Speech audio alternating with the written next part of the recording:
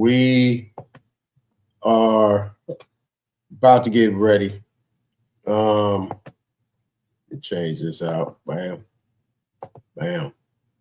All right. So, hopefully everybody had a great day. Great yesterday as well. Basically, let's get to it. The Darwin thing, that didn't hit so good for me. We'll go back to some. Let's go back to the ALJs. I want to spin the Darwin thing over and connect it to the suspect classifications, or what a lot of people call misclassification, reclassification, how we could tie that in and connect it to also how the administrative law judges or the administrative court functions in that segment too. Well, not segment, functions under that same guise of what we would consider to be social Darwinism, right? There's a reason why they put social in front of it, to apply what Darwin was attempting to talk about in regards in relation to the natural selection theory. They're applying that to court proceedings. This is why it's very important to make sure, because a lot of people say, well, you really don't have to correct your status, so on and so forth. But the correction of the status is not more or less saying you're just not black, I'm American Indian. Is getting control of those accounts, getting control of that chattel paper, because it is chattel property. I think this was Bedell. I think it was Bedell who was talking about this, or somebody else, that it leads into chattel slavery. Now, what is chattel slavery? What is chattel? Okay, that's property. The Jews like to use the word goyim. They also in politics use the word herd immunity, like a like a staple of animals. There's a lot of things that are out there in the system, really within the Internal Revenue Code, where they actually are. They talk about chattel property. They talk about herd. They, and all this stuff within this internal revenue system, the Federal Reserve System, is for involuntary, peonage. They only have to be voluntary or involuntary. It's still peonage, right? Because you're laboring, and you're getting taxed on your labor as well. You can connect that also to what they termed sharecropping.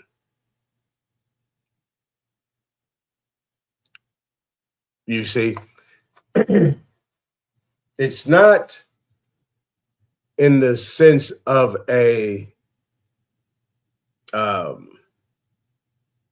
what we would call an emotional thing. It's more of a matter of fact thing. But it's just how people express it. How do you express chattel slavery? How do you express slavery from the terms of a theatrical type, where you got whips and chains and all that type of stuff?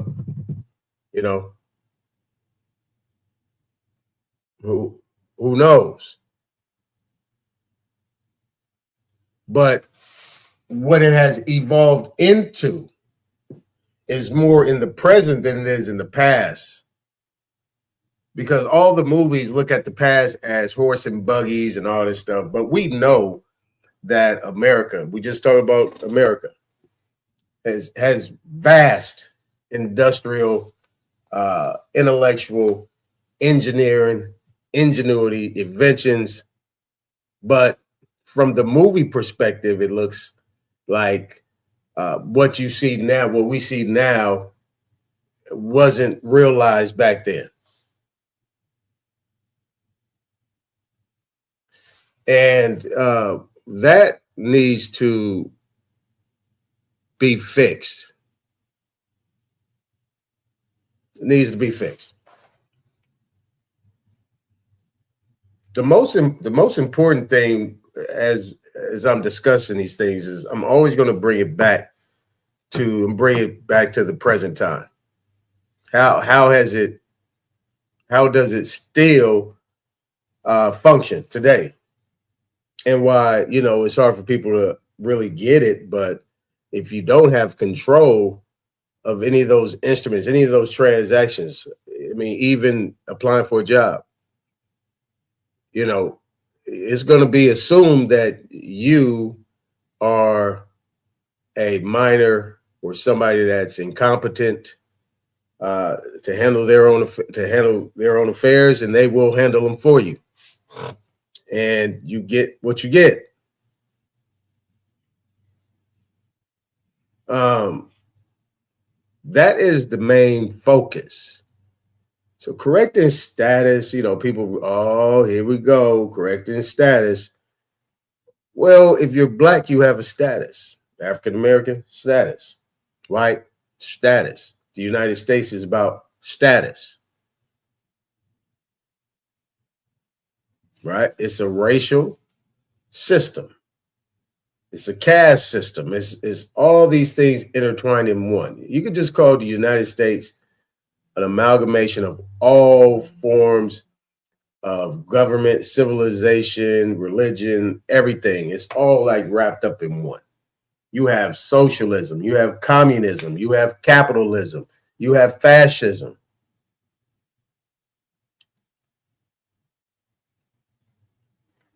Right? You have Nazism. You have all these things wrapped up in one. Which one is the ruling party? Which one is the ruling ideology, I should say? Because it's an ism. Which one is it? Well, it depends on where you're at. It depends on who you're dealing with.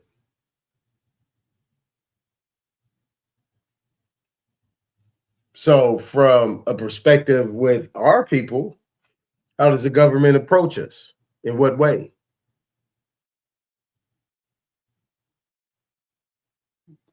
All right, that's how you got to look at it. And the way you control that is to make sure that you inform them what you are and what you are not, and become a beneficial owner of these transactions that are taking place.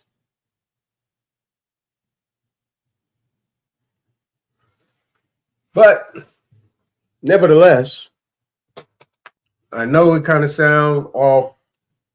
But people don't really understand. They just, live your life, because people making a whole lot of money. The more money you got, the more debt you have. I mean, I know people that got a lot of money and they do not understand what's going on around them. And it's not sad.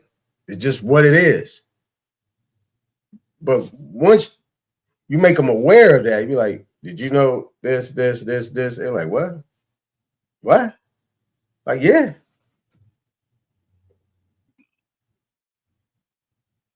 But that's what we have. A lot of people do not know how this system works. And they really don't know how it can work for them.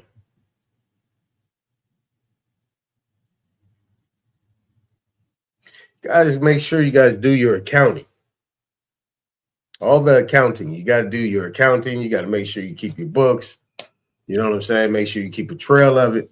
Make sure you have a clear connection of who you're doing business with. You know what I mean? Because it is business.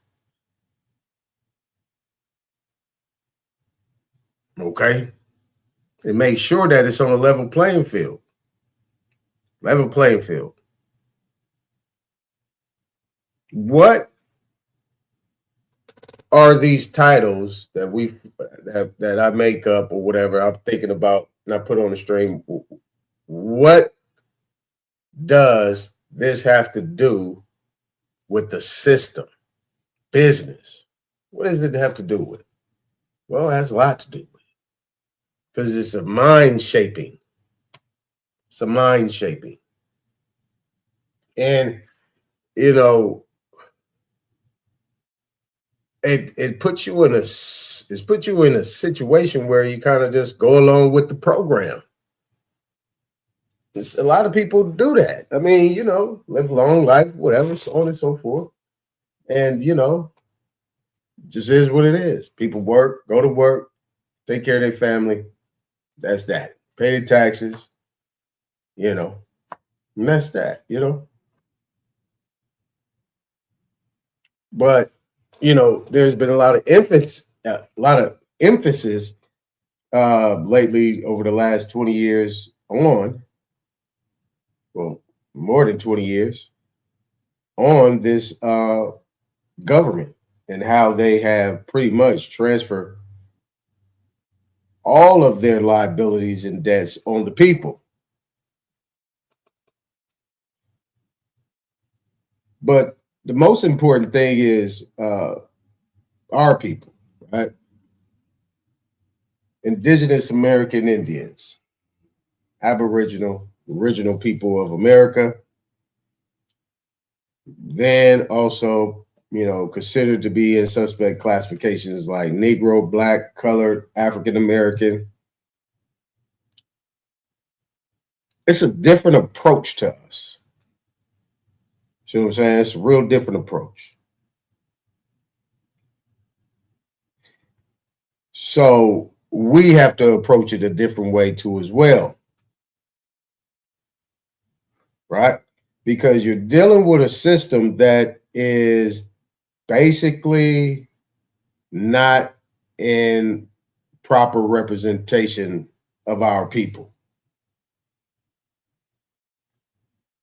Now, a lot of people are doing well. They're doing well for themselves. But some of these people are sworn to silence. Because if everybody knew what these other people knew, then things would be a lot different. The scale will be the same because you still got to work, you still got to get it, you still got to do what you know you could do properly. You know what I mean? You got to do what you built to do. Everybody's is going to be people at different places. Certain people say, hey, man, this is what I could do. You know what I'm saying? I do plumbing. I do AC. I make furniture. I'm a cook. You know, stuff like that.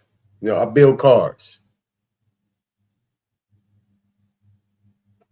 I mean, everybody has their own profession. Everybody has their own natural thing that they're going to gravitate to and what they was built to do. They was built to do. That's just what it's always going to be. But if you handle the necessity of what you do in your community, in your life, with your family, with yourself, that's something that is done naturally because you've seen it your whole life, being born into a family, parents, and all that other stuff. But then you have another aspect of the system that is outside of that family, outside of that household, that land, or wherever you're at amongst that group that you have to deal with in regards to in a representation capacity. And that's them. So how do you get that accomplished?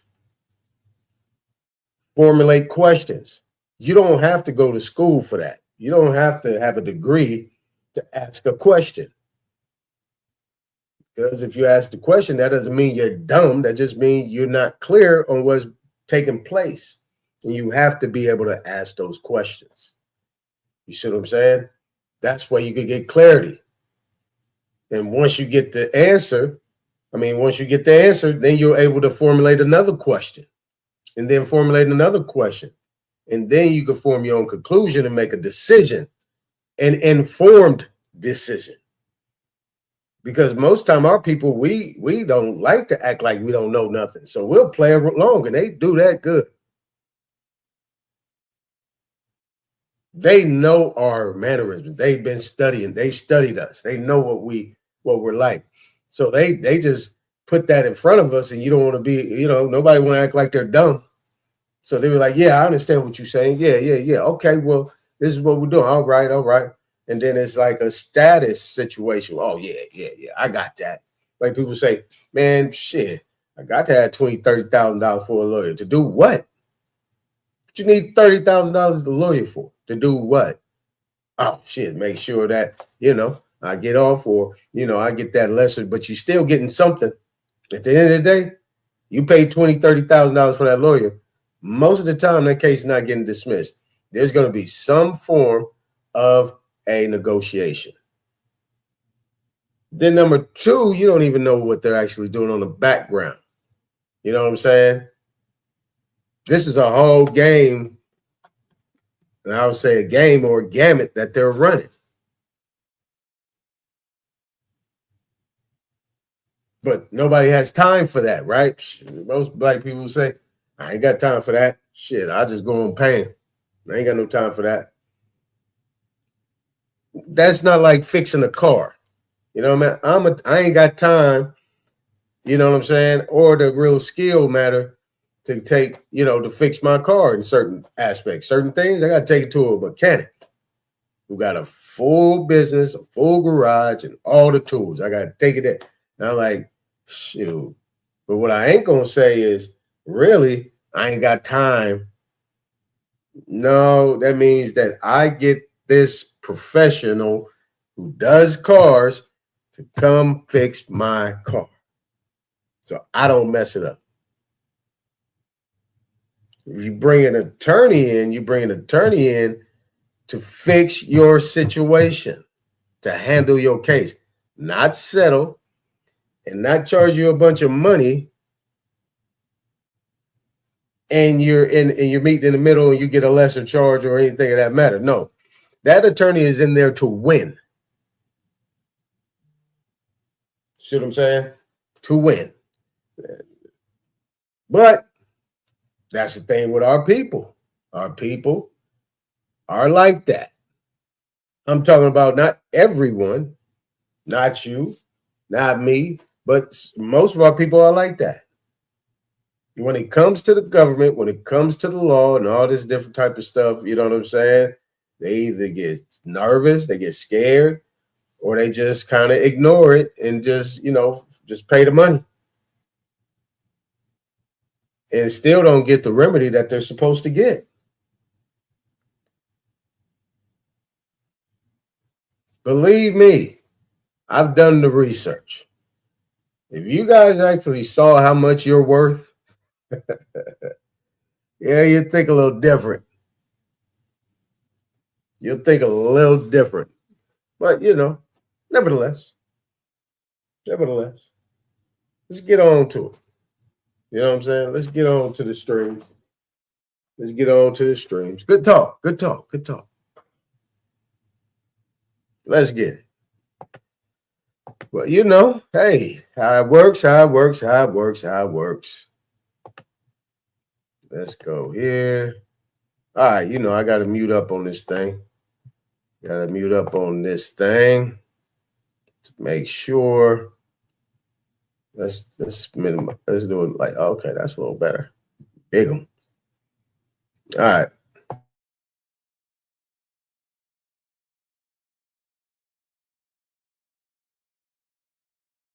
It is time to put an end to the ideology that we came from Africa. When you study the Mississippian tribes and civilizations of antiquity, it began in 800 CE, which is 700 years before the transatlantic slave trade, which began in the 1500s. So that means that Mississippian culture is very old. In fact, when you go to the Mississippi Department of Archives and History, it demonstrates on how they found Olmec ontological artifacts inside the mounds in Mississippi. When you go to the 1848 Supreme Court decision on June 6, it says that the title holders of the geographical landmass of America for 1,000,000 square miles belongs to the Moor of the Mers, who are the ancient mound builders. Because these titles in itself, when you're talking about the Els, the Days, the Bays, the Alis, and the Als, they're connected to the 5 civilized tribes. So that means that this is our land that was basically stolen with the doctrine of discovery that was implemented by the Vatican Church. And 1,000,000 square miles is 640 million acres of land that they stole from the indigenous people. And the Mississippians are a branch of the Choctaw. And when you study the analytical data, Mississippi is 37% African American. That's more African Americans than any other state in the United States. And how can you be from a place you can't be deported back to? That's another thing. When you study the out of Africa theory that came from Charles Darwin and other Europeans, because that concept in itself came from people who don't even look like your ass. So why would you even believe it? The oldest DNA that was found on planet Earth was found in South Carolina from a man named Albert Perry. So that means that the oldest people on the planet are the indigenous people. It wasn't found in Africa because the indigenous people are the Shemitic people of the Bible. So with all that shit being said, we are not slaves. We are prisoners of war in our own land. So stop listening to these agent provocateurs who are democratic shills who's working for the deep state shadow government. So this is why they propagate civil rights and not the Declaration of Human Rights, because the Declaration of Human Rights is going to connect you right back to the land. We don't want reparations. We want the land back. It is time to put an end to the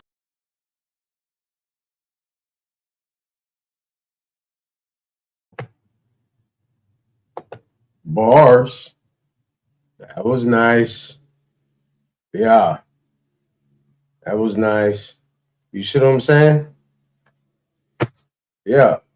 See, that's what I'm saying. Now, your business, she listen. She shot that to me. She shot that to me. But yeah, let's keep going. I might shorten this up a little bit. Hold on. Let me see here. Might shorten this up a little bit so we can get to it. All right. Dang, all this stuff I got to play. All right. Well, ain't going to get short.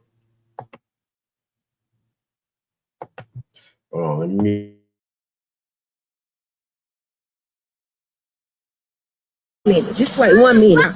Well, I can eat it. My grandma ate it, so I can eat it. When is the last time you made some poke salad, some dandelion salad, a poke root tincture, a poke root tea? You ain't made none of that. Listen to me, baby. Y'all ain't fooling nobody. And I bet you whenever you cook your meat, you ain't putting no maple syrup, no brown sugar, none of that to pull them parasites up to the top and then sticking some cloves in there to make sure it kill them.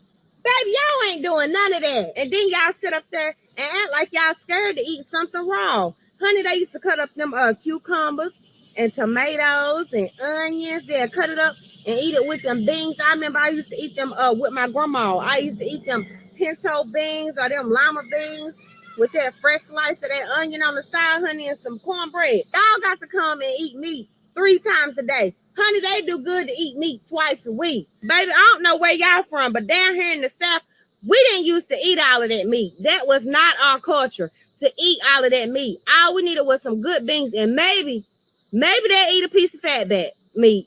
But they didn't need all that meat. Y'all ain't no way y'all sitting up here acting like y'all got to eat meat 3 times a day. And then some of y'all eating them beef jerky snacks and hot weenies, hot sausages and stuff in between the meals. So y'all better not never say you can eat it because your elders eat. Because, baby, you ain't got half the sense they had.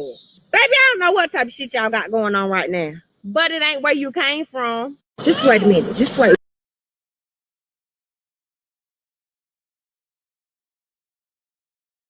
Look at that. Look at that. Rotten. Bacon style. That's the pear because of the shape. But otherwise, you see the skin? Red skin. And you saw it slice and glide, made it fully ripe, ready. Sure. Look. Look at the arms. Right. From here. Just so. So you put this right on your plate and you peel it when you're ready for it. So it will stay fresher longer. As long as the skin is on it and the seed is nearby, your avocado won't oxidize so fast. Wicked, exciting.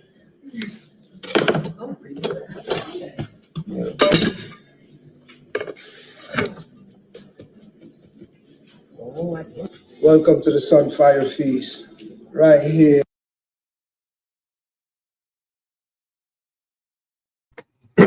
That was an avocado.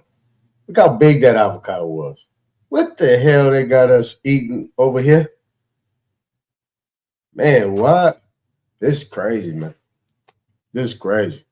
What'd you say, Nutty? King Chameleon, what's going on, brother?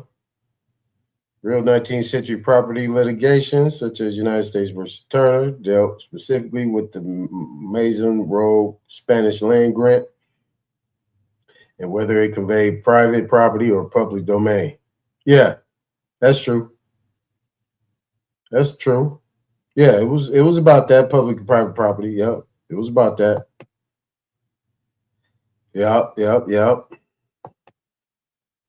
What's going on now? Yeah. Yeah, I get that. I just, you know, when your business showed that, you know, I took it more or less on the Darwin thing. And but yeah, we still got to figure it out though. Something to it though. You know what I'm saying now? Something to it. All right, let's keep it going. Appreciate you being here though. What's up, Rob?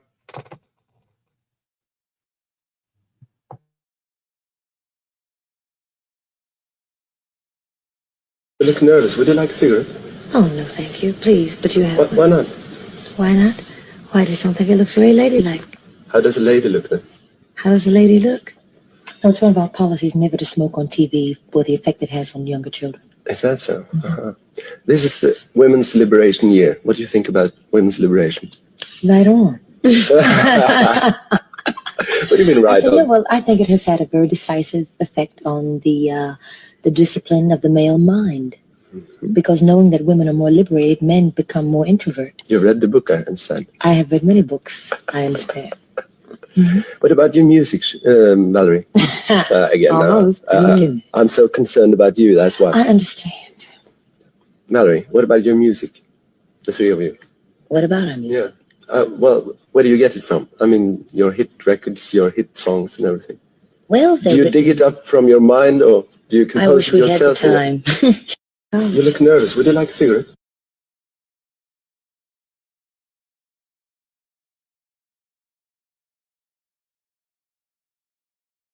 Europe realized that almost like 95% of their payment processing went through United States payment systems. What really started this was when Visa canceled Russia. They cut them off from their networks in 2022. They thought ain't nobody see this. So if you cut him off, we didn't even think about that. They can just shut off our payment systems. They were like, oh, we have to immediately get some new payment systems in here because this is dangerous. The head of the European Payment Initiative, deep integration created dependencies that could be abused when not all partners were allies. So they didn't switch payment systems. It's called Wero, W-E-R-O. And they already have 48.5 million people using the system. And by 2027, they're going to remove all of their stuff out of Visa and MasterCard and put it into their domestic payment system. Do you know what that's going to do? I'll tell you. That's going to cost American system $24 trillion.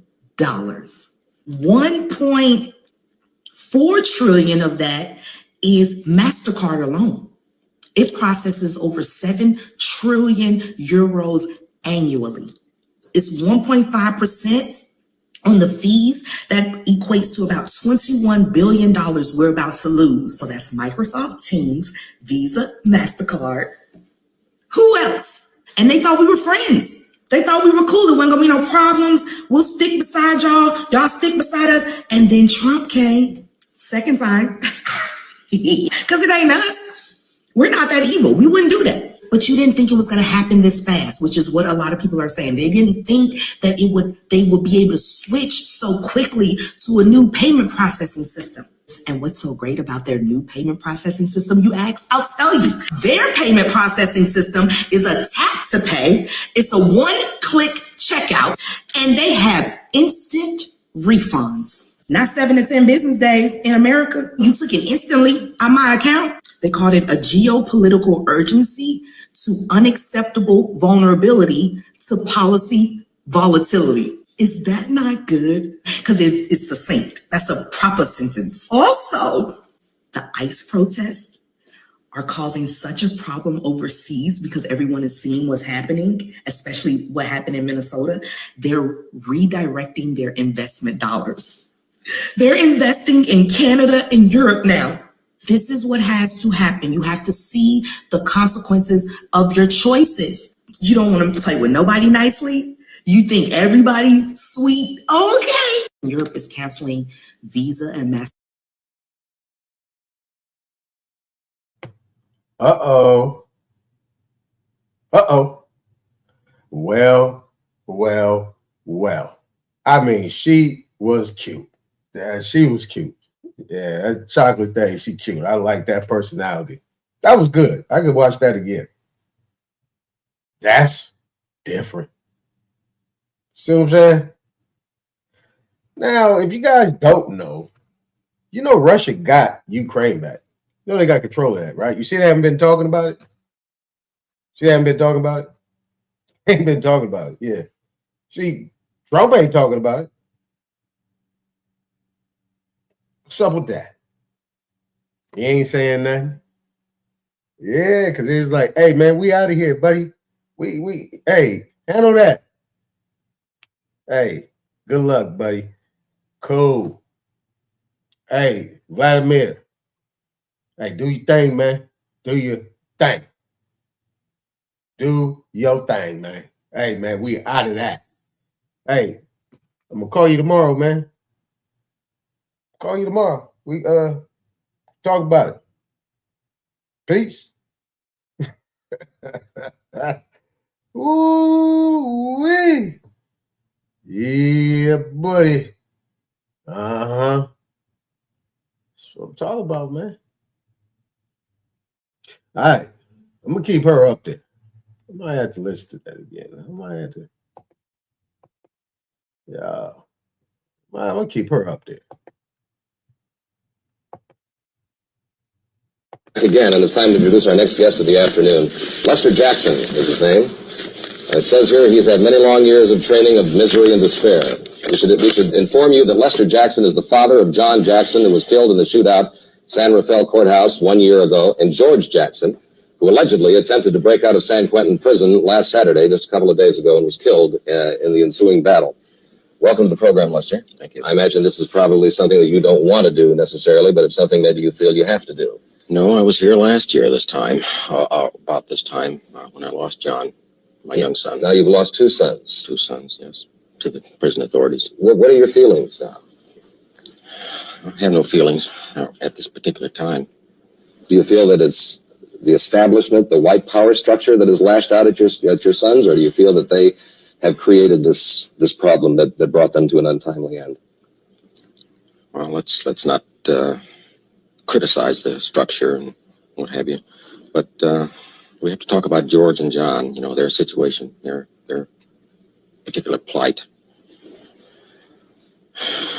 When I went up to see, I went back to put a headstone on John's grave in Mount Vernon, Illinois, on the 7th in Mount Vernon, Illinois, and I doubled back to San Quentin, to San Francisco for the trial, for George's trial. And of course, at that trial, you know, they disqualified the judge because he was prejudiced.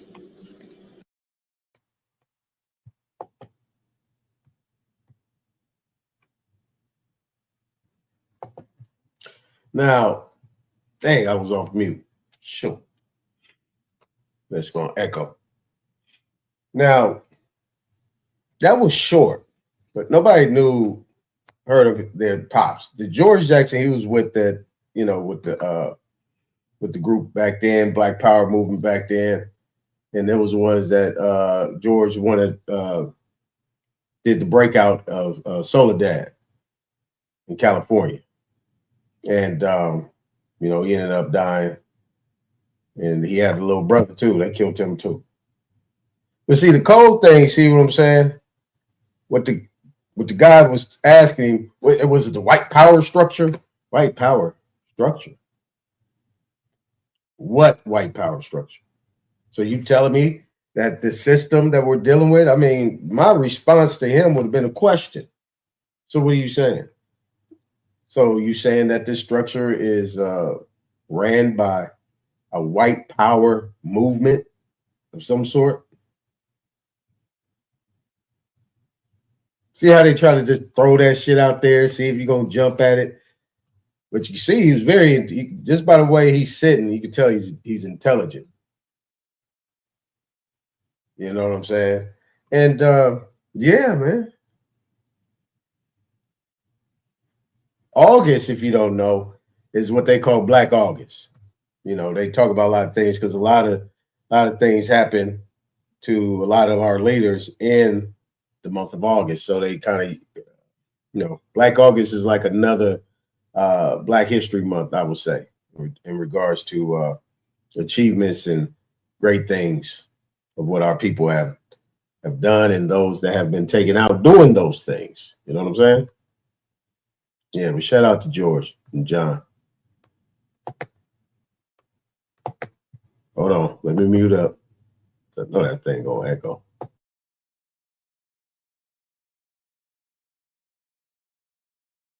The difference between a trademark, copyright, and a patent for the people. So I'm going to just back up a second because there are 4 different types of intellectual property, not just 3. Okay. So you named 3, so there are 4. So there's patents, trademark, copyrights, and trade secrets. Trade secrets. And let me say, so every time on Let's Talk Legal, we try to give a teaching moment. Oh, this is it. And you gave a term, intellectual property. Oh, yes. Teach the people what you mean by intellectual property and what is intellectual property. And then follow that with trade secrets. And then follow that. Okay, so intellectual property is anything that is creative that comes out of your brain. Let me just say intellectual, break it down. And if it's intellectual and unique to you and it comes out of your brain, more likely than not it's intellectual. So it's not tangible. It's not tangible yet. Yes. Yeah, I got you. All right. Hence the next word, property. So now we can turn it, now it becomes a form that it becomes property because I can have the logo in my head all day. It doesn't become real until you can see it. Now it's property. No, it's property.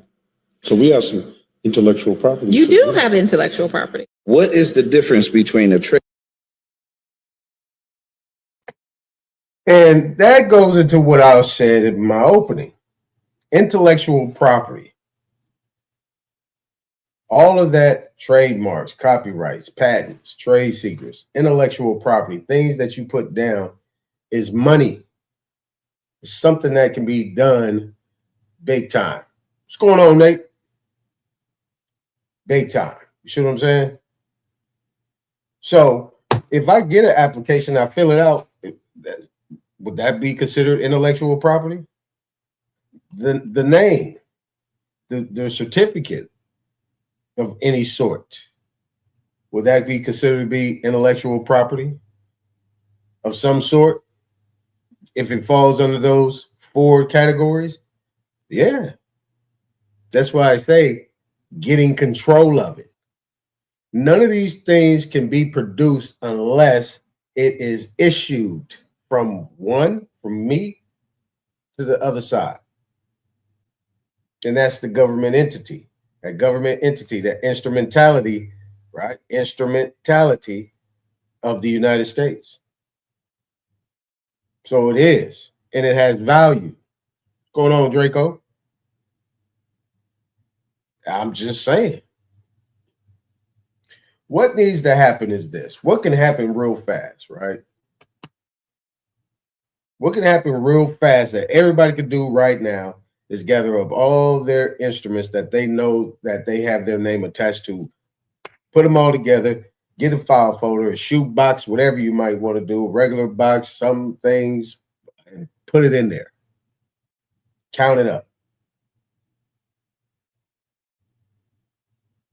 Count it up. Then provide value to it. Give it value. What is the value? Because in all these things, there's a value attached to it. Whether you want to believe that or not, it is a value attached to it. Once you do that, then you'll be able to put things together amongst your group. Get those things secured, controlled. Watch what happens. It'll work. Now, the other thing is when you do deal with somebody, you take that intellectual to somebody and say, hey, this is my what? Secured collateral. It's my intellectual property. This can happen.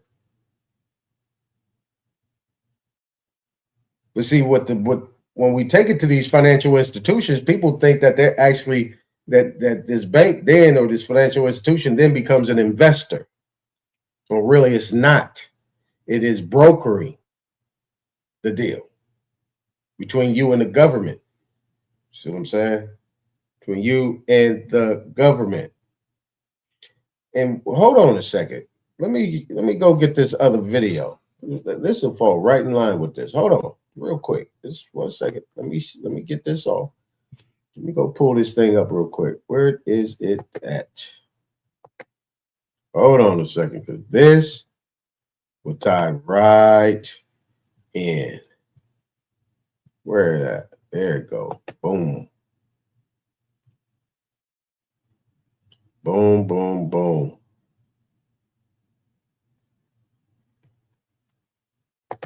Boom. All right. I didn't know if I was going to play this or not, but why not? Check it out. Always be willing to keep your mind open,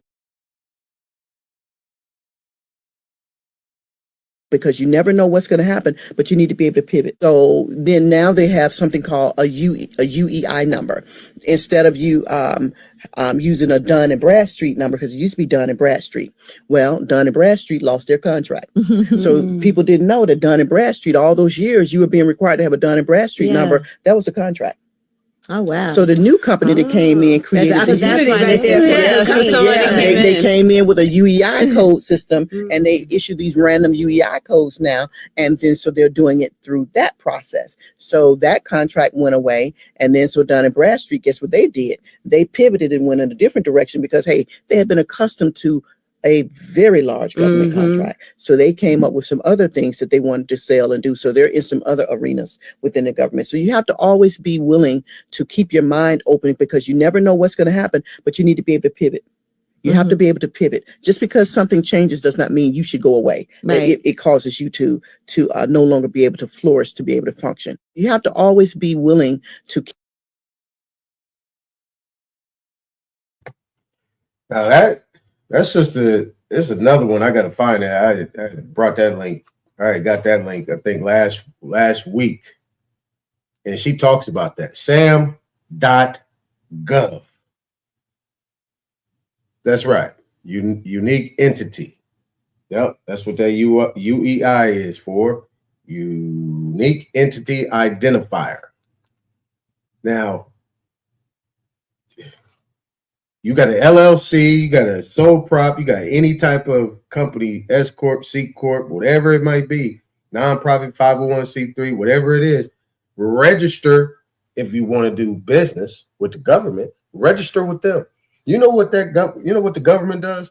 Like everything we see on the lower level, all the way down to auctions, cars. Man, cars, homes, planes, everything that you need. You can do that with the government. Coach, you got a UEI number? Absolutely. Did you know that Dun and Bradstreet lost their contract? Absolutely. They've been lost theirs. Still, I got a Dun's number. It can be utilized, and it can be utilized. Did you also know that you can actually use that Dun's number instead of your EIN number? Yes, I did. I did know that.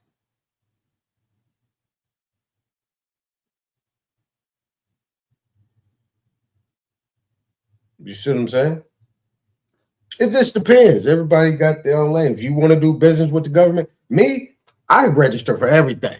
I put my companies under everything. Do I use them? No, not yet.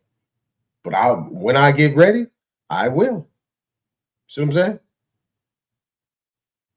So, yeah.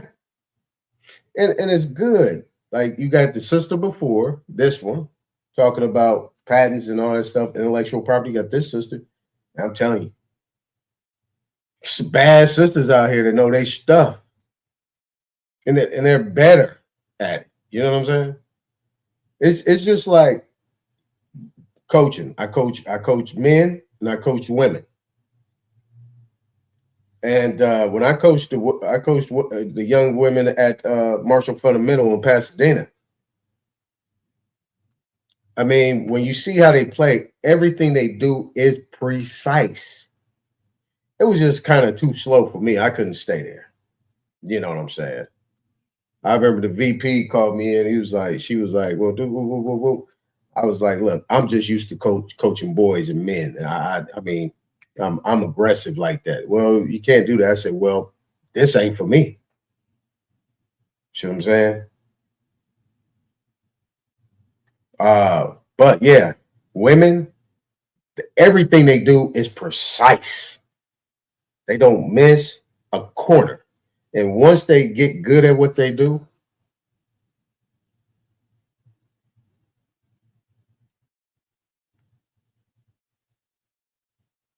wait a minute, what's this? Devices and activity. We know there's one new activity. Review the changes before clicking save. When you click save, backup key. Oh, that's my Zoom. Okay, save. All right. I was like, damn, what the hell was that? But yeah. So when they get on it, they own it. And they do well. You know what I'm saying? So shout out to the sisters. You know. But yeah, let's keep it going. Where we're at, okay, here we go. Have been eating fake chicken, and the oh yeah, I gotta go on mute. All right, y'all brace yourself now. Brace. Man, I looked at this video, I said, oh my goodness, what in the hell have we been eating? This is diabolical. regional vice president of Campbell's just came.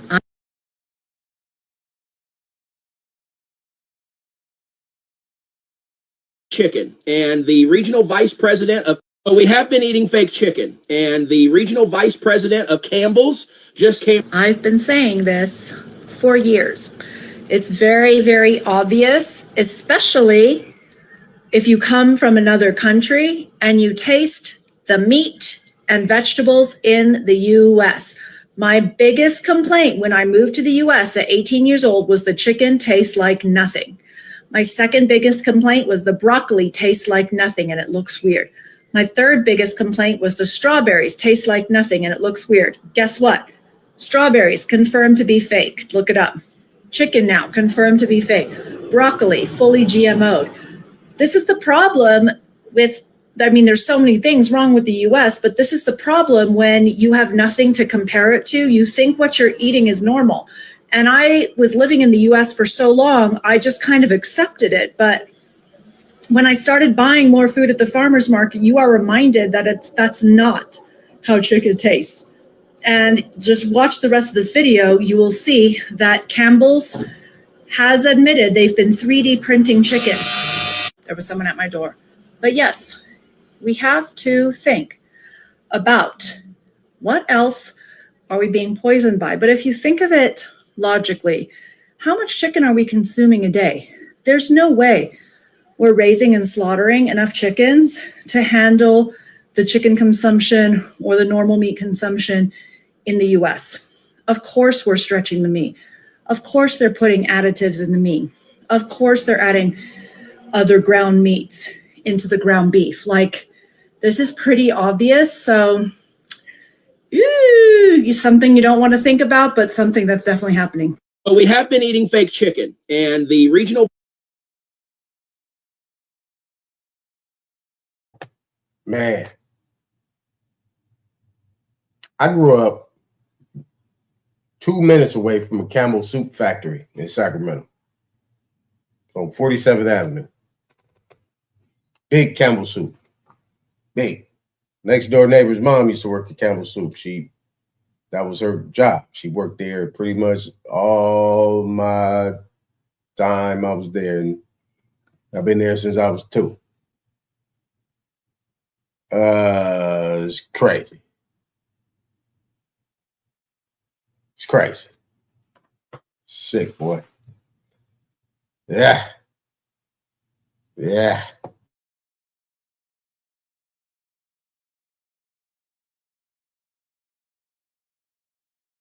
Everybody. God MC Rakim.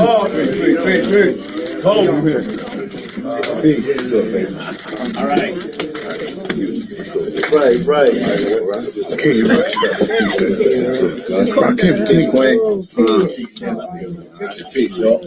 Rakim, can you lean over there, Rakim? Big man, what's up? All right, all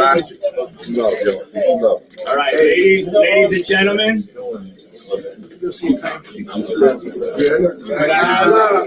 Could I have everyone's attention, please, before we get to the fun part? For the television series and now for the live show, and uniting and coming together and working together and channeling that magical camaraderie to create an experience that really is special. And I hope you all feel the magic as much as I feel the magic. I want to take one moment to say thank you to someone who's standing with us. He might be down the hall at this point, but DJ Red Alert is here with us tonight.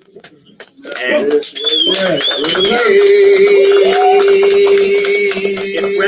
if Red Alert is back there, feel free to come forward. But if not, he's with us. He was just here. It is very clear to me without Red and without other pioneer DJs, I would not have the opportunities that I have. So I stand in Red's shadows and every other DJ that came before me to allow me the opportunity to put together a show of this nature. As you know, tonight's show is continuous. So everyone is responsible for the person that comes before them and after them. I don't get any cues if someone's not ready. The show goes on, your song comes on. Taking attendance the old school way. So if you don't mind, bear with me. Dougie Fresh? Here. Melly Mel? All right. Scorpio? All right. Special Ed? Right here. MC Search? Huh? Pete Nice? Yo. Moni Love? Present. Greg Nice? Smooth B? Yep. Chip Fu? Yep. Fredro? Yep. Sticky? Here. Eric Sermon? Yep. Parrish Smith? Present. Peter Guns? Right here. Tretch? Snuck in. MC Light? Big Daddy Kane? Rakim? Sir. And Slick Rick? What's up? Okay. Woo! Yeah!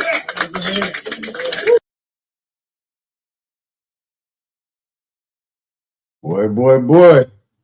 Them legends right there. That's East Coast right there. That's East Coast.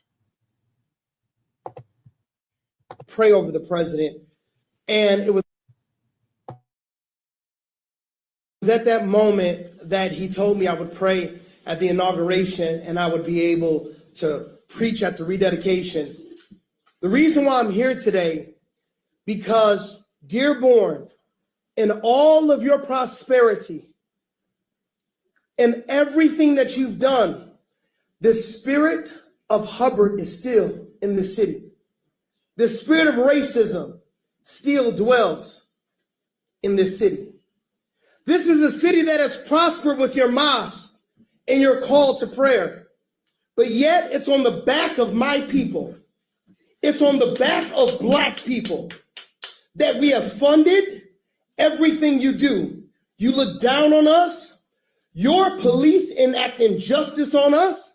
And when Jake Lang talked about Jesus, he was assaulted because you are not up under American law. You are up under Sharia law. That is the reason why you have made no arrest. You laugh. You are 3 generations of racism in this very city. You know it. You have seen what has happened in this city. And it is my people that have funded you. It's my people that made sure that you have what you have. And you spit on us. You degrade us. But you're only 1% of this nation. We are not a nation of Muslims. We are a nation of Christians. We are one nation under God, indivisible, the God of the Bible, the God of the Lord Jesus Christ. That's the God in whom we serve. I want you to prove to me we're not up under Sharia law. Will you denounce, Councilman O'Reilly, will you denounce Sharia law? Will you denounce Sharia law? Will you denounce? I know you won't. Will you denounce Sharia law? Abraham, you went to Hillsdale. Will you renounce Sharia law? Will you renounce Sharia law? America, we have lost this city. This is a city that is no longer up under American laws. We are up under Sharia law, and we will not have it anymore. Enough is enough.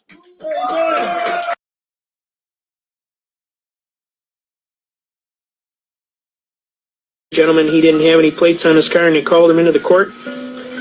And he was standing in the hallway, and the prosecution said, would you come over here, sir? I'd like to talk to you. He came in the office, and he sat down. And this party said to the prosecutor, what can I do for you? The prosecutor said, sir? He said, what can I do for you? He said, well, it's not what you can do for me. I'm the prosecutor. What do you want to do in this case? Well, I assumed there was something I could do for you. You called me in here. Well, what do you want to do? How do you want to plead on your case? Well, I don't intend to plead, sir. I intend to answer in the form of a demurrer, such that I do not acquiesce to quasi-jurisdiction, because that's an issue to be brought up in my pleadings and briefs to file with the court. The guy's mouth was on the ground. He said, are you an attorney, sir? He says, no, I'm a truck driver. The guy absolutely was in a panic.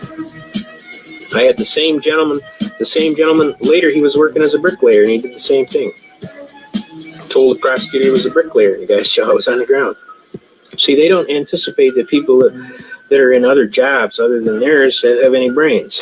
And it blows their doors off, and all of a sudden this bricklayer or this truck driver can come in and argue law, and all of a sudden it's like, shoot, this guy is good. I have to treat him like he's an attorney.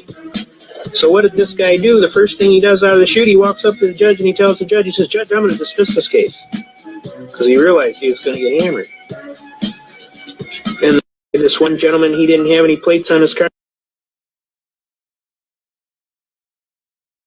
I want to show everybody, and I learned about, this is a bag that I learned that they're giving our homeless neighbors with American taxpayer dollars. And in this bag, when you go in here, now we're talking about helping the most vulnerable people in our country, a continuum of care. This is not a continuum of care that I'm looking for.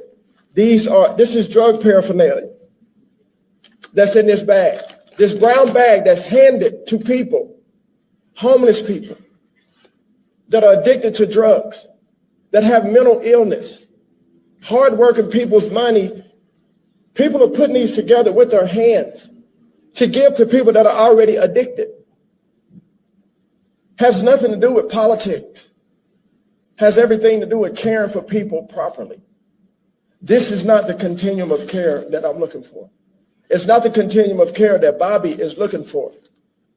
This is keeping people addicted and giving them a way to stay addicted, which I'll all agree.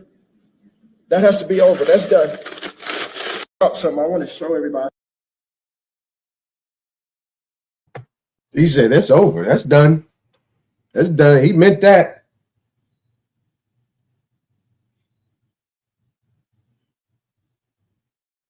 The Jubilaries, I never heard of them. What do you say? The Jubilaries started hip hop in the South. Okay. I ain't even know. I never said they started hip hop. New York, they ain't started no hip hop. They made it big. They expanded it and did their thing out there, but you know, back in those days, New York had all that stuff going on with, you know, Black Power movement, you know, the West Coast and East Coast, you know, they had all that stuff going on, you know, in those cities, in those states where they had a lot of activism going on. The mic was louder in these areas, you know what I'm saying? It was just louder. But yeah, I wouldn't doubt that one bit, but I ain't never heard of that. I'm gonna look into that. You know? Yeah, I heard about the guy that Biggie got his style from. He was out of Mississippi. I think it was Mississippi. That's a trip. You know what I'm saying? How these things go. Now, now, hopefully these videos kind of gave a foundation of what actually has taken place in regards to how this system has been functioning. You know what I'm saying? Yeah, that's Scott Turner, the dude from HUD. I mean, what are they doing with these people? Because I remember Biden was actually joking about that. Like he was giving them, like, put something together. They was giving people on the street crack pipes and stuff like that, paraphernalia, all that type of stuff. You know what I mean? Like, it's all that about. It's absolutely asinine. Now, let me do this real quick. From Darwin to Darwinism. Social Darwinism. All right, so let's do this.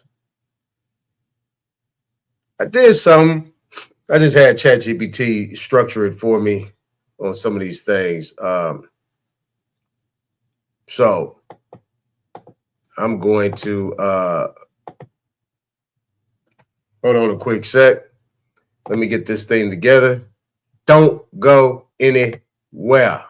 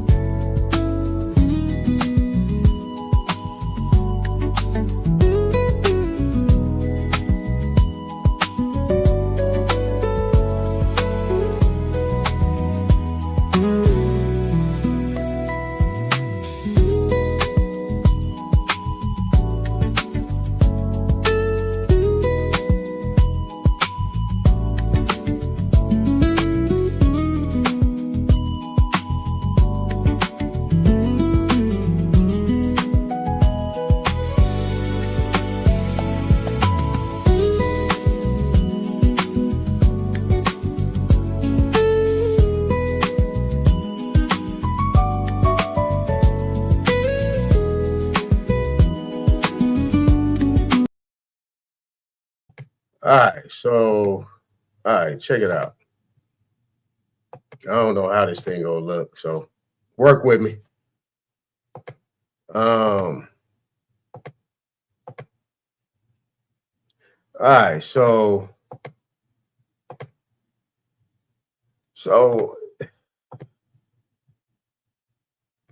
and then I don't know how this thing came up. Nope, not that one.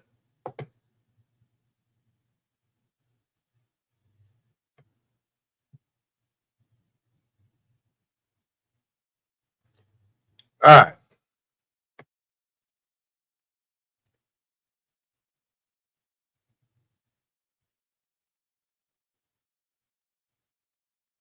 Okay.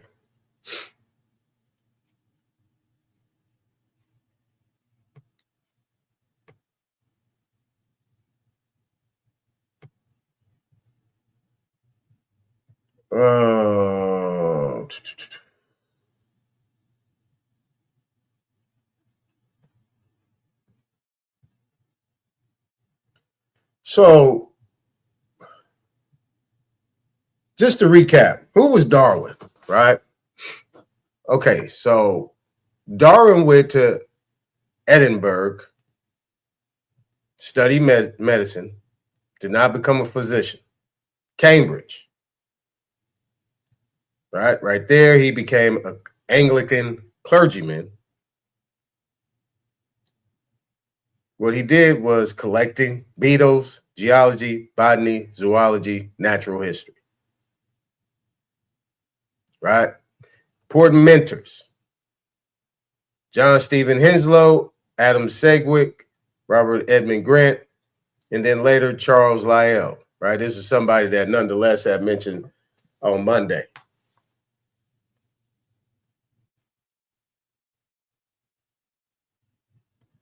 Okay. So as we come down here, we talked about that. We talked about that. And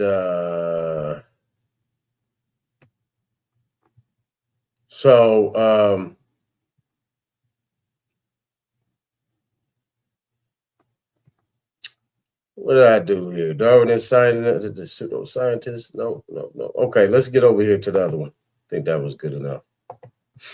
All right, so this social Darwinism, white supremacy, and eugenics. Okay, so it says, we have followed Charles Darwin from his family origins through the British Empire. I did a little bit of that. The HMS Beagle, which is His Majesty's ship, Beagle, and finally to natural selection. Now comes a different question. What happened when evolutionary concepts left biology and entered politics, race, class, and human reproduction? The important distinction is this: Darwin did not invent white supremacy. European colonialism, African slavery, and racial hierarchy existed long before on The Origin of Species in 1859.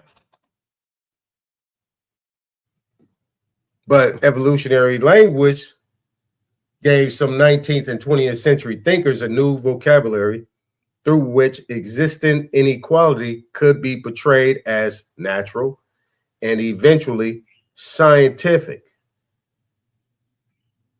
So this natural and scientific thing is later down the line, right?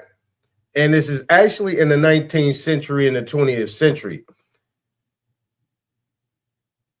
That's way after this West African slave trade took place. Okay? Because it seemed like somehow people present this Darwinism as if it has something to do with slavery. And that was their reasoning for being able to enslave African people or Black people or Negroes. But that was already had been done, supposedly had been stopped and emancipated. You see? So if people want to talk about that Darwin theory and then try to go back hundreds of thousands of years, 10s, 20s, 30s, 50s, 100, a million years ago, what does it got to do with, well, let me say this, it doesn't match. See, that's conflating. That's conflating. That's conjecture. That's just flat out just making shit up. Now, that is your definition of pseudo. You are connecting Darwin to 100,000 years ago, a million years ago, to species and all that type of stuff. Darwin did all his research based on what he saw with his own two eyes in the mid-late 19th century, I should say, in the 19th century. Remember, I said prior to that, prior to him being born, there was people in America that was already selling over to Africa, Europe, and other places with ships,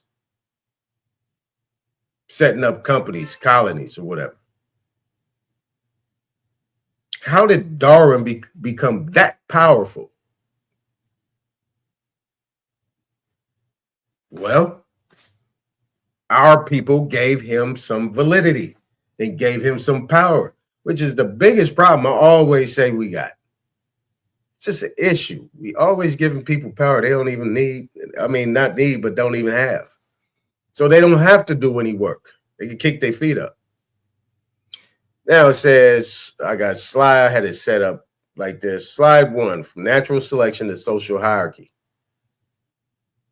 Darwin's biological proposition concerned variation, inheritance, competition, differential reproduction.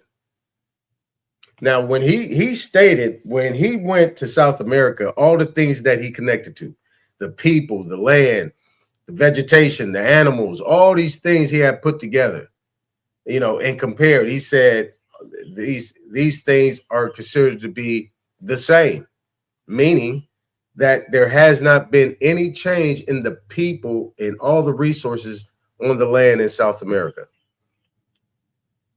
In other words,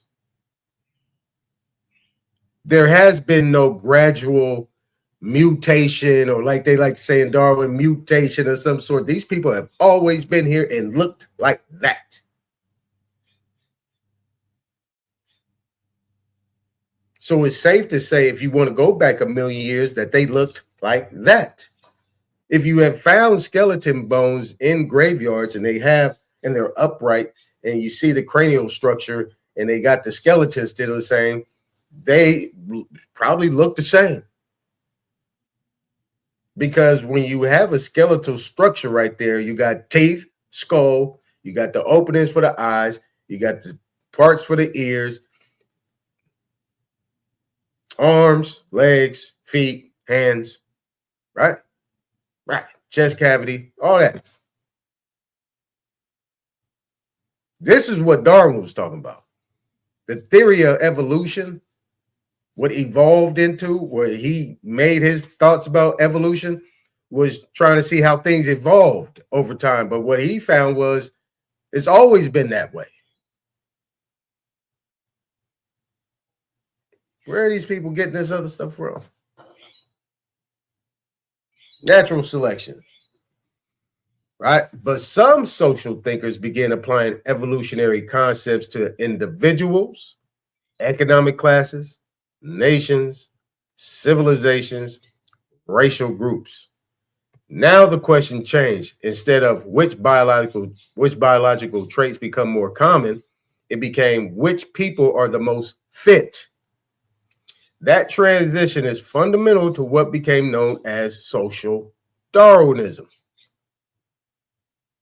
Now, we pretty much all of those here. We pretty much got a good concept of what social is, right? Social, and then you have an ism, right? What does social mean? So, all right. Survival of the fittest. One correction, Charles Darwin did not invent this phrase. The philosopher Herbert Spencer coined survival of the fittest after reading Darwin. Darwin later adopted the expression. But in evolutionary biology, fitness concerns reproductive success with an environment. Let me read that again. But in evolutionary biology, fitness concerns reproductive success within an environment. And it does not mean morally superior. Now let's take this reproductive success within an environment. Reproductive. I mean in a sense of all mammals, right? And us. You know what I'm saying? Us upright, men and women. In order to continue things as they go along, to keep the things rolling, you got to mate. Men, women have to mate and produce babies. Same things with the animals, right? They're on automatic. They already know what time it is. And it's in that time of the year that they make it happen. See what I'm saying? It's just automatic. we do that as well. Okay. But it ain't like a certain time. It's like, just depending on what it is, babies are born every day. So what does it mean to have reproductive success? That means to have healthy babies. That is to have healthy crops to reproduce. That means you have to have healthy soil. You got to have a balance of everything. You got to have heat. You got to have sun. You have to have wind. You have to have all these different aspects of what you would call natural things in order for it to be fit. That means it can be eaten. That means it can be productive as men and women. That means you got all limbs working, mind, brain working. You have all these things that can prosper, right? So, the environment. So what happens in social Darwin, when social Darwinism, it's hard saying that. What happens when this social aspect comes in? How can you manipulate the environment? Well, guess what? Based on our history of what we know, the environment has been manipulated. It has been changed and transformed in order to make reproductive success not an automatic thing.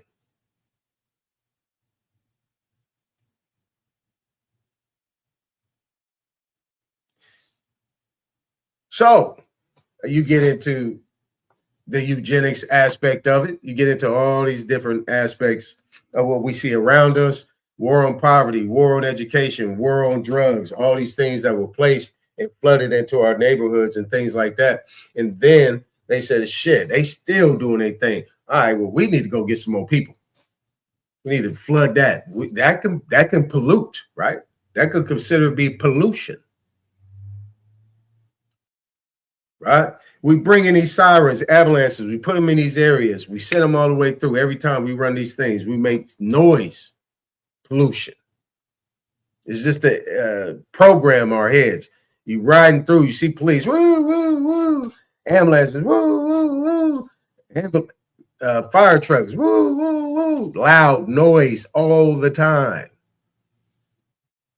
And then you have other things. You have those electrical wires and all that stuff, the telephone poles, all these things that people are putting there that's emitting all this pollution, all this toxic things that are put into the environment. But guess what? They still are here. They still functioning. They still, man, we can't, what do they got in them, on them, that whatever we do, we can't defeat them? Well, we got to at least find a way where we can do it slowly. We can at least limit their age. Well, shit. Prisons. Prisons. We could put them in there. Is that a pollution? Absolutely, it's a pollution. So pollution is definitely. I would consider it a pollution.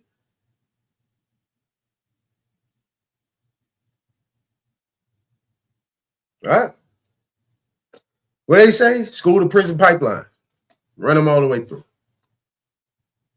Also, let's manipulate the books. Let's confuse the situation. Let's create all these different aspects and let's pollute their brain with all these falsehoods of this group of people that did this and it's boom, boom, boom, boom, boom. And then we'll get them emotionally. We'll get them emotional. We'll make them react. We need them to react. We're going to hit them from every single angle because we can't beat them. We can't wipe them out. Because if we wipe them out, then the world is gone. They have the connection to this planet, to this rock. And if they go, we go.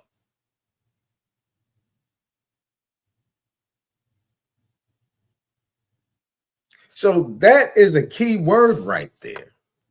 Reproductive success within an environment.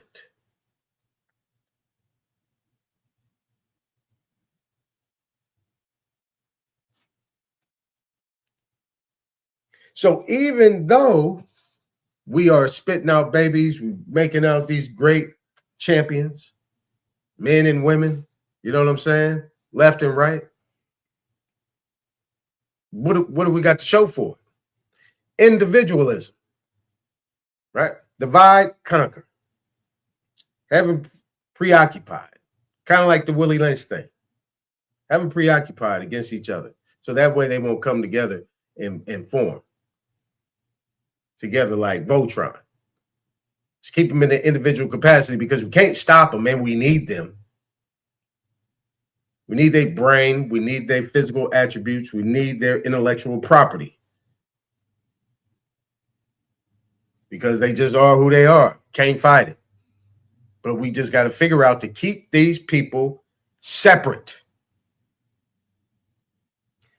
I don't understand what people are not getting. All this individual, yeah, I'm doing great. Yeah, I'm this and I'm that. Okay. Do you have generational wealth? Do you have a core group of people in a circle that you can call upon? Do you get amongst people and build and talk outside of the internet? Have you created alliances outside of it being titled a gang?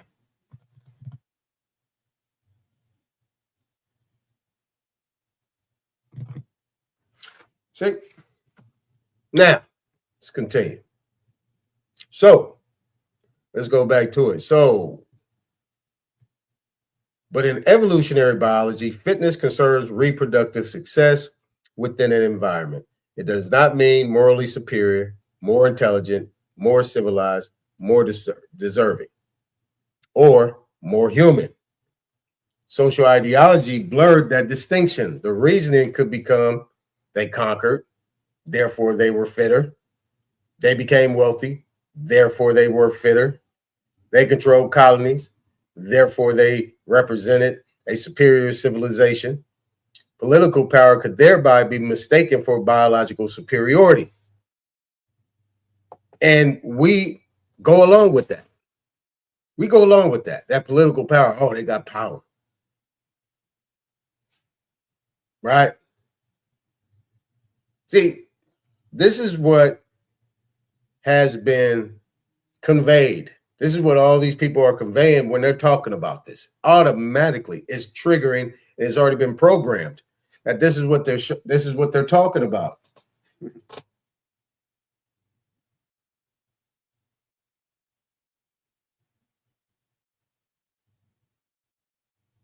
All right. So, white supremacy already existed. This chronology matters.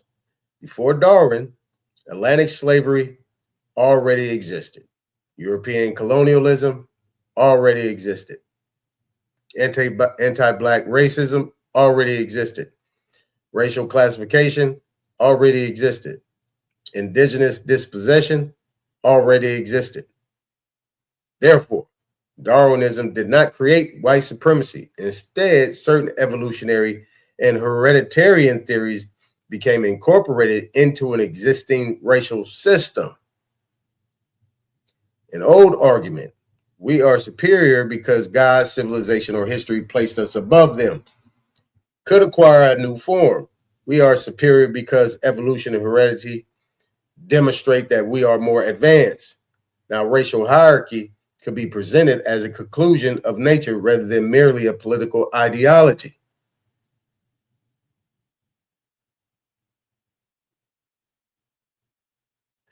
Okay, so all these things, this is why they always back up once we swell up.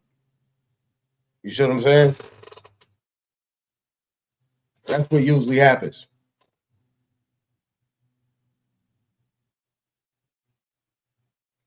You know, so at the end of the day, you look at it from the perspective of what is this social Darwinism doing in relation to what Charles Darwin really was trying to say? How did it get manipulated in that fact? I mean, because I believe that stuff too. If I had to believe. You see what I'm saying? And I did. So,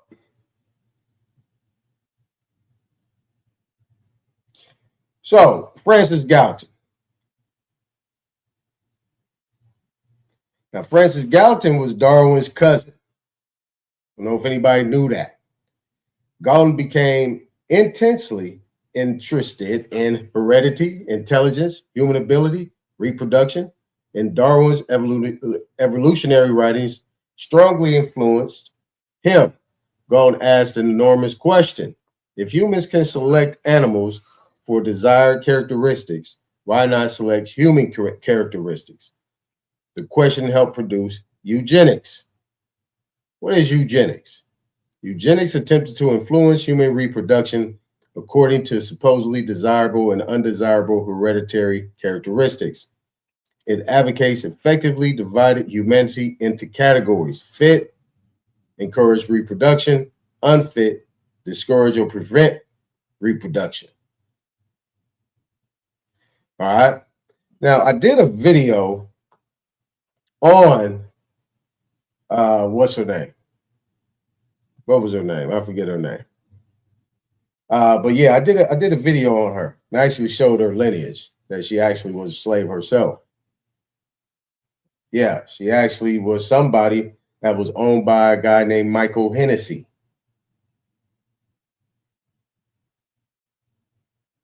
The Hennessy drink? Yeah. And she was not categorized as white. She was categorized as color.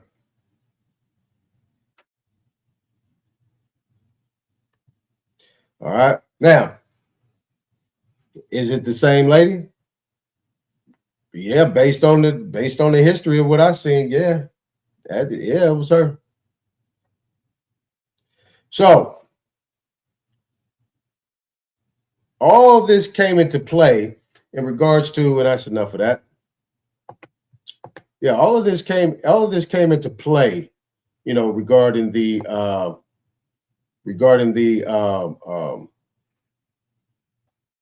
switching in the switching of the statuses of people, and to get into a place where they could select, so they could start their own educational curriculum.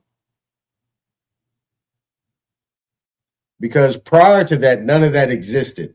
We have done plenty of things. What's going on now? Your business? What's going on, Abby? We have done plenty of research. A lot of people, not just me, a lot of people on the other perspective trying to debunk or get clarity on what the history is, that the Atlantic slave trade wasn't what it was. It was different. It was a different group of people. And those people were not us, unless, you know, as a majority us, unless you came over from the 1492. Came over after 1492, then that was you. But you wasn't forced. You wasn't forced over here. You voluntarily came over here. Certain other people came over here. They had penal colonies as well. You see what I'm saying? So once you get under that perspective, then, you know, you can get a clear understanding that all of this was being done to create a curriculum. And eventually we started going to their schools. All that stuff, man, was was all messed up. I'm telling you, it was all messed up. And it was all our doing. Whoever that was gaslighting our people to deal with integration and go to these schools and deal with all this other stuff, man, was out of their mind. Absolutely crazy.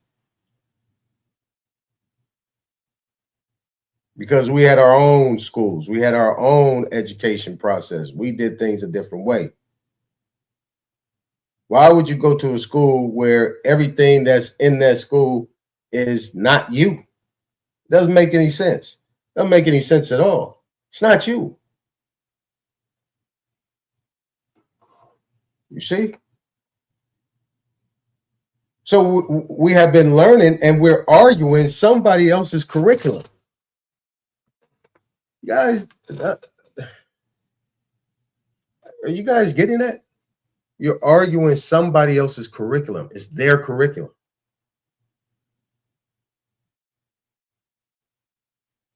What is your curriculum? What is our curriculum? Where do we fall into this whole play?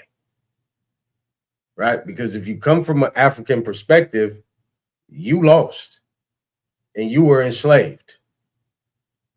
You were kidnapped, lost your language, lost your culture, lost your identity, and you're now here.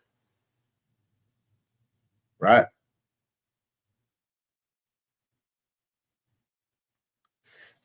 So that needs to be adjusted. Who would bask in the glory of learning somebody else's culture and being subject to that culture? That nothing that you did, nothing in your history is being shown as anything great. And you get 27, 28, or 29 days to enjoy Black history. You get a guide with a birthday. You get Black August as well. That deals with nothing but adversity. You see? You got to make this make sense, people. Because I know a lot of people get upset and they get into a whole little place, just like I'm looking at this guy in here talking about idiots and tethers and all that crazy stuff. You know what I'm saying? This is what he's a prime example. He is a prime example of somebody who has no control. He can't even control his own self. You see what I'm saying? Now let him keep going. If I get tired of him, I'll kick him up out of here. But that's what I'm saying. He's an example of somebody that cannot control themselves because they are fully subjected to this United States curriculum, to this white supremacist ideology. That's what the education system is. White supremacy. And you have our people teaching that and getting paid a lot of money to teach that. You see? So we can't blame anybody but ourselves. But nobody has never talked about it from this angle. It's like we could talk about Darwin. I did this for a second just to show you how stupid this topic is. I don't even feel comfortable talking about it because it's idiotic. Because Charles Darwin didn't look like that. Go Google Charles Darwin. You're going to see about 10 different looks of him. All type of different looks. So what is he? You're talking about any and everybody that we know in history that was supposed to have did something. That's every single president. There's anybody that did anything great. That's colonialism. Is a pale skin. Every last one of them. It's interesting that you got Martin Delaney and you got Paul Cuffey and certain people that they do show back then that was black, so-called black, but they start off saying that they were a freed slave. The son of a freed slave. A slave narrative is coming in that picture. And it's something that even Benjamin Banneker, they can't ignore that, but they're going to say he was a free slave. And he was from Africa. They're never going to say he was an American. Never. See what I'm saying? Now,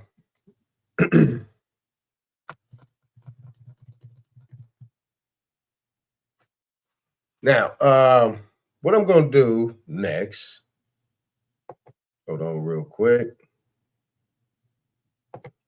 Let's stop sharing that.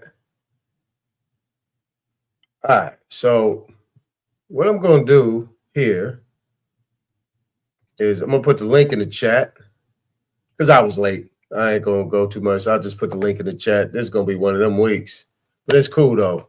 Getting busy. Links in the chat. And what I'm going to do is just talk about a couple things, right? We know what we need to do. We know what we need to do. We need to not overthink this. It's a simple game. It's a simple game. All we got to do is keep doing what we're doing, but we need to be a little bit more focused, and we need to get a little bit more control over our environment. People are who they are, so you can't change them, but you can get control of your environment. You see, yesterday was a busy day, and then, I was doing something, we had a good time.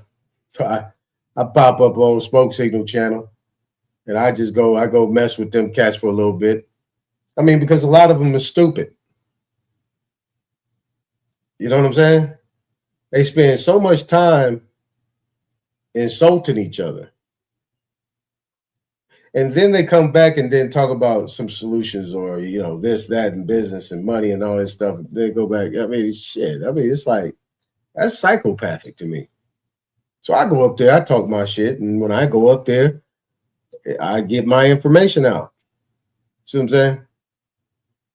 Because, it's got to be a balance somewhere. You know what I mean? Shout out to Smoke Signal. We good dude. You know what I'm saying? What up, Rob?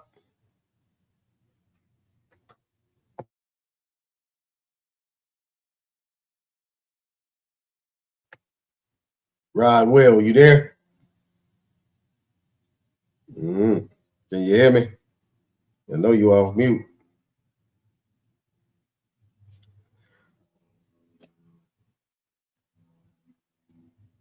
Yeah, but anyway, let me go ahead and pin this thing to the top. Let's see here.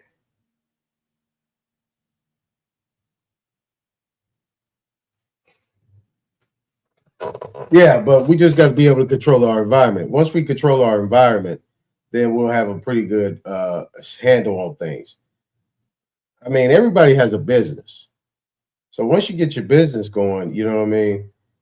Just make your connections. Now, also, you have these things, these black enterprise, these black business enterprise groups in the neighborhoods. Go over there because they have all the information on grants, loans, companies, and things like that. That you can get linked. You get linked in with. I know you could probably be like, well, those black people, those this, those that. But some of these people, they just know how to be quiet. They know how to stay silent. They don't advertise what they do. They just keep it silent. Just keep it silent. It's the same thing that has been going on for the last 100 years or so. That, don't cause no attention to yourself. But you just got to make those connections with these groups if you don't have any. But you can, if you have that leadership quality, you can actually do it amongst your own people. You can show people how to set up their businesses. You can show people how to build their business up, credibility and all that stuff. Just like I said, sam.gov, getting the Duns and Bradstreet number, setting up your EINs, setting up LLCs, S Corps, C Corps, sole proprietorships, get all these things moving around. 501c3, tax exempt corporation, 508c1a, building all these things up, going over here, buying up property, you know, getting things in your community or things that you see. If you see something, go after it, see what's happening. You know, people think, well, I ain't got no money. Well, you know, the term has always been never spend your own money. You're not supposed to be spending your own money anyway. So all those things need to function in a certain, all those things needs to function in a certain manner, so that way you can, you know, get control. Because once you're in control of your own life and you don't have to report to anybody, you know what I'm saying? It makes your life a whole lot better. You know what I'm saying? You can be your own boss. Certain people, they don't want to be business owners. They just want a job. They just want to work for somebody. They want all the overhead, the heavy lifting and all that stuff. They just want to work. That's cool too. Yep, they just want to show up, go to work, go home. That's it. But, you know, I'm talking about for the ones that want to see change and want to do big things and in regards to community building and, you know, getting in control of your own destiny. That's it. You know, those are the ones I'm talking to. Now, the ones that just want to work, you still can get in control of all your affairs. You still can control all your affairs. And, you know, that is, like I said, it's three things: the tax game, the consumer credit game, and the status, I would say, status correction.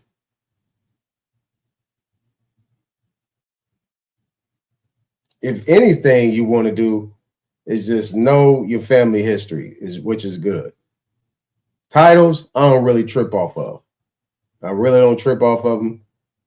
I only trip off of them when it's dealing with something that actually gets into a mode where it can be held against me. You know, that's where I get into my own trip, you know, when I get technical with that. You know what I'm saying? But yeah. What's up, D? What up, XL? Oh, slow motion. Yeah, better than no motion. I heard that.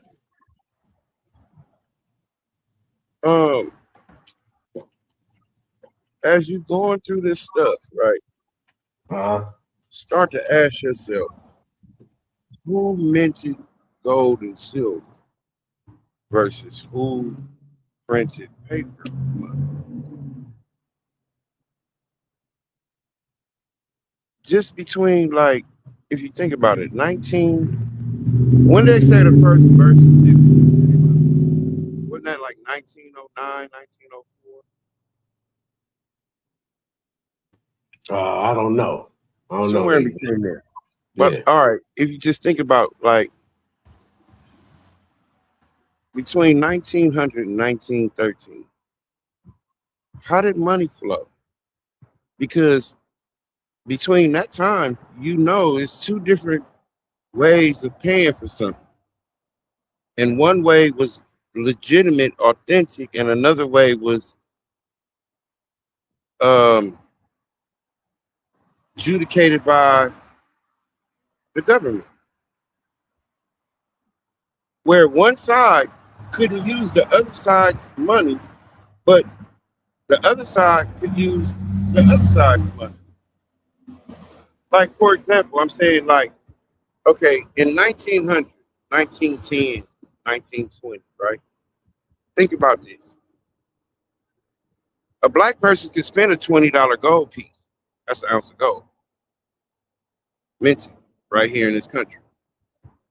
But now a black person could get a $20 bill, and it would be hard for him to redeem a $20 bill. Why? Because he can't go into white banks.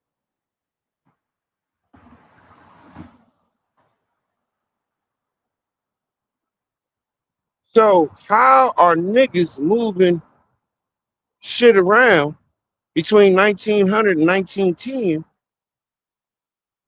if they can't fuck with the US dollar? They can accept it, but it's hard for them to redeem it. You understand what I'm saying? So how is niggas getting to gold and silver at that time?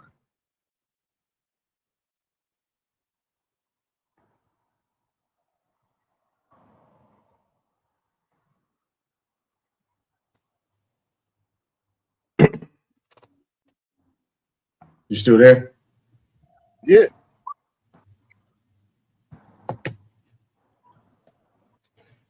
Oh. See, I'm gonna tell you right now, today, that time is hitting the world in the face right now. Because Trump is going on gold and silver. He's going on an asset-backed currency. And gold and silver is about to blow up on the stock market. They talking about this shit nonstop. Okay. But if you look at the debt clock today, it's already at 10,000 and 1,000 for silver. Now, but okay, so I noticed that. So I was like, wait a minute. At one point in time, they saying the silver is worth $100, and then when you look at the clock, it's saying like $10,000 per dollar. Silver's at I think it's trading at 14 something on the debt clock. Silver, but gold is trading at 10,000 something. Now, so 1,400. Yeah, silver trading at 1,400 to 1. So 1 ounce of silver is exchangeable for 1,400 Federal Reserve notes.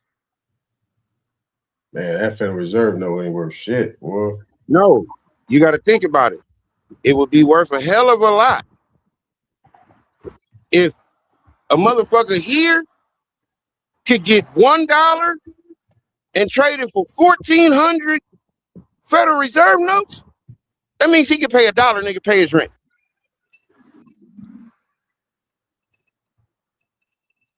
That means he could take $1 out of his inheritance and pay rent. Take $1, another $1. All right, that's my car note. And that car note on some shit like a E-Class 5, 500. That's $1,400 a month. Right. Take another $1, go buy whatever. The exchange rate on gold and silver right now is letting you know some part about history they're not telling you. Because who holds the most of these asset-backed silver and gold certificate notes that are exchangeable on the market today?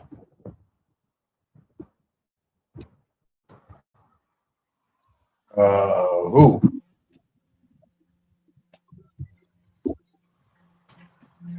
I don't know. Hey, this ain't my lane, dude. Just niggas. Very few really white people. Okay.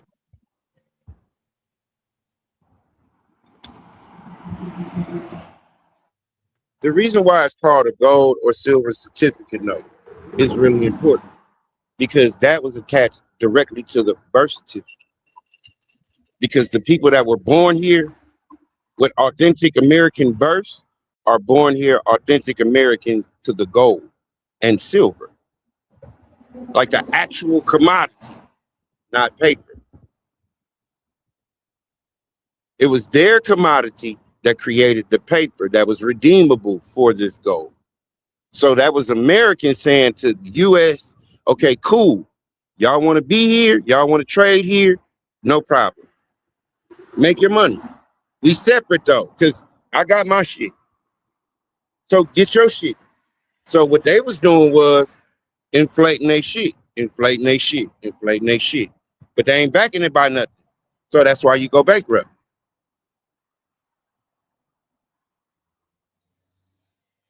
But now when it comes to the 30s, Instead of them redeeming it, they just turned it into money and put all the actual gold and silver on hold, which is in reserve, on the market.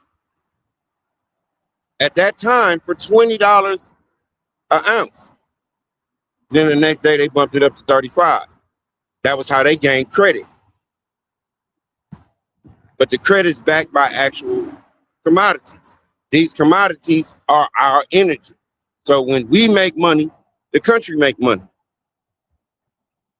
But now when they turn us into producers and consumers, that's a different ballgame. Because now we're not making money, we're just spending money. So that adds to the deficit. So now that the deficit is so far gone, they have no way of paying it all back to continue to be a country, a nation.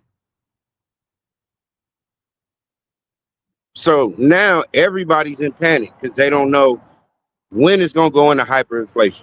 Well, when niggas find out that they can trade $1 for $1,400, okay, they're going to want to know, well, how do I do that? I don't want no shit else. How do I do that? And that's what sends the whole shit into a spiral. Because this is connected directly to your lineage. No,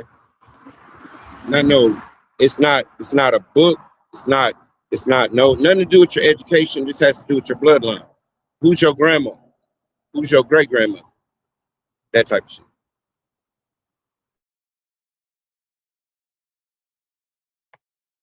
Okay. Now, okay, let's put this in some practical sense here. All right, so the certificate of live birth. Let me put it to me. I found 35 QSIP numbers with my name attached to it on Fidelity. 35. I looked up my birth certificate, found something. Social, found something. As well. So now these things are actively being traded. How can I tap into that? It's a rhetorical question for right now. Just throwing that out there. How can I tap into that? Then let's say I can. Let's say I pull out my share because it's a pooling account. All these things are pooling accounts. So I will be considered a what they call it, a stakeholder, right? An investor. Now, let's say, boom, I do all the right things. I find me a stockbroker. I get that broker to put something together for me, da-da-da-da-da. And then I say, okay, I need my portion. So we get that portion transferred over, right? So how do we deal with it? We move it, right? So let's say you move it over, you slide it over to something. Now, where are we going into? What will be the most efficient thing to do in regards to moving what you would consider to be credits or money where it cannot be taxed? Gold and silver, right? Those things can be taxed. You see what I'm saying? No, okay, hold on. Those QSEF numbers, right, are money market accounts. Just look at them like that. Now, there's an account to your name that covers all the money market accounts because you were born on the market as gold and silver as a whole. So you don't have to get a stockbroker or none of that. You can go directly to the Treasury and exchange assets for Federal Reserve notes. Period. That's tax-free because you're exchanging. See, when you exchange something, all you're doing is taking money that's out of circulation and exchanging it for money that's in circulation. That's a non-taxable entity. Why? Okay. Because what you're exchanging is worth more than what you're getting. That's why it's 1 to 1,400. Because one of these certificates, one of these notes is worth 1,400 of these. Let me ask you this question. If that's the case, how I need it. If I go to the treasury, I need something that's verifiable. It needs to be certified and That's true. authenticated that this is actually something that's real and it's true. Yes. And full faith and credit, so on and so forth. Yes. And to be able to say, hey, all right, I need mines. Well, what would that be? It has to be some physical.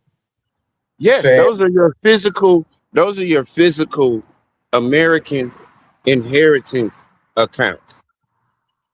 One is an individual banker, one is a estate and trust account, and one is a foreign grantor trust. These three accounts tie you directly to the treasury because the treasury is where the money market started. It's from your treasury that all of this evolved. Okay. See, they just have you going through the Federal Reserve, which is a middleman. That's why I keep telling you. The Federal Reserve is an entity that pulls from your own account and creates money. So every time you sign for something, instead of you understanding that you just bought that with your signature, that's yours. Go and take it home. All right, so they have you thinking that, okay, when you signed that loan, you actually got money from the bank. Right. You borrowed that money and you have to pay that back. The bank never told you that. No, I went into your own inheritance account through the treasury and transferred the funds into Federal Reserve notes myself because you gave me the authority with your signature. That's why y'all talk about that contract, or what's it called, assets contract or some shit, where it's attached on the back, but you don't know. That's what that is. Yeah, well, none of your business. You be thinking about some stuff. She said they can Q-sip my Indian ass. Boy, she crazy, man. So what number's on the back of the Social Security card you talking about? That red number with the alphabet in front of it? That's circulated money. No, that's actually the identification of the IRS department that's holding that account for that particular card. Every card you go and get could possibly have a different account number on the back of it, a different number, letter and number behind it. That's going to be to one of the 12 branches that's sharing their information of the financial account of the Social Security retirement plan or retirement fund. That's what those numbers are, directly to one of those individuals. So if you go get a card today and go get a card 3 years from now, and that number different, that actually is being issued out of that branch using that account. That's what Okay, that so number is. let's do this, Nani. All right, I heard Derek's approach. What you just said, okay, practicality, right? So practicality. Let's be practical. Let's be practical. How does that look, right? I go get a car. Go. How does that look? What? I said, you said a car. They using that number and they pulling the money from there. What? So No, they ain't pulling no money. That's the account they're using, their assets in that account. Not they're pulling money in it. They're investing bonds in it and pulling up from it. So listen, the bonds. Yeah, explain that a little bit. Explain that a little bit. The bonds that from the birth certificate, or bonds that you purchased from the United States, or the bonds that was transferred over in the 20s into the 30s. When the 30s came and they took the United States off the gold standard, that discredited those bonds. Those bonds are worthless today because they went into a transition of a new company. New company is not validating the last company's debt. That's in their constitution.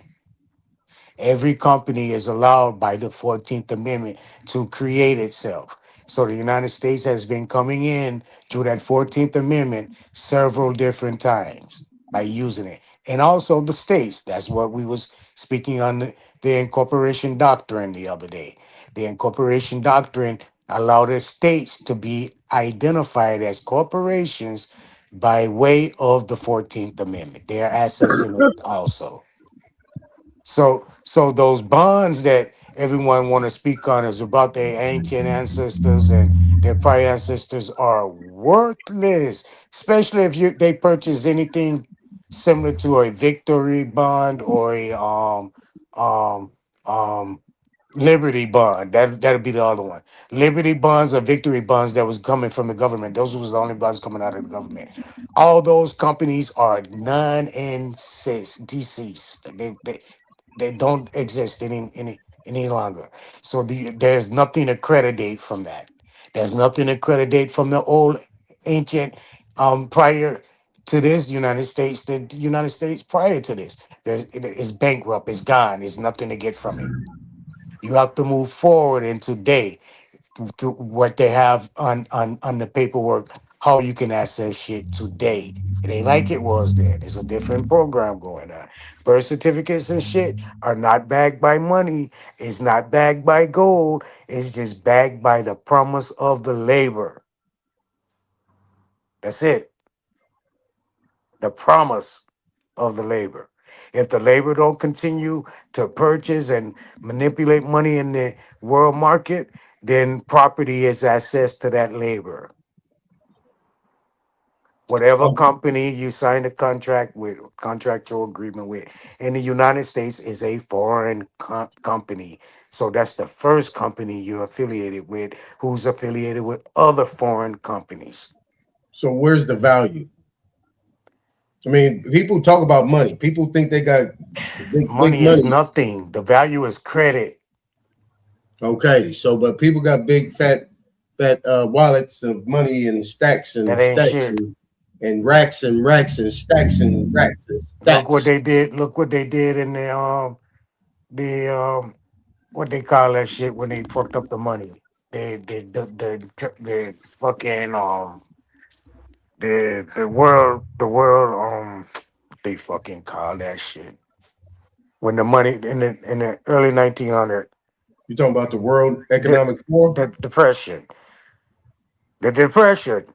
Yeah, we gonna go ahead and disqualify this bill here. And even though it's freshly coming around in 50 years, 40, 50 years or so, we're gonna go ahead and get rid of that because goddamn, it's too many of them niggas got that. Okay. So let's make it worth shit paper. Okay, so you said it's not money, it's credit. How is that credit That's debt. transferable? That's debt. That's not credit. Credit is the key goal. Because before it was money, there was debtor's prison or the debtor's note or the debtor's promissory note. Okay. How we could go and create cash off our signature. Still can do that today, but you have to monetize the signature. It's certain processes and certain steps which that lady was trying to identify with, as in the trade secret. When you go and put your shit on the sam.gov, goddamn, you under a trade secret. You under the what is it? EUI? Yeah, the UEI. UEI. You consider trade secret. Now you got to do everything in your will and power to keep that identity or whatever that construct of in secret. And if anyone violates that, that's espionage. Yeah, espionage. Yeah. That's what that is. So we got to understand how law go and how it can work for us if we apply it. Everyone has this right. Now you can go and create now your own documents, your own money, because now you use a trade secret. You under the umbrella. Okay. Not only is you trade secret, you patent, you done went and did trademark, you done did all these things under that the name that you control. You take claim. First in line, first in time. If you don't take claim, they're accessing it. They're using it. That social security card that you want to sign for, that entity of that social security office and the IRS office is now issuing out bonds under that because now you don't come and sign approval for them to access that number as an account, not as a um dormant account, but an active account. Because you done split up the numbers. It ain't just the one section split up. You have a 3-section number split up. So it ain't identifying as a personal account or an account to numbers to an account. It's identifying what you call it negotiable instrument Well, behind a bond created. how is it transferable? So we need that to be transferable. So You it's didn't liquid. create it. It's If you liquid. don't take control of it, you can't transfer shit. Well, let's say we did. How's it transferable? We need it liquid, so we can put it in, so we can make things happen, so we can acquire things. You know what I'm saying? Control the all caps, and then link the major account that you control to the minor account that's under their fiduciary power, and then you just exchange fiduciary, do a fiduciary exchange by contract. They fiduciary agent deal with your banker, your fiduciary agent for your trust account, and now it's linking the two accounts up. So whatever's in that account through that the United States fiduciary, you can go in now request all accounts that's accessible and being inactive, or being active, not inactive, but being active in action. You can access all of those accounts and tie it to your account. Now you have credit, because those accounts that they're using, those accounts under that number that you don't even be pleased to or affiliated with, they're making all kind of big money transactions going on that account. You just want to tie your shit up to it. Now it accreditates your account. Now your account is accredited. Don't go fucking with their money. You can go and create your own now. You can go and create a promissory note off the account, because the account is accredited with this high esteem credit rating, because it's been in operation all this time. Now you're in control where you can go and take out a loan on it. You still want to pay the loan, and you only want to do the loan like every 2-3 years, about 3 years. Every 3 years you want to go and do the loan, if that. But you want to pay the loan off so you can stay in business. Remember, this is going to be in the all caps name. So you don't never want to fuck that up. That's gonna be the mothership of all businesses. So if you wanna fuck anything up, create another business or something that's not affiliated, go and bond it and do what you gotta do with it. You know what I'm talking about? But other than that, you want to deal directly to the treasury window, bro, the borrower's window.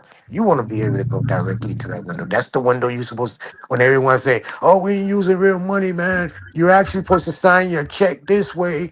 And as a manager, or as the CEO/banker, and then put a signature behind it and take it to the treasury bank and ask for real currency. Oh yeah, that's the borrower's window. And that goddamn check, that check ain't, that's a promissory note too. They just going in the accounts, taken from the fucking account. All that promissory note is that check that you get from your job is coming out of your account. You got to sign it for them to have validation to carry it, for the bank to process it, the bank to be the one to go to the borrower's window and validate the check. They get a loan off the check, and it comes out your account because you just asked for a loan. That's what all the checks are, even from your job. Yeah. You asking for a loan from your own money. You You're working for right, but wrong at the same time. Okay, let him rebut. Go ahead, Derek. Rebut that. What you mean? Where is he right? And then where is he wrong? There's no such thing as a borrower's window at the federal bank. It's only an exchange window. Second, pull it up, Aton. Oh, let him get it off. Let him get it off. Yeah, why he getting it up? Pull it up. You're not loaning money. You're exchanging money. There is a wealth value in the market of exchange of gold and silver because there's someone, a group of people, who have gold and silver certificates that have been on the market since 1913. Lord have mercy. Those certificates have gone from $20 an ounce to $4,400 an ounce. And it's never been audited or reappropriated to the value of the market. So those people who have those certificates have the right to exchange those certificates for Federal Reserve notes, which are in circulation. So that's where you're wrong as far as borrowing, because Americans don't need to borrow. We already have the wealth, and it just have to be exchanged. We never knew we had the wealth because they taught us to look at Africa. So as far as that goes, that's why that's wrong. All right. Where do you agree with? I agree with him where he says that you're supposed to go directly to the treasury. Okay, so. But the reason why you're going directly to the treasury is for the exchange value of your wealth. Because it's still a money market account. It's never going to stop. But it's the fact that your wealth is the exchange you need to survive and succeed. Now, everyone else who wants to be here, you got to get like me. But now I got a lineage head start. But no one's stopping you from trying.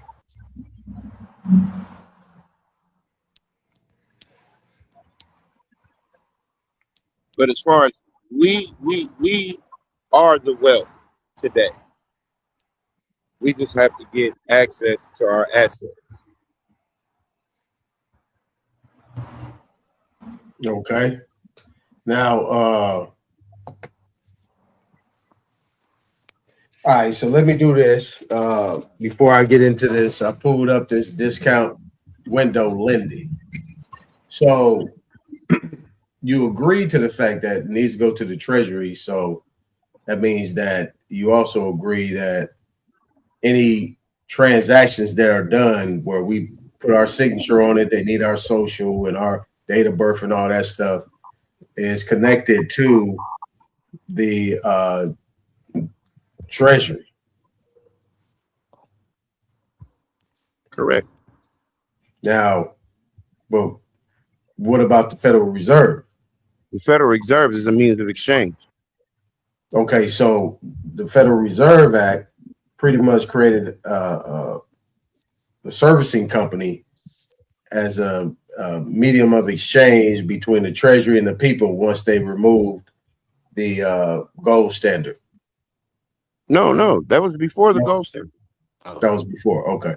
That's why you can redeem bills for coin. Okay. What? Well, go ahead. What you got to say about that, Nutty? I don't understand nothing y'all just said. What? No, I didn't say nothing. I'm coming back with what I'm getting. Rewind that. Rewind what was just said, bro. Say that again, Derek. Between 1900 and 1920, you could redeem paper money for gold. When? Period. When? Between 1900 and 1920. We're really between 1900 and 1933. 1920, they didn't make any. The United States didn't make any gold silver certificates, bro. No, they did have gold certificates in circulation. No, bro, there was different companies that did it, man. This shit. In 1920, Shame. look it up. The gold and Look silver it up. Look certificate it up, bro. Look it was up, the please, main, Aton. excuse Damn. me, was the main means of exchange in the United States of America. Look it up, Aton. Look it up. The entire economy was based on silver coins in between 1900 and 1913. Between 1900 and 1933. Do you understand what that means? That means that U.S. silver. 96%, Okay. Hold 96, on. Hold on. U.S. silver certificate paper money.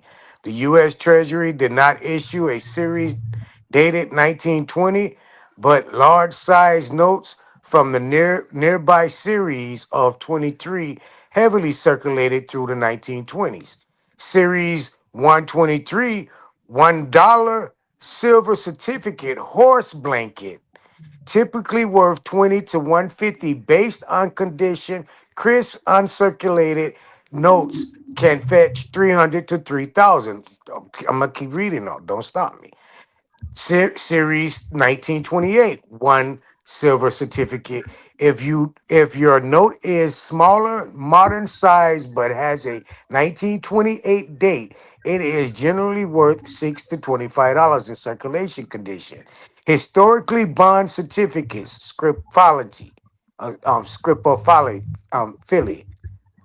If you have a actual paper bond certificate issued in the 1920s by Railroad Mining Company, a foreign government, often stamped with payable in gold coin or silver. Financial value. These bonds are default counseled, are from companies that went distinct long ago. They cannot be cashed in or redeemed at a bank. They're collector valuable, usually $10 to $50. What you're speaking on are collections, bro. There are no early 1920s or anything earlier than that that's being validated because they was coming out of private companies. The U.S. didn't create it until the 1923, 1928, brother. I don't know what we be on, but when I try to give you some information, okay, we got to nine. kind of we A got to try simple to question. A reunite it. simple question. Is there a silver dollar being minted at this time? We were speaking on bonds, brother. Is it a Bond. silver dollar being This minted shit is at this so time? crazy.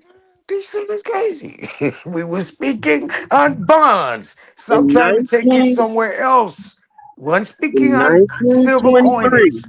We were is speaking on there a bonds. Were silver bonds dollar? worth anything in the early 1900s to 1913 from the U.S.? No, they did not create no gold certificates and silver certificates then. No. Stop Is telling that there story, bro. That's a lie. That's just like that is dude just came there up here on that video and said, oh, in 1898, the Supreme Court ruled on all Indian land. Man, stop the cap, Craig. That was a specific case not dealing with a not specific piece of not property, bro. That wasn't the not whole it? goddamn U.S., Okay, bro. well answer my What is question going then. on with No, the way answer we my question. read Why and can't you listen just to answer my bullshit question? Why can't you and answer follow my question? bullshit? Just follow Is there a bullshit. silver dollar being minted Man, I don't know, in the bro. I United ain't got States nothing to of do. We America talking in about bonds. 1923? We talking about bonds right now. We ain't Is there talking a about none of silver that. dollar? That's what this man I'm got this talking thing about up the right now actual for. silver dollar. Let me move on, Aton, No, because no, that's what fuck you all got that. this Federal See, you running Reserve from the question. lending depository No, I'm not blaming shit because thing up here somebody's for, bro. minting gold and silver. This shit is retarded. Who is doing I it? don't want to talk about No, this. you don't because you don't know. Yeah, okay, whatever, dude. I know more than whatever the fuck Okay, you who's talking. minting the All them silver lies dollar you then? coming with. Who's minting the silver quarter? Aton, get rid. Who's Why minting you the got the dime? fucking Who's fuckery minting nickel? around, bro? Who's minting the Nigga penny? can't even tell facts. Niggas want to argue about facts and take shit the other Who is way. minting the Oh, gold and what silver? about a Naughty. silver coin? What about Naughty. a silver coin, nigga? We talking about bonds. Fuck a You said bond. I'm silver talking about the bonds. actual money. Bonds was A backed up bond by is the gold and silver, tied and to the people, the something bonds was physical. on the people, man. A Stop bond is lying. tied to Stop anything. lying, Man, man. Stop bullshit, lying. man. Come Oh, on, and we man. could Why creditate do you them bonds always today side? because they were Nah, silver man, you and playing. gold. Man, get out of here with that shit. Nah, Silver get and out here gold with ain't your been valued bullshit. since Answer the 1933. question. You can't have Who's it. minting You the can't. The gold only and way you gonna have silver? some silver and gold, nigga, is a bracelet, ring, and necklaces. Who's minting the gold and You ride silver? around here with goddamn Who's 20 minting the pounds of gold and gold, silver? and you ain't got no Who's minting the gold national and silver? standing. Man, your ass gonna get railroaded. Okay, so What we you do talking agree that about? the white man ain't minting the gold and silver. We do agree to that then, right?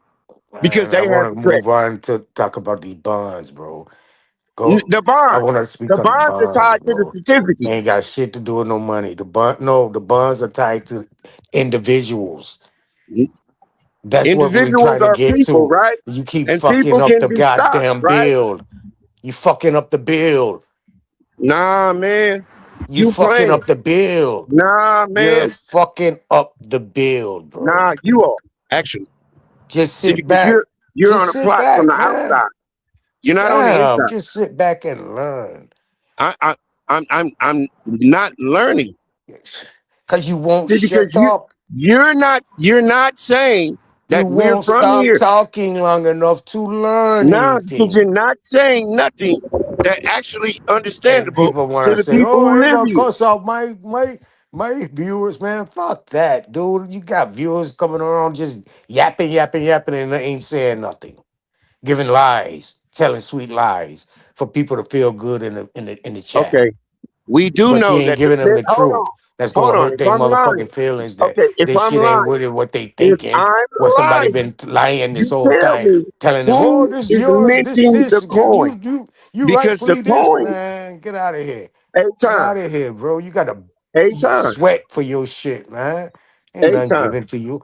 And the woman Now, just can told I you just the ask a whole time question? world saying, man, fuck that. They been too fucking privileged, goddamn, sitting up talking about this and talking about that, and they gonna do this and they let me just stop spending the money, let's stop spending with them. The rest of the world see it before you see it. And it was meant for you to do. Stop fucking using their shit.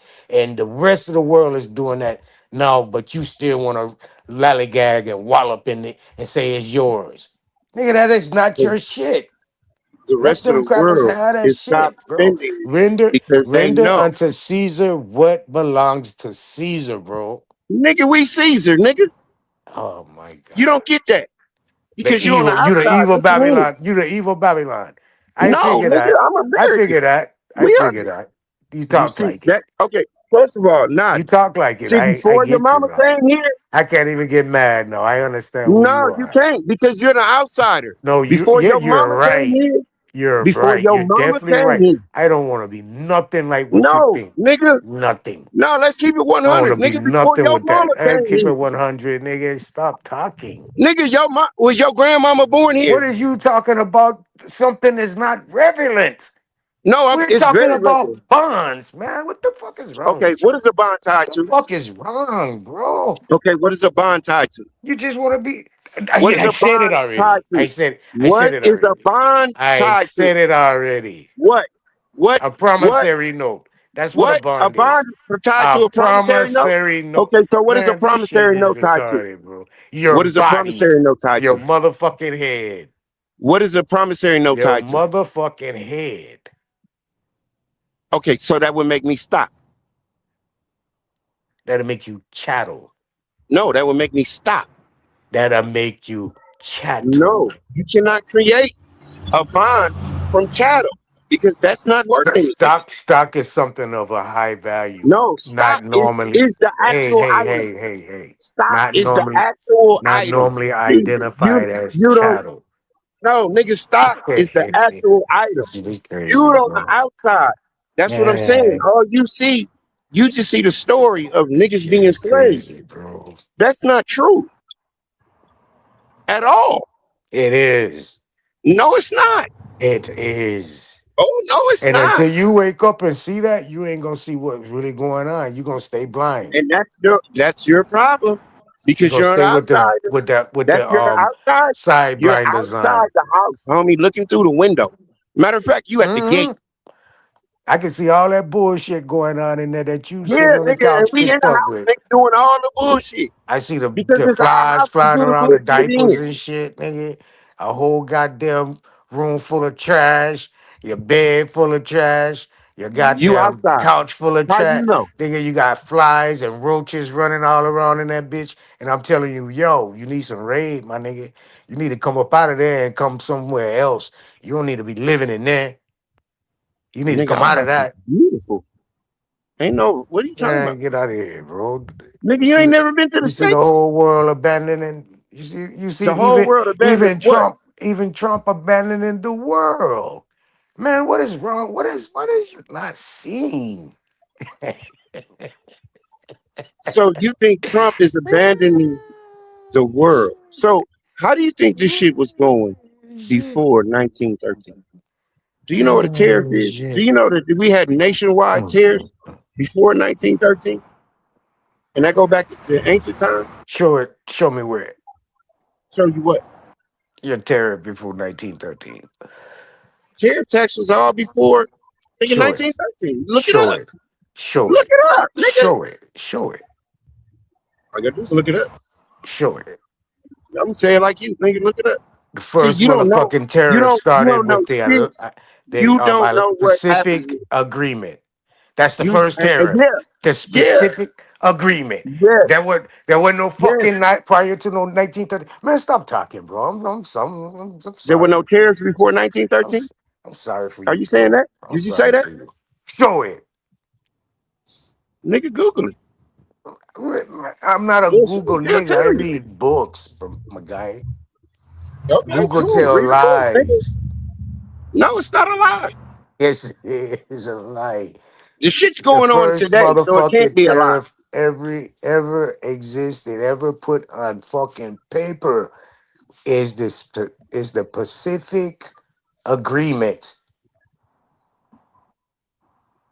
kinfolk. And that's what started all the countries into a de facto country. That motherfucking agreement right there created all de facto countries all around the world. Right. That one document. Okay. That one document changed the world, Sit huh? back and learn something, big man, so I can That give one you that one something. document changed the world. That one document changed the whole fucking world. So you think the world changed on one document? Nothing was identified under organic any longer. It was all under de facto state. Hitler came, let me give you a little history. Hitler came in and took over the European nations. When Europe fell, Hitler didn't have to go to Thailand. He didn't have to go to India. He didn't have to go to America. He didn't have to go to all these other countries where Europe, the French and Europe was set based at. When he took over France and Europe, that means everything up under them goes to him. And all over the world knew this. So what they did is try to kill him, but all the countries was in de facto, not de facto. There was what you call it when you got to flee your country. Um, um, it's on the tip of my tongue. When you What got you to mean exile? exile, when the governments, when Hitler was fucking taking over Europe, all those governments became exiled. When motherfucking who was it? Which one was it? Was it Roosevelt? I think it was Roosevelt that created the Pacific Agreement. That created all the countries as new countries, but exiled from their country, so they would have to be represented as de facto countries. Every last one. And the way they was And, seen and, as de and facto companies, and why countries, why because why United did they do States that? put them under, because United Why States, did they I'm do trying that? to tell you, bro, because United States was already a de facto country because how Uh-huh. it was created, the United Uh-huh. States. Well, how was it created? It was created through a business. Okay. It was de So facto from start. who owns this business you call the United States? It was supposed to be the nationals.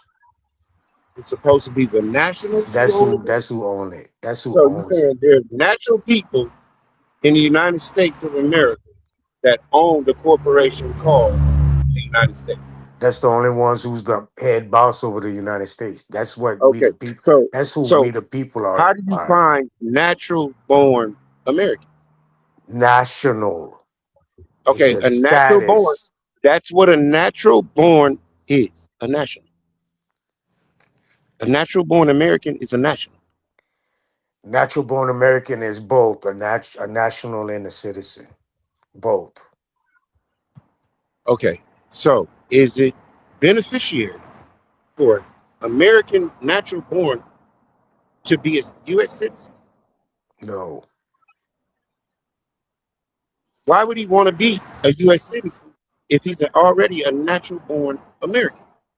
Look how the law goes. I'm telling you, it's No, not I'm me. asking. I'm Okay, trying to tell you, make bro. it. Let me tell you. Damn. It's not me saying this. This is 8 USC 1401. It's not me. This is what the law says.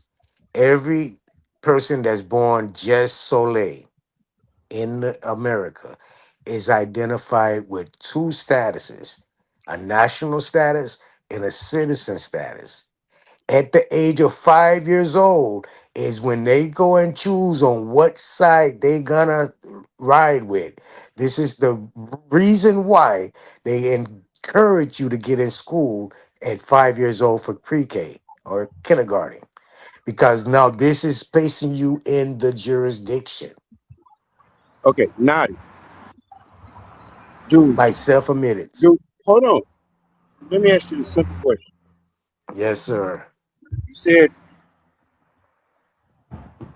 people born in America are born with two versions of citizenship. Yep. Natural. Status. Okay, two statuses. You said one is a U.S. citizen and the other one is a national. Okay, Correct. now, in order for you to be a U.S. citizen and to become a national, doesn't your birth certificate have to be authenticated? What? Does your birth certificate have to be authenticated? I didn't catch that. You said for you to be a citizen. For you to be a United States citizen and change your status to a national, does your birth certificate have to be authenticated? No, so it depends on what age range are you asking me this? I'm asking any adult over 25. About time they 25, they have already joined the union. I'm asking you a question. So at 25, you saying you can't become a national It's with more the process. It's authentication of your more birth certificate? Nope, it's more processes you're gonna have to do because you got a lot of accounts identifying you as a citizen. Okay, A so lot. now, By the time you 25, it's a lot. let's reverse Sign this. up for Boy So Scout. You no, sign up to hold on. sell candy at the school. You sign up to join the gym. You sign up to join football. You sign up to be a cheerleader. You sign up to go on the trip. All of that is United States. Sign Okay, up for food so stamps. You sign up for okay, free lunch. You sign all of that, bro. okay, cool. So you got a lot of accounts Now, you're now, opening up by would the time you a turn natural 25. born American have to authenticate his birth certificate, or is his birth certificate will be authenticated at birth? You don't have to do nothing. You can do what you want to do. No, I'm asking. This is legislation. I say you could do what you want to do. I'm gonna tell you one I thing. ask you a question. A natural born American, is his birth certificate authenticated at birth, or does he need to be authenticated?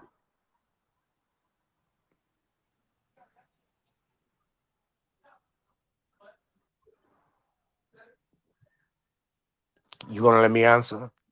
No, yeah, answer the question. A birth certificate is never authenticated until it goes through an authentication process. That's total authentication by officials, stamp and approval. That's not just because you're born, you're thinking it's authenticated. No, sir.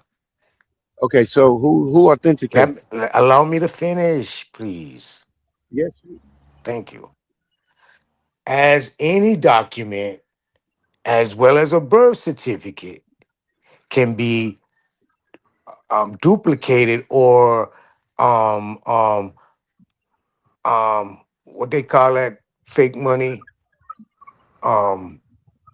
What they call that fake money, bro? What do you mean, Anytime, what they counterfeit call money? counterfeit, right? So any document can actually be counterfeited.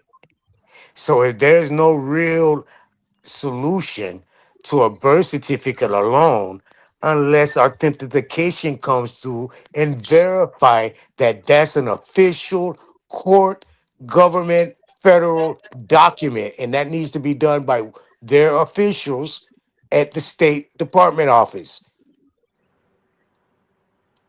That's the only one who's qualified to authenticate that. Okay. Okay. So now you're saying that a person born is they're subject to counterfeit. So you're Mhm. saying that the federal level they authenticate these documents. Federal authenticate anything that they're gonna take Okay. in any So do any you know type of proof do of you know how anything. they authenticate a birth certificate? Who you asking? You asking me if I know how? Do you know how the federal bureaus authenticate birth certificates?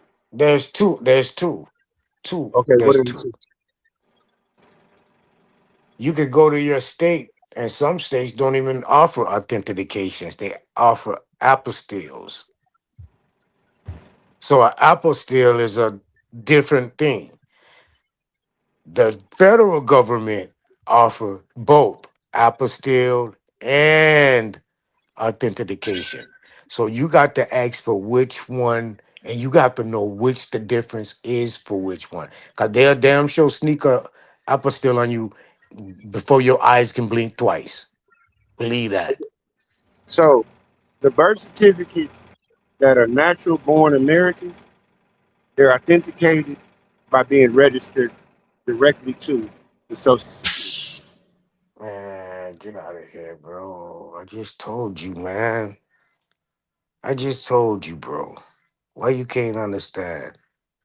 I can sit there and duplicate all kind of shit, my guy, and run that shit through the motherfucking Social Security office. Social Security office just opening an account on something that's coming new to the desk. Do you That's realize you. that? Do you realize that you have to call down there and apply for the application? You do know that, right? No, Huh? no. No what? I was born here. See, I was born here. I'm Bro, part of the stock. it don't You gotta matter listen. what the fuck Now, you were, now, where you okay, was you born, had your bro. turn, right? Your mom had to apply for a social security card, my guy. Let's call it SS5. She had to apply for that. You're right. She registered me. It's like her mom registered her. Okay, so do you know right now in your house, you can have your child, you could create your own birth documents, and you can send it to the state for notification and registration. You know that? Do you know that? I'm asking you, do you know this? Yeah. That how Okay, you think it so was? that How you think it means was done that a before birth the birth certificate? certificate can motherfucking be authentic, be duplicate, counterfeit, bro. You can make one in your house. Okay, What let's the ask fuck? anybody on the panel. Has anybody ever met a nigga with a counterfeit birth certificate? That's the reason for Has anybody ever met a authentication. nigga They wouldn't with a authenticate it if counterfeit it social wasn't a security number? fact. It wouldn't be a thing to be done. It wouldn't even be possible if it wasn't factual to be done, bro. Don't you understand this? That process Understand that. wouldn't even be allowed if it wasn't supposed to happen like that. Do But you it ain't understand that? written down that you're supposed to go do this and supposed to go do that. Ain't no one even saying anything except Michigan. Michigan got it written down one time in they rules, in they statute rules of application. And that's the only place it's written in Not, America. not. Who would that apply to in 1920? Would that apply to niggas? Or would that apply to the immigrants that's In coming here by the millions? 1920, niggas wasn't having birth certificates, brother. Niggas didn't have birth certificates in No, 1920? niggas didn't join the motherfucking Ku Klux Klan, nigga, until your goddamn Immigration Act, bro. That's when we started Niggas getting didn't birth join. certificates and shit to start going in a hospital. Bro, man, god damn. I don't know what the fuck we going through. It's like we don't really study history. It's like we really don't see what the fuck going on in our face. If they said they wouldn't allow your motherfucking black ass to drink out their water fountain before 19 goddamn 68 something whatever 40 50. Nigga, you think they would let you come in a hospital and register your black ass sleeping next to their babies up in the where they had their babies at? What they call that? Where they put their babies? You think they let them crackers walk past the window and see nigga babies up in with the white doing Jim Crow? Come on, bro. You think we Okay, were born in so hospitals and, being identified, man? Come on, bro. Even counted in a fucking industry, bro. We wasn't. in what industries? They How census, their how did these white identification, people hold their on shit talking about in their history, 1920? knowing you and your Hold on, people. Naughty. Not the first Great Migration started in 1880. We in Man, 1920. So you saying in you 40 believe years? that? You believe You that? saying in 40 years You these believe people that? came? Huh? You believe that? I believe what? That great migration, that it was Nigga, that's what niggas. they wrote. Man, there was They talking crackers about becoming themselves. $5 Indians, nigga, creating their So tribal $5 nations Indians and came on a boat. becoming. Is you, huh? $5 Indians came through Ellis Island. Yes, $5 Okay, so Indians been coming in since the goddamn okay, so if 1300s, bro. $5 Indians were coming in through Ellis Island, $5 they Indians have been so now coming in the country how since the do they authenticate? 1300s. That's How who did they they named Indian, my authenticate? nigga. Was them So $5 ass motherfuckers. okay, so You had a who are the Indians? nation, nigga. Your Who? nation was your fucking coat of arms. That was your nation. Coat of arms didn't start in Europe. It started here, wearing fringes. The fringes you wore represented your coat of arms. Okay, where's the That's money what at? coat of arms Where come they money from. at? Where they Fringes. money at? Where they money at? Because if they was here, they would have Money. gold and silver. Bro, do you understand that they made a law that said bring all the motherfucking gold and silver here or your ass gonna be fined $10,000 That was and in 10 years in jail? 1933. Yeah, so all There the was motherfucking gold and gold and silver silver. coming here and we There was locking it up in gold that Fort and Knox. silver throughout Damn, bro, ancient man. history as trade vehicles. So when has it been another gold rush and niggas had gold and silver in their pocket again So when after did they the white took it? people have it? When did the white people When have they it? Tell took me that. it. When Where they they took it took from? it. Where they And took it from? from niggas. Okay, so how did the niggas get it? Joining the United States. Okay, so how did the niggas get it? From trade, by way of their own ability to, How long the hustle. niggas had to They take to was get it? hustling. They were moving and grooving. All Okay, through the depression, not niggas when going through depression, didn't affect the depression didn't even affect niggas. Niggas was actually feeding the white man, using the white man to go to different plantations and different farms and shit from California all the way to goddamn North Carolina.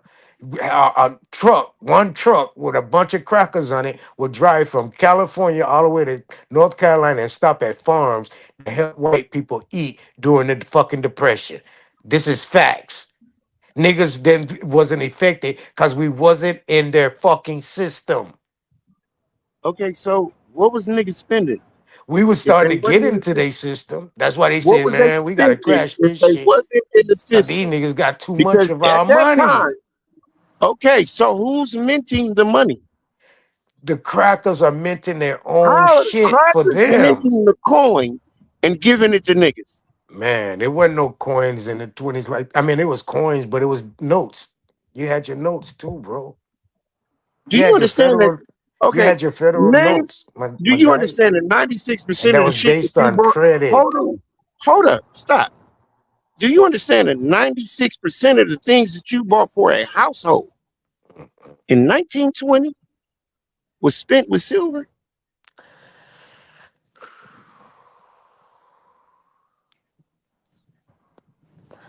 So that means the Do you know average. 90% Yeah, of the things that no, you hold bought in on, your hold up. hold on, you hold on. Yeah, Do good, you know good. 90% of the things that you bought in the early 1900s that you bought with silver was owned by personal people, not by the government? The government was only 10% big at that time. There wasn't Yes, no big fucking government you seeing today. A lot of business owners was yes, self-employed. Everything you yes. seen from beds to lamps, niggas made it in their backyard. Houses, Niggas made it in houses their to backyard. blankets, nigga. Niggas made So, it in their front yard. That was okay, entrepreneurship at its okay, best. okay. It Not, wasn't no fucking United States citizenry. not. Do you understand that soda bottles were manufactured in 1920 all Oh around the my country? God, So, bro. Damn, so this your, shit your is off the backyard theory, chain. So you the gonna say, backyard theory that you had, okay. Hold up. Let we we go were here. major I'm finna, manufacturers. bro. Every time you open your mouth, I got something to give you. So just be waiting on it. 1920s, bro. You're gonna start seeing your fucking act come in with this Child Labor Act because those factories was employing a bunch of cracker children. Niggas was entrepreneurs, bro. We had our own shit. Why you Who do keep you think trying to owned the tie factories? niggas in with the United States? That's the Who do fucking you think mistake that y'all owned the making. factories? Y'all keep Who do you trying to think tie owned the factories? yourself in with this United States prior to Okay, 1940. And you fucked up in the head. Keep doing that. All niggas no. wasn't part of no goddamn United States in no 1920s and 1930s, bro. It wasn't facts. It's not facts. What do you mean? We were Americans I'm then, and we're saying Americans United now. States. My nigga, can you understand the government is United States? That's not America. The government, That's Americans is not Americans. America, man. That's not America. So you saying the United States of It's foreign. The America United didn't have States Americans? is foreign. So are you saying the The United States of United America didn't have States Americans? is Are you foreign. saying the United States of America didn't have Americans? My guy, so Burger Are King, you saying the I'm United saying, I'm States trying to of tell you, America you gonna let did me not answer? have Americans? You know, I'm trying to give you some God damn some it. Come some on, bro. clues Don't here. talk around shit. I'm not See, if you you let were me telling me. talk. Nah, man. Nah, nigga. Nigga, just cause I make a Burger King in Florida and I'm Burger King Look, of Florida hey, or you say Burger King, yes or you look no, me up. and then answer Hold the the fuck question. up, big rabbit. Hold up. You look me up on motherfucking Burger King near you, and it's gonna say Burger King of whatever area it is. Nigga don't mean that Burger King is that goddamn area, my guy. It's Burger King of that fucking area. It's just in that area doing business. What is wrong with you? It's not fucking America. The United States is a fucking entity that's acting as a government. It's not the fucking land. Get that out your head, rabbit. America's the land, and Rabbit, we're the get your Americans. head out of the government, United States being you.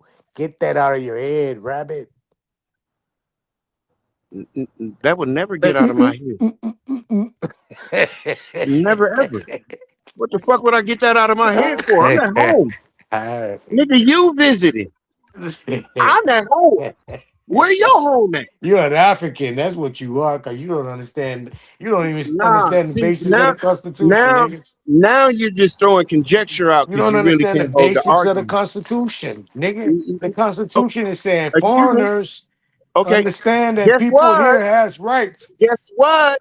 People Everybody here else that's are not a not United Negro States is a citizens. foreigner. Foreigners, there are people. Everybody else who is not a Negro is a Hey, foreigner. did we just read the Ninth Amendment the other night? The 9th, 10th, and 11th Amendment the other night? Did you understand what that said? That's strictly saying, yo, the United States don't run a goddamn thing but its own. Go read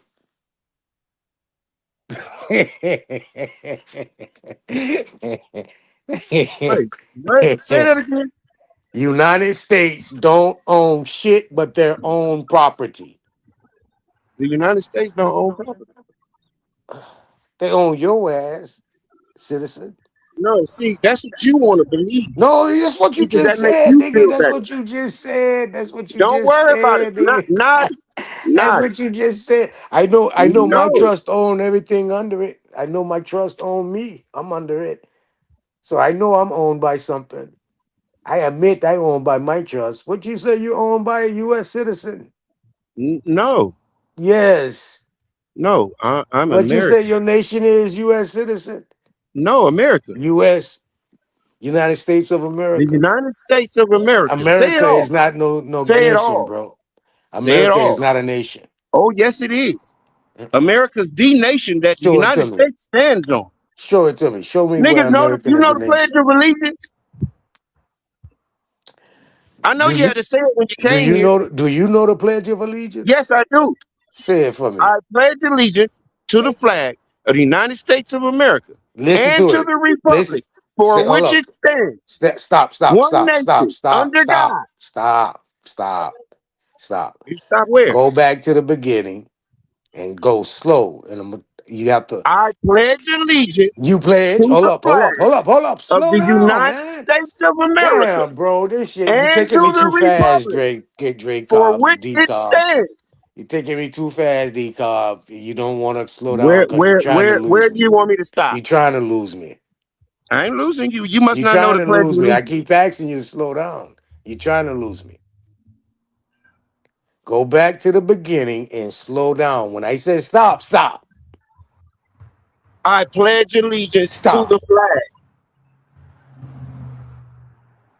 Stop. Stop. Yes. What is a pledge? A pledge is an announcement or a declaration from a foreign entity to another.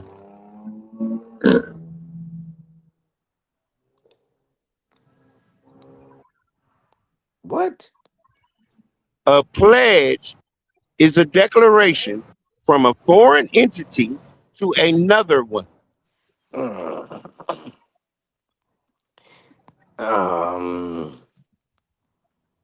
Nah. Now what? Okay.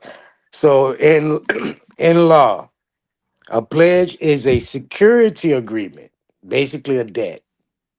Okay? That's what that is. Security agreement is a debt. Or not even agreement. I read that wrong. Security arrangement.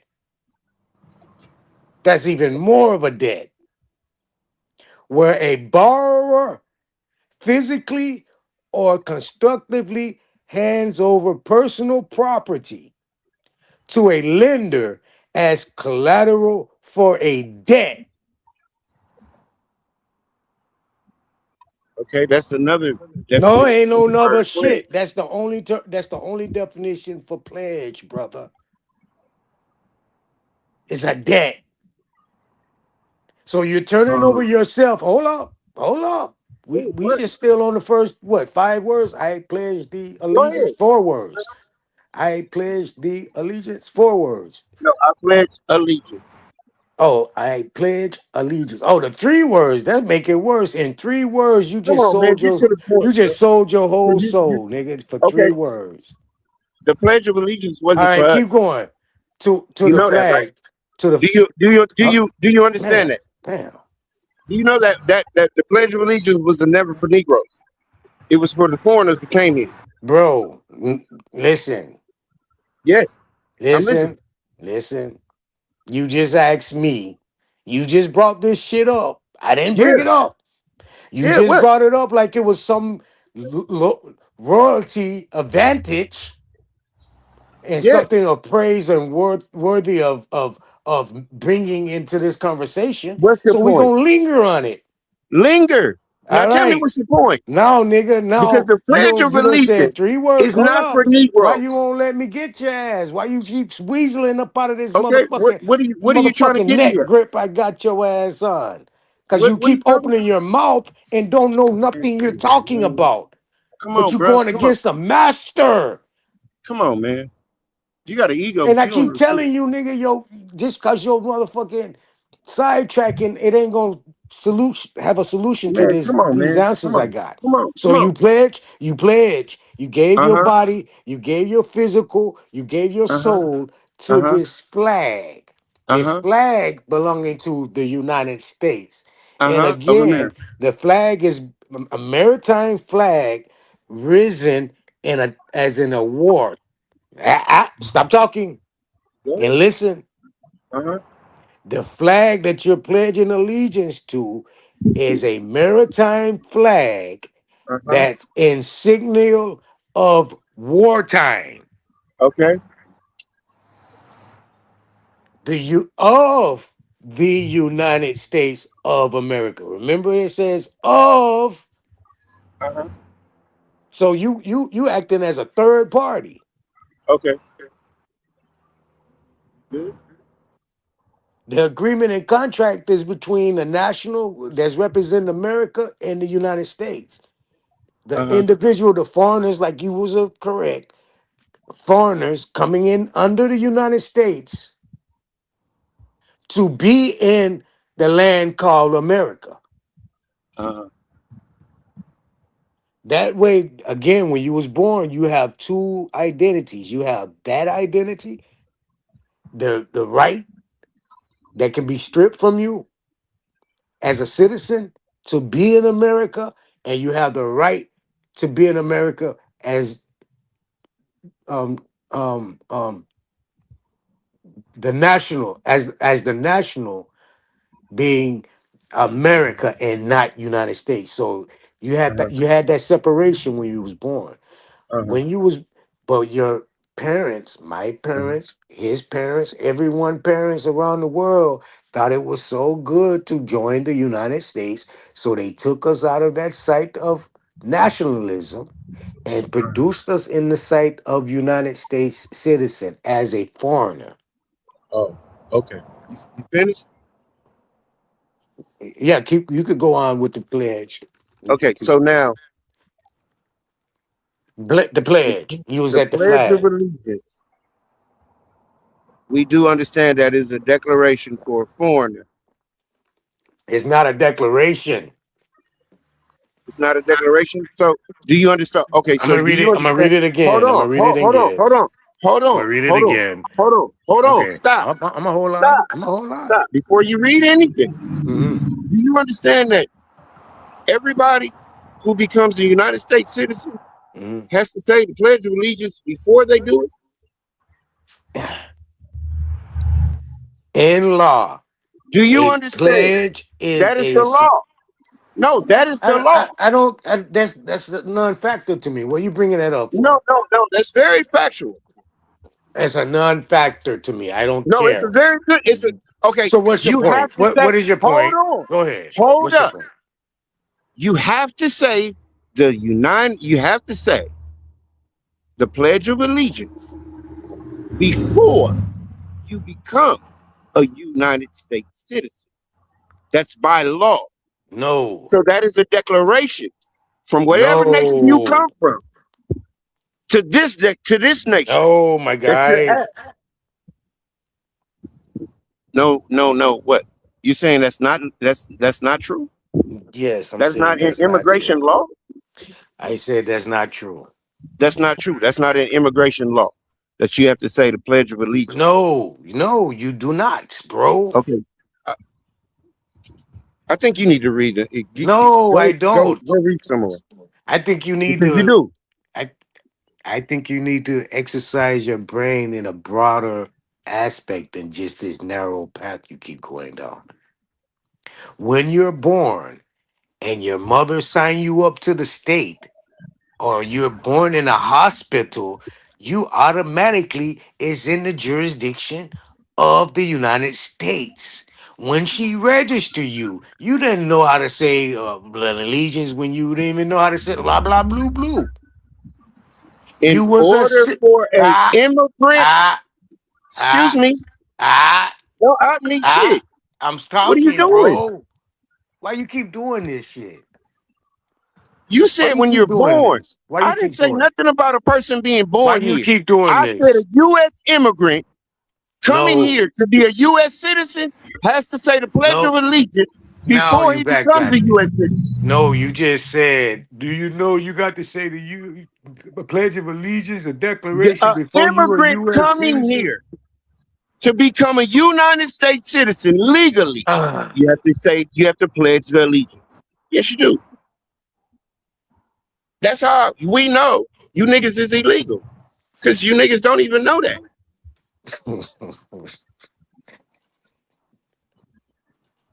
Now back to the you Pledge of dumb. Allegiance.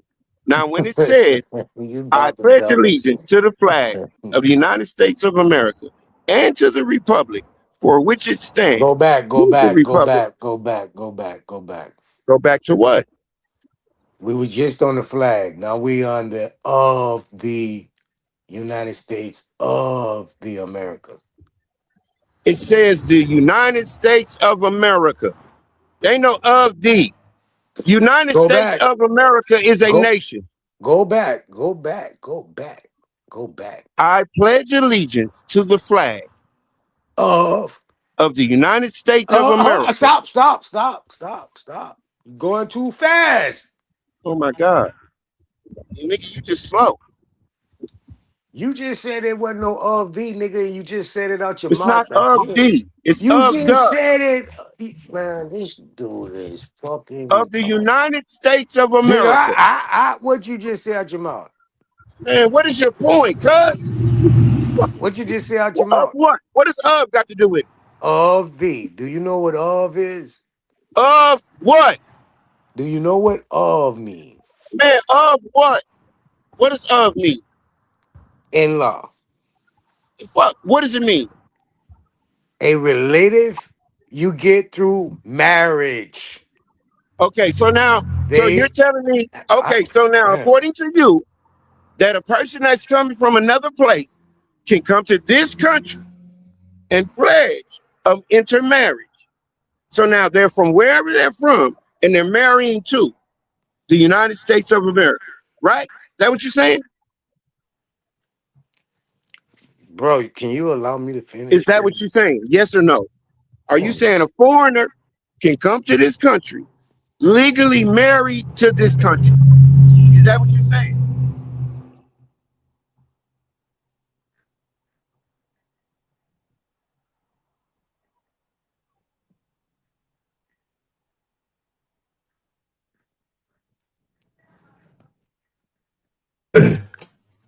Somebody mic working?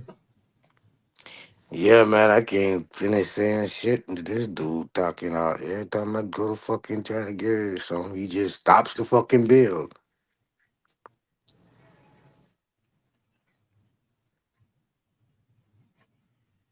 All right. Well, it's 6 o'clock anyway. We could stop right there. Now, Yeah, I'm man. gonna say this. I'm gonna say this. Y'all was actually getting somewhere. Uh, y'all was getting somewhere on this. Yeah, we just gotta. Well, let me just get back to what I was doing. I ain't dealing with Darwin, none of that bullshit or shit no more. We're gonna get right down to the meat of it, so we can kind of straighten this out. But yeah, let's get back to it. All right, so I'll be on that tomorrow, Thursday, right? Tomorrow, Thursday. Yep. All right. So I'll do that. I'm gonna make a presentation tomorrow. We talk about what we just went over today, and then Friday we'll have an open panel and we can just get right to it. All right, y'all. Is that a bet? Man, I can't believe this just be fucking up the bill, bro. Can't get nothing out. This shit crazy. Yeah. I mean, it's a lot though. A lot of information, man. Just got to get it Before together. we No go, goddamn information, bro. Can't get shit out. Can't get no information out. It's Aton, always fussing. What are that? Jumping from here to here to here to here. Can't never get one point, build on the fucking point, see where it is in law, understand it, and see how it's detrimental or beneficial to one. Can't do that. We can't never get there. This shit be like smoke shit. Niggas just arguing just to be arguing. you can Talk say what about you people want. mama and talk I, about people grandmama and shit. That's Aton, dumb. That's childish, bro. Is the Pledge of Allegiance a declaration for No, it's immigrants not a to declaration. become I a just legal read to you. United States citizen? I just told you what a pledge is, bro. In law, it's a fucking debt. Okay, so in law, if it's a debt, so you saying that people that come here as immigrants who become United States citizens, they owe? You're Who do pledging they owe? yourself into a marriage. Who do You they? If it's a debt, who do they owe? They you just got here. How the they ain't got words, nothing. the words, brother man. The words are not Okay, layman term words. Stop okay, thinking so that. they're not layman term words. So The now when words it are says, saying to okay, you, so you're now when it getting also yourself says, so hold on. When it also to a says the marriage United States, I with the pledge United allegiance to States. the flag of the United States of America and to the republic for which it stands. Who is the republic that the United See, States this is is? what I'm trying to get to. So if you let me get you there step by step, you understand how those words are actually putting you in a bind. Okay, hold on. I'm asking you a question because it sounds Okay, like okay. the United States is No, in it's not. bind with the republic. It's not. It's not. It's not. Oh, it's not. No, That's not sir. a bind. But of It's can not make the you a bind. republic. It's not the republic. Listen, It's, listen. I'm do trying you to know? give you fuck. Hold on. Hold up. Stop. Fuck. You Because just you want to must not argue. know what the Pledge of Allegiance is and what it says. Because this is what it says. I pledge allegiance to the flag of the United States of America and to the republic for which it stands. Nigga, who is the republic for which the United States is standing on?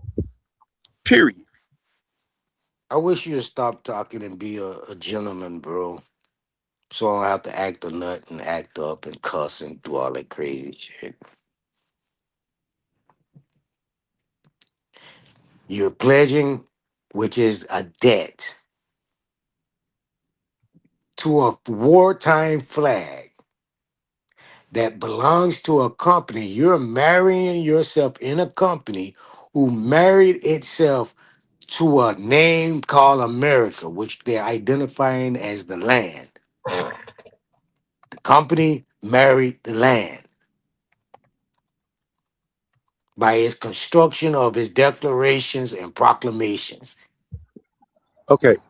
Hold up, Not let me finish, hold please. on. Let Let me me just interject fucking this one finish. little. Let Let me me fucking finish. go ahead, bro. Let Go me ahead. You gonna fucking be on this finish. long ass soliloquy.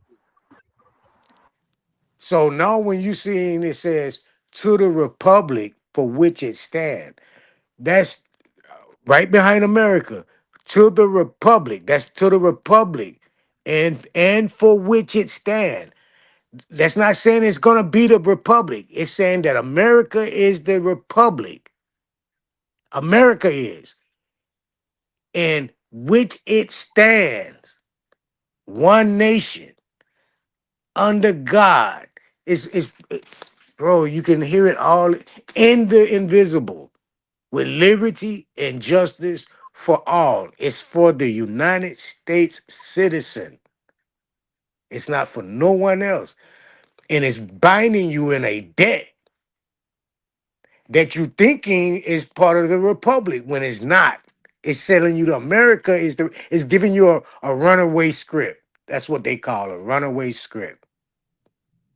They meaning one thing, but mention something and run away with what they mentioning. It doesn't mean that. The United States doesn't mean that. None of its laws. Not even its concentration of its constitution. Go ahead.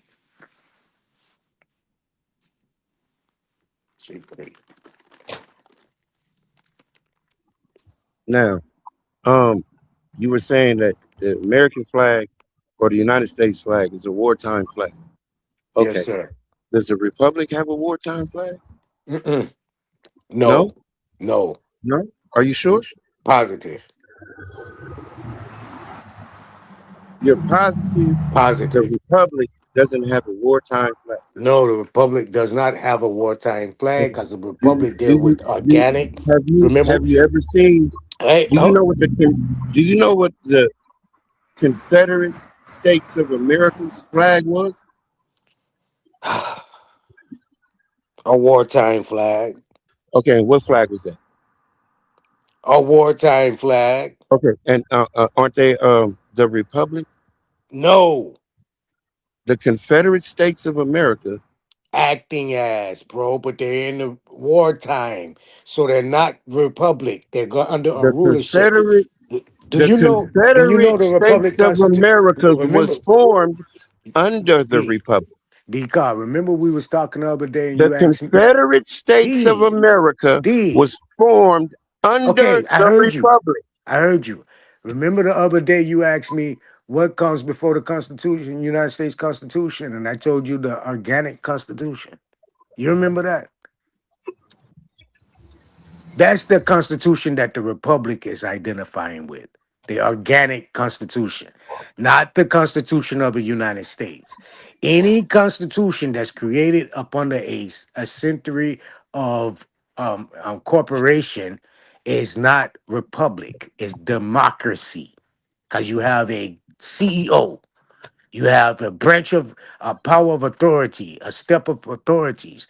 There's not one man free from all. It's all man is up under The one. Confederacy was not a democracy. Oh my It was a goodness, republic. bro. Yes, it was. No, it was a republic. Bro, they had governors, presidents, CEOs. They had, man, what the fuck is you mean? The Ask whole anybody in the structure. chat. That's the fucking Constitution, bro. That's a goddamn charter. That's what a Constitution is, bro. It's making branches of business to operate.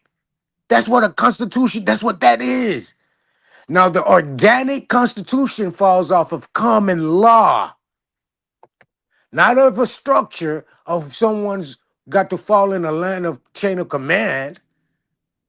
That's organic law is every man has his own right to govern him fucking self. That's not you taking command of something. Under a structure of democracy, bro, it's a chain of command. That's a structure of a charter. That's business. That's not republic. That's totally different. So the United States is telling you, yo, we're gonna make like we part of this because we putting it in our literature.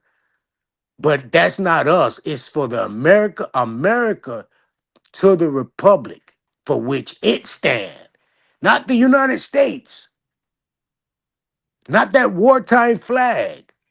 And the republic flag is the one that goes in a vertical, not horizontal. Horizontal is a wartime emblem, wartime signature. Every flag has been flying horizontal since the de facto states came in off your tariffs, the Pacific Agreement. All of them been at war, wartime flags. A flag that goes vertical is a peace flag. That's a sign of a republic, brother. Thank you for listening. Thank you for taking your time to understand some truth. The republic was created on American soil, correct? As an American entity to fight against a foreign entity, correct?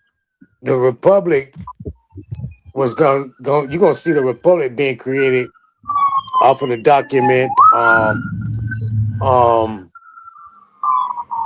What's that document called again? Damn, it's on the tip of my tongue.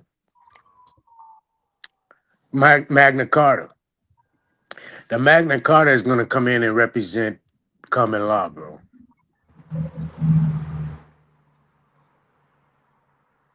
Far as paper, far as written on paper, identified. So, did the Civil War happen or not? What you mean, company war happened? So it was a business deal. Yeah, it was business. It wasn't a war. Nah. It was a So business both of war. these flags really ain't at war. They at business. It was a business war. Yeah, they Okay, at so war. now There's hold a on. business Hold war. There's a on. If difference. this business, now one side got business going on in a different way than the other side got business going on, right? Because the South is doing business through agriculture, import, export, shit like that. Now, in the North, they doing business through tariffs, right? Because they're taxing everything that's coming in and out of the ports, right? The United States, the Union, right? So now these two entities is doing business totally different So ways. that's who. So who's doing import export again? The agricultural states. No, brother. So they're growing food, but they're not sending it nowhere.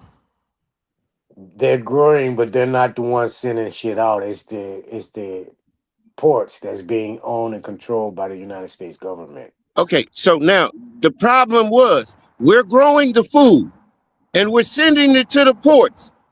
The ports send it out, but we're not getting our money back. Yeah, that happened. That did happen. Okay, so now since these two entities got a problem, nigga, I'm giving you the motherfucking plug, but you're not returning my money. So now we got a problem. So now I don't want your ass around here. Don't come down here. Don't talk that shit. Otherwise, we're gonna bust your ass. Well, it was and it wasn't like that. So you're right though. I'm not gonna take that away from you. You do got some truth in there. You're just missing some things. At the same time, the people in the South were becoming economically founded, but it was only a selected few. It wasn't as a mass spreading of wealth. So it was keeping the South dumbed down.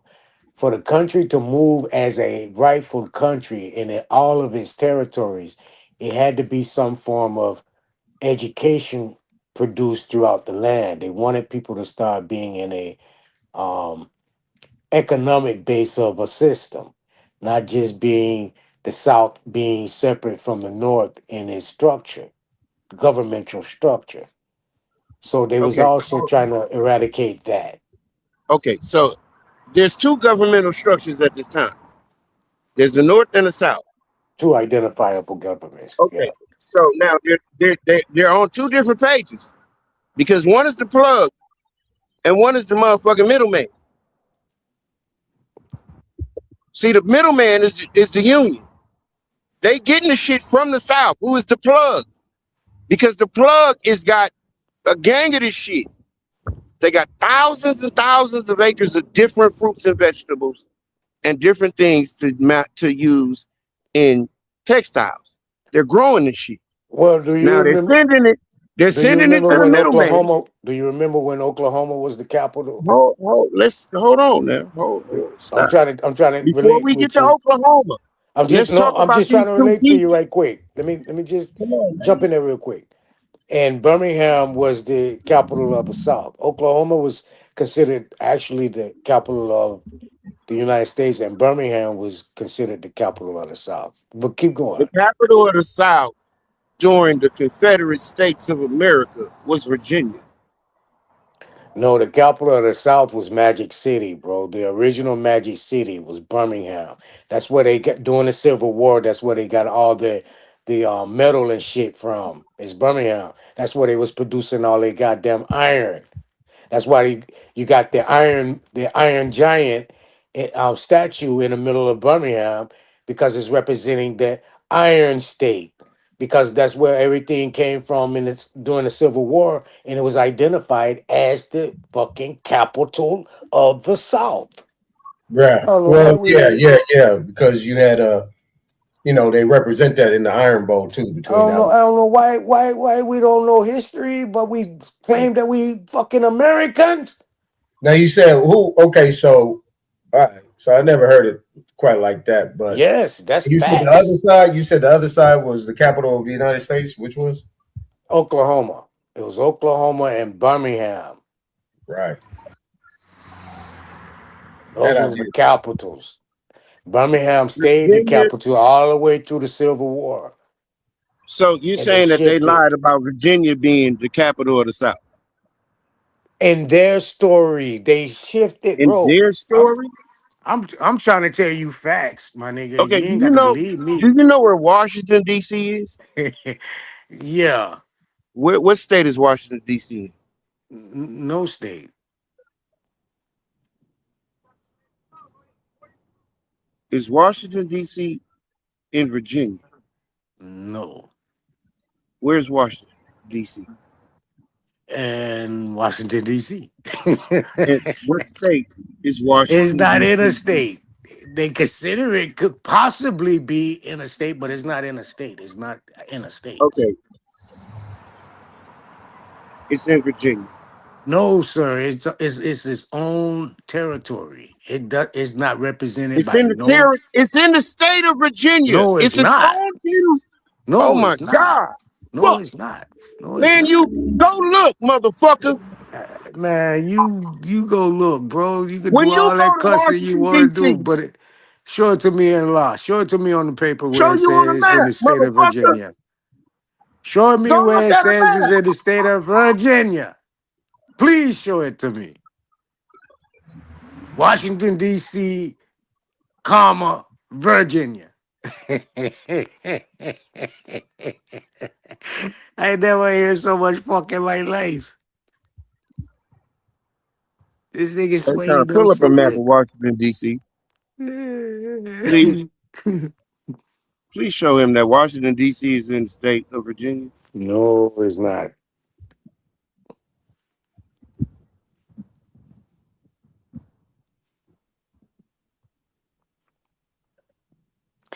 I could have swore you got one side Maryland, one side.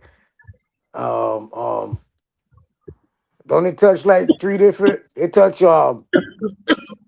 Pennsylvania, Maryland, and Virginia, right? They can touch all three. It's supposed to be in like right there and touching Yeah, all that's why three. they call it the DMV because Yeah, it touches all those areas. yeah. It ain't fucking part of none of that. It's its own fucking territory, bro. It touch everything. All them states touch that place. Hold on. Washington, D.C. is in Virginia territory. Where do you think? Okay, what was Washington, D.C. before it was Washington, D.C.? Washington Where was City. it? It was called Rome, Maryland. It was called Washington City. Rome, Maryland. Maryland, did you know Maryland was bigger than it is now? And That don't Virginia was sound like bigger than Virginia. Maryland. That don't sound like Virginia to me. That You sounds know, like that's why they Maryland. have a West Virginia and a Virginia, because they actually cut the actual territory.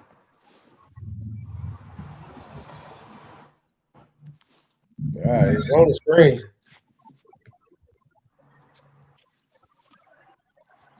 The capital now was the capital before. Yeah, they're gonna Not of the Baltimore. South, Yeah. but of that territory.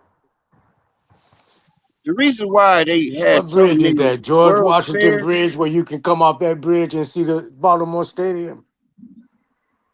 Do you understand? What bridge is that? Coming over to Potomac, I think.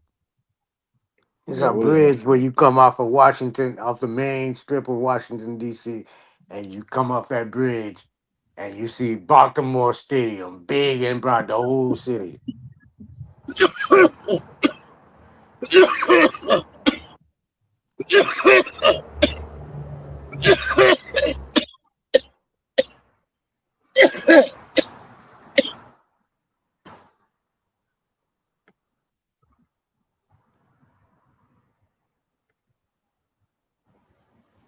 There go a bridge right here, Chesapeake Bay Bridge. That might be it. Yeah, well, there's a bridge that go all the way across the water. So Nah, that ain't it. I don't think that's it. Nah, it's another bridge. So I guess y'all don't consider the Confederate States of America a nation? I ain't got nothing to do with that conversation. Ain't I no mean, y'all. I ask that to any Negro. Because I'm physically, It's I too really far want up. to know. Like, do Gotta come Negroes down. think that the Come Confederate down. Come States of down. America was a nation? You gotta come down, Aton. There go Baltimore, Washington International Thurgood Marshall. Hold on, let's. All that used to be one place.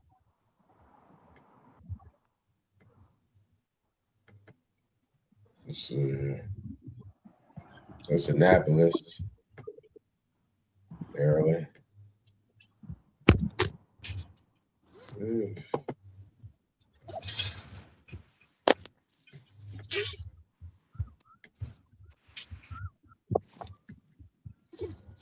There's Chesapeake again.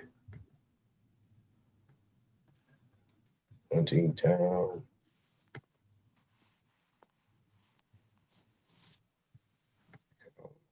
Cliffs.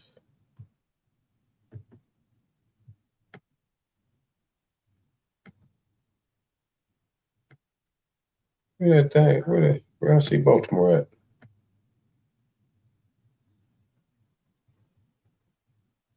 Let's go. Go you way over there. You got us in the bushes. Oh, there go Baltimore right there. So right over here.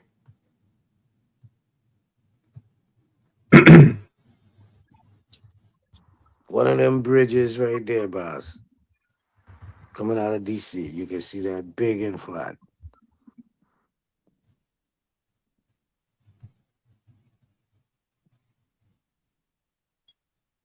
I think it's that one over there to the left. That one right there. I believe it's that one. Go. Yeah, what is that? What road? No, go down. It says that's it. Yeah, that's it. That's probably it right there. it's Cal Ripken Way, yeah. Yeah.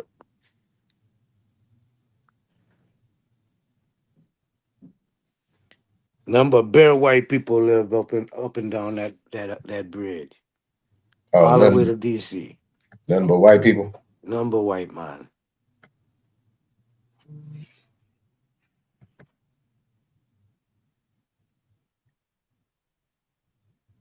Yeah, there we go right there. Stadium, Federal Hill. M&T Bank Stadium, there you go. Yep. Oh.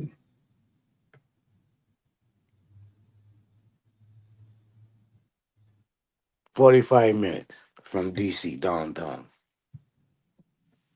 Shit, that shit. Something like that. Yeah, that's right And there. that's goddamn Philadelphia, ain't it? Yeah, not too far. Yeah. Is it only takes 45 minutes from Philadelphia? One walk across the road to Maryland, next walk across the road to Virginia. Man, get out of here telling me fucking what state that did. That ain't no state. That man fight there for position over there. Yeah, shit. What is it, like 3 hours to New York? From DC? Yeah, like 2.5, 3 hours. I think it's like 180 miles from DC, probably. Yeah, I think it's 3 about hours. 180 miles from DC. Yeah, it's about 3 hours. Yeah. Because I took a charter over there from DC. It took like 4 hours because they had to make stops. Went through Philly, went through Baltimore, went through all them places. Mm-hmm. New Jersey, New York. I was like, God damn. It's a beautiful place out there, man. It's beautiful to see. Yeah. I'm like, Very God, beautiful. these motherfuckers is right next door to each other. Hmm? Oh, I was like, all them places, they right next door. Yeah, that's what I'm saying. It's like, you tired of this city, ain't nothing popping over here. You can go over here. Yeah, This like city 30, 45 popping, big minutes. city popping. Yeah, 30, 45 minutes. You in the next damn state. 3 hours later, you could be in NY and be popping. Mm-hmm. Hour and a half later, you could be in Jersey popping. Mm-hmm. Yeah. Hey, you could be in Jersey before you even get there. You could catch Jersey coming in Delaware. Yeah, that's Coming out crazy. of Delaware, you can catch Jersey.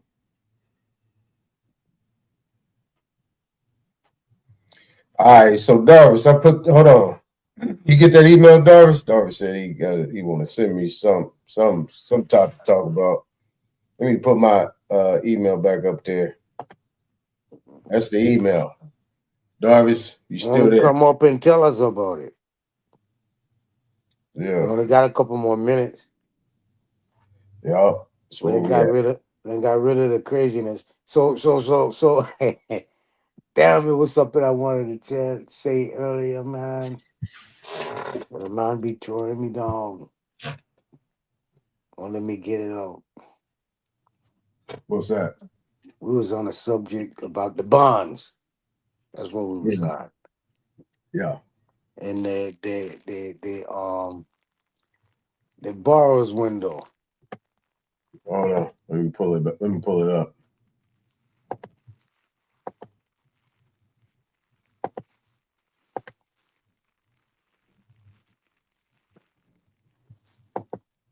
All right, there you go.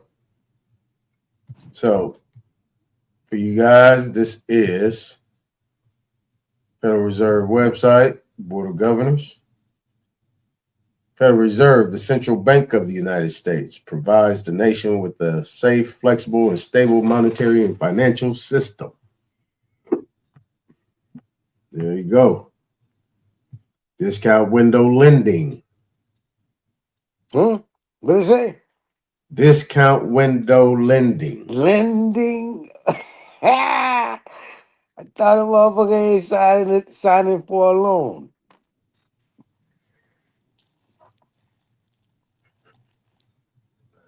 Yeah. What creates currency, bro?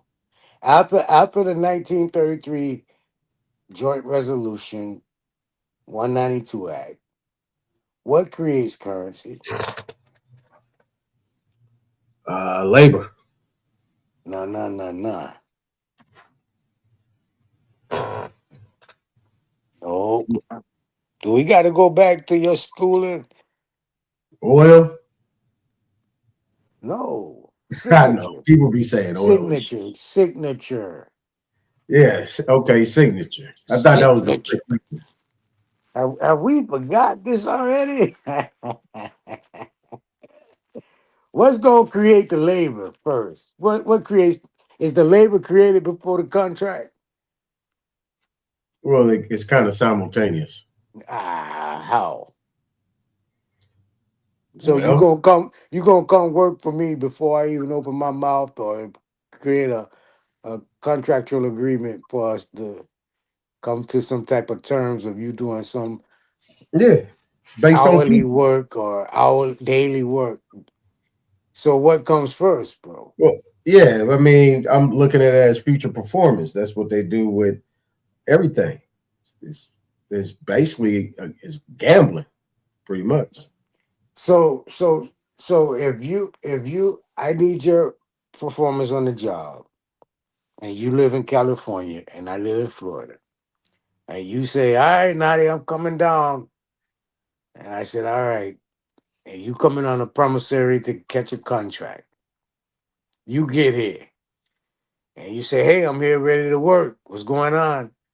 And I say, "All right, I got $500 a day for you." And you look at me and say, "All right, I just got here, man. I need a $400 advancement because I done spent all my money getting to this job. So now I need to have something to keep me at a temporary resident." And I said, "Okay, here go to $400, and I haven't received any work yet. What came first, the contract or the work?" Yeah, the contract. All right, big man. Thank you. I'm sorry I had to go through that, but god dang. Y'all just don't want to agree with me at all. Okay, so the signature is actually what creates the currency because the debt and the credit is off of our contractual agreement, whether it be verbal or written. But once it's written, it's actually, I can take this now, this ledger, and go get a credit based off of it because your signature and my signature on it joint together under this contractual agreement can go and create some type of financial loan from it. Okay. I.e., you build a house, you rent it out, you can take that renter's agreement to the bank now and get a loan. Okay. So it's the contract, the signature is what creates currency. Okay. You can default in the debt by not getting up one day. Or I could default in the debt by not paying you. But still the creator of that currency or that debt or the implementations behind the debt is off of the signature.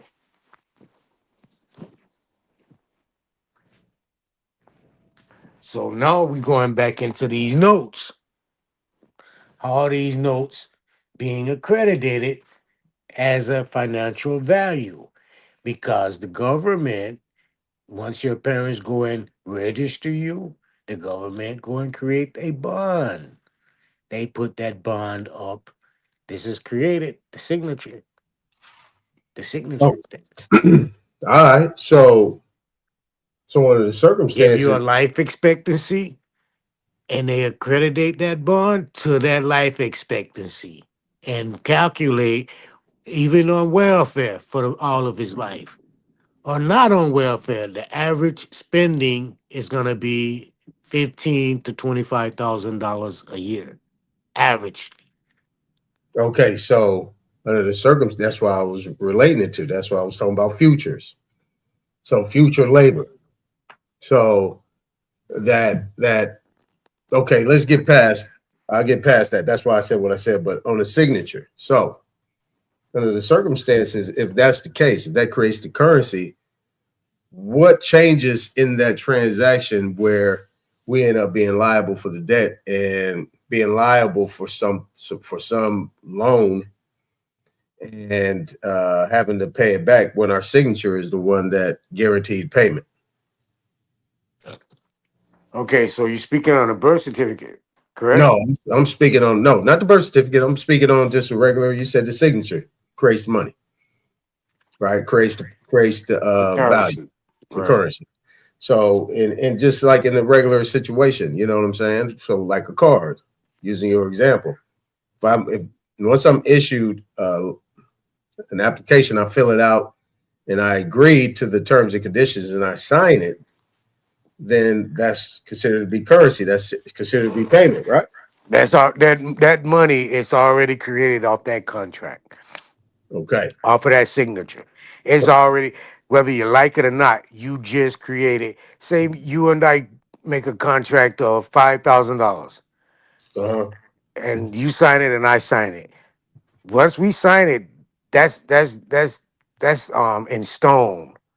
That's money in stone right there, that document. Whether you default or whether I default, that document is still accredited for $5,000. That document. Whether you do the work or you don't do the work, that document, I take your ass to court. That document is gonna get me $5,000 motherfucking dollars because that document has been a secured promissory note. Right. Security. Okay. So what changes in the course of that transaction where we end up having to pay interest and all these other things on something that our signature already covered? Because you're not fulfilling the debt.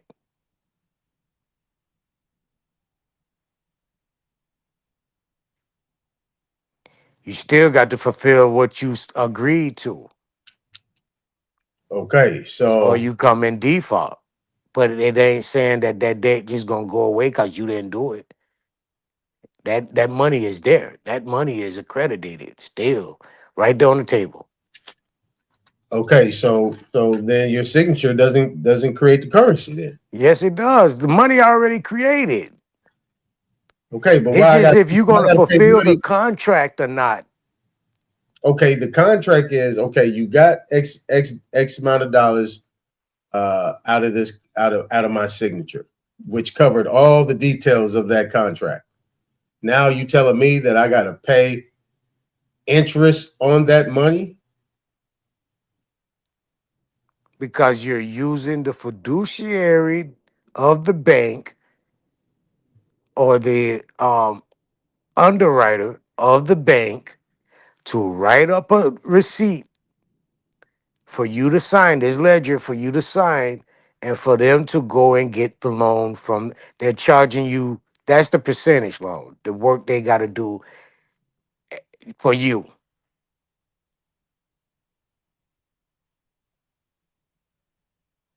The work they got to do for you to get some money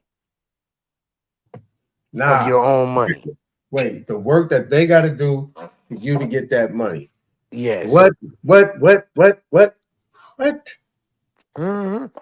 It falls up under the Trade Act again. That's what it falls up under, the Trading Act. All right, so look.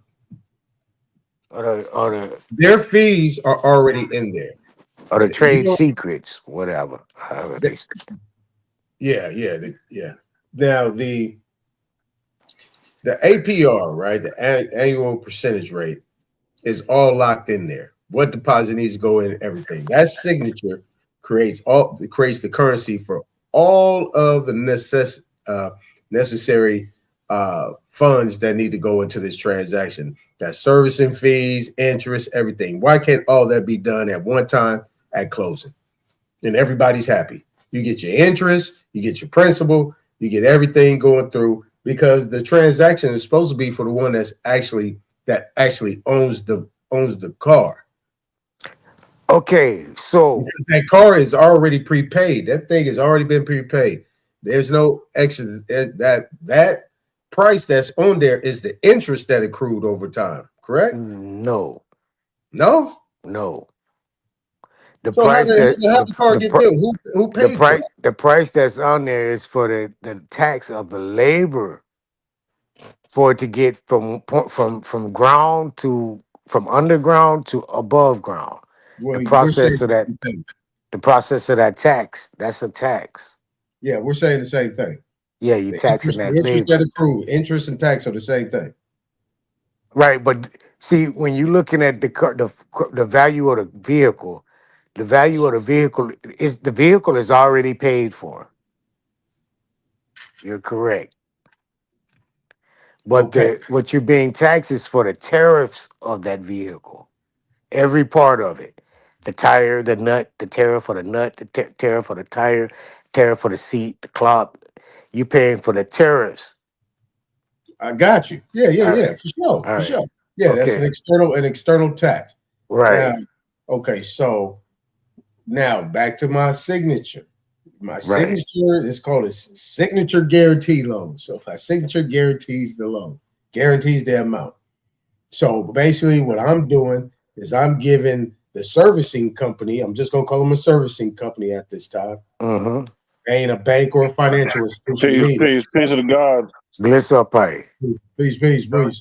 Hey, so I'm pretty much giving them permission with my signature to go to that discount window and go retrieve those funds, correct? You're giving them, you're doing two things. You're asking them to render their services of their knowledge or their trade secret to access something that was available for you already. Then when you sign it, they're taking their signature and saying, hey, we want to borrow from this individual's account. We want to borrow from this individual. You're not borrowing. Exactly. You're borrowing from them. Once they get your money, you're borrowing from them. And that's where your APR interest is coming in at. I'm borrowing from who? From the service that you use. Yeah, from the lien holder or the creditor. Right. No, I don't agree with that. That's what's going on, bro.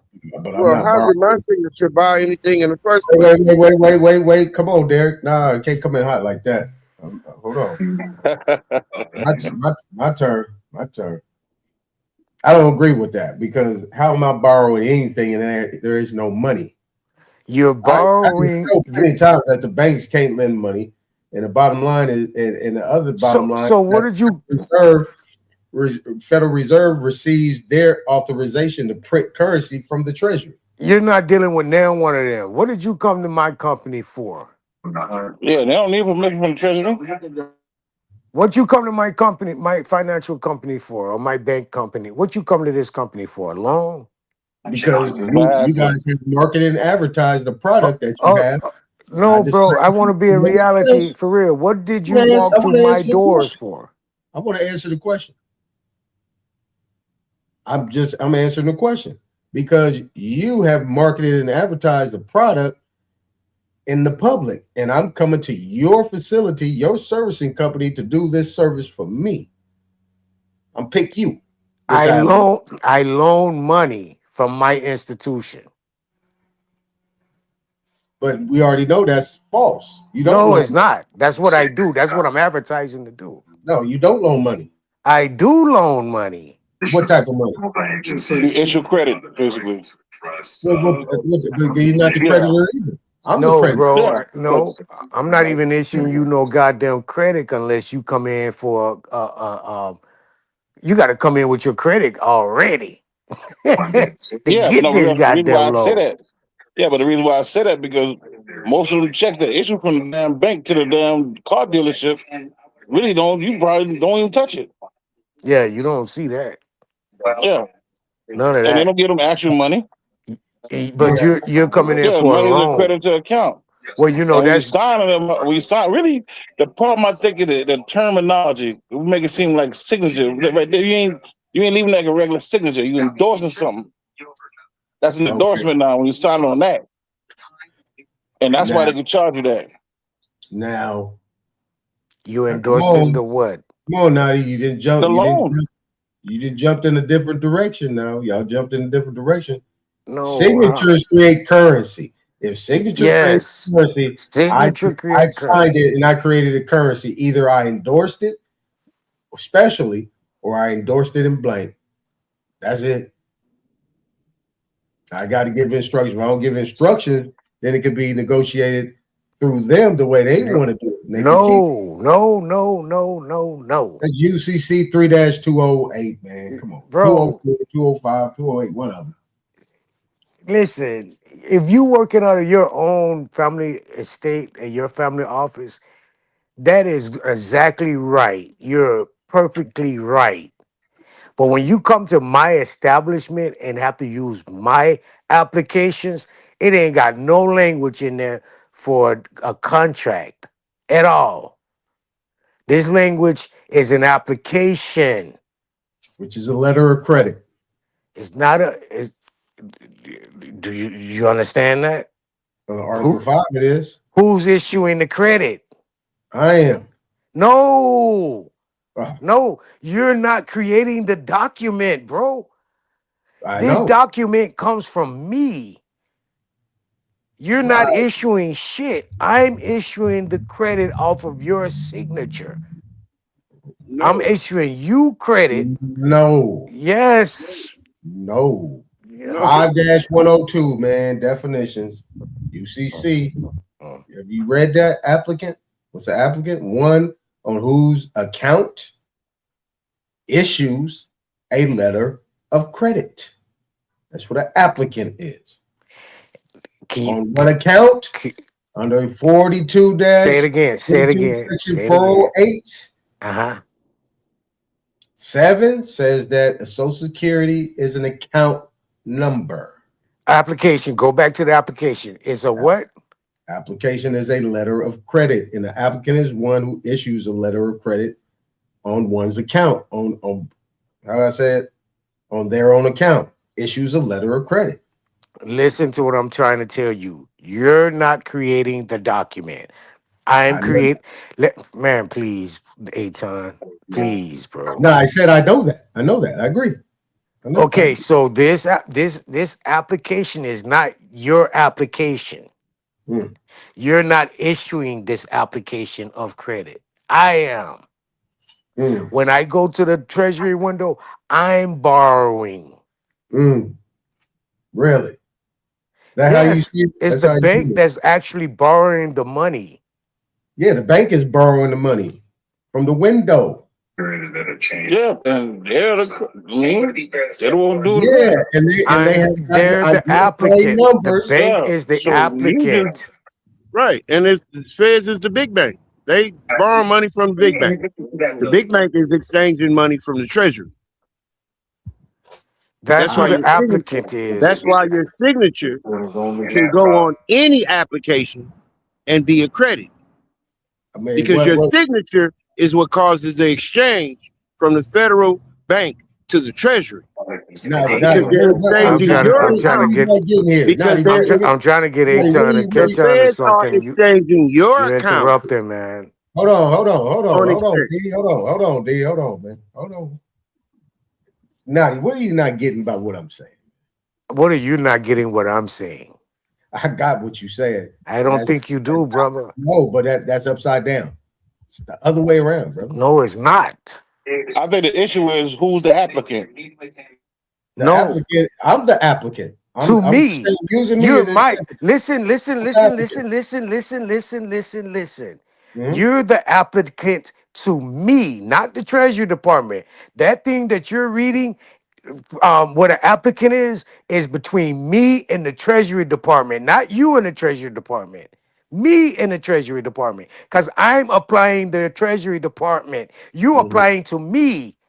So when I put in my policy, applicant means this and whoop whoop whoop whoop whoop. That's what my charter say. That's what my everything that come out of my charter, even this application, is what's defining what an applicant is. The applicant, what the Treasury Department identify is not you. You're not using Treasury Department applications. I am. Let me tell you why I agree with you, but I'm still telling you, you got it upside down. Oh my goodness! Because you're not taking it all the way up the ladder. Hold He's on, stopping brother. at the Fed Hold bank. on, man. Hold on, man. Look, listen, Nadi. Just saying.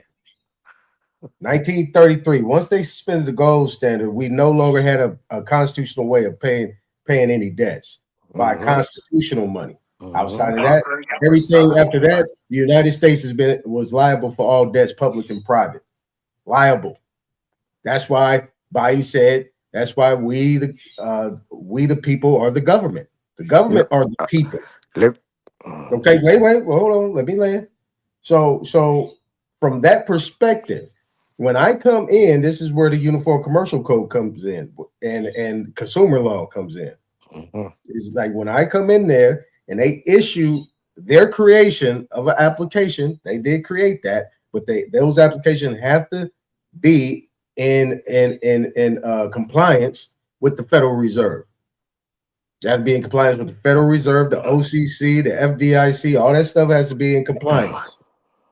So that means that issue right there is what that is. Now, what I do is to make it live because it's just a piece of paper until I make it live. That means I put my information in, my name, my date of birth, my social security number, all the identifying numbers that they need to take to the window. It can't happen unless I make it happen. If I don't sign that thing, or if I don't agree, if nobody comes in there and fills out any applications, they going out of business. Believe that one. Yeah, but those applications already been filled out and applied for before you came and agreed to be the third party. And not only that, bro, this shit is so simple. I don't know why you can't see it. All you do is attach your name to it. No, I'm finna debtor. throw this shit out the water right now. When you go to that application venue of that business, loaning business, you are applying as a United States citizen with your social security number, with your date of birth.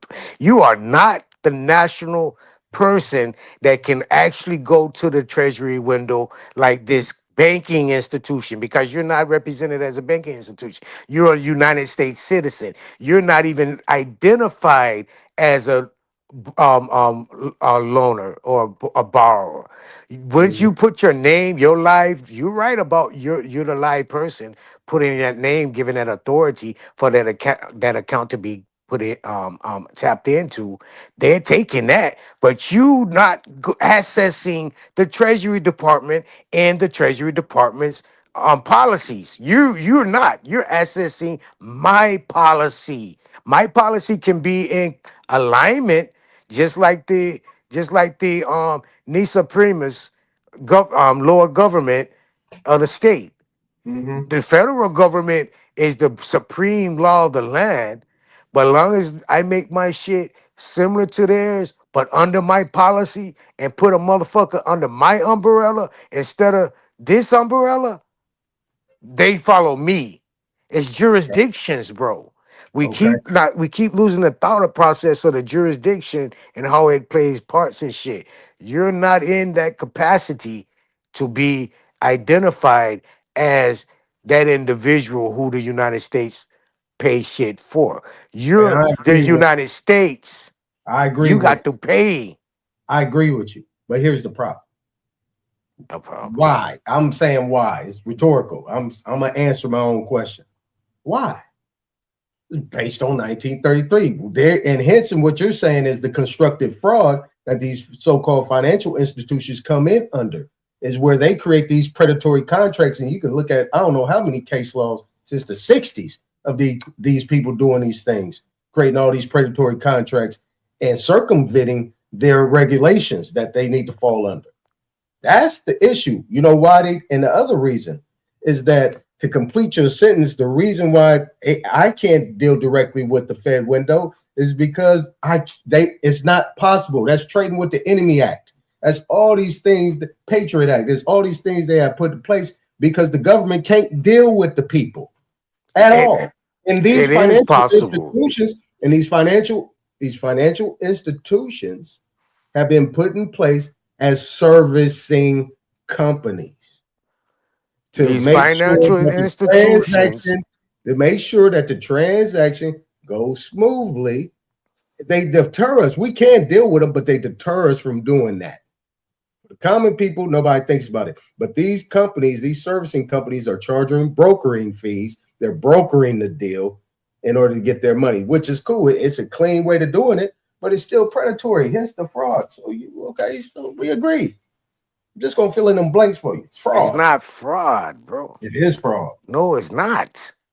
Yeah. So the Treasury Department come out and say, yo, anytime we dealing with a 14th Amendment citizen, persons of businesses, and I'm gonna address that too.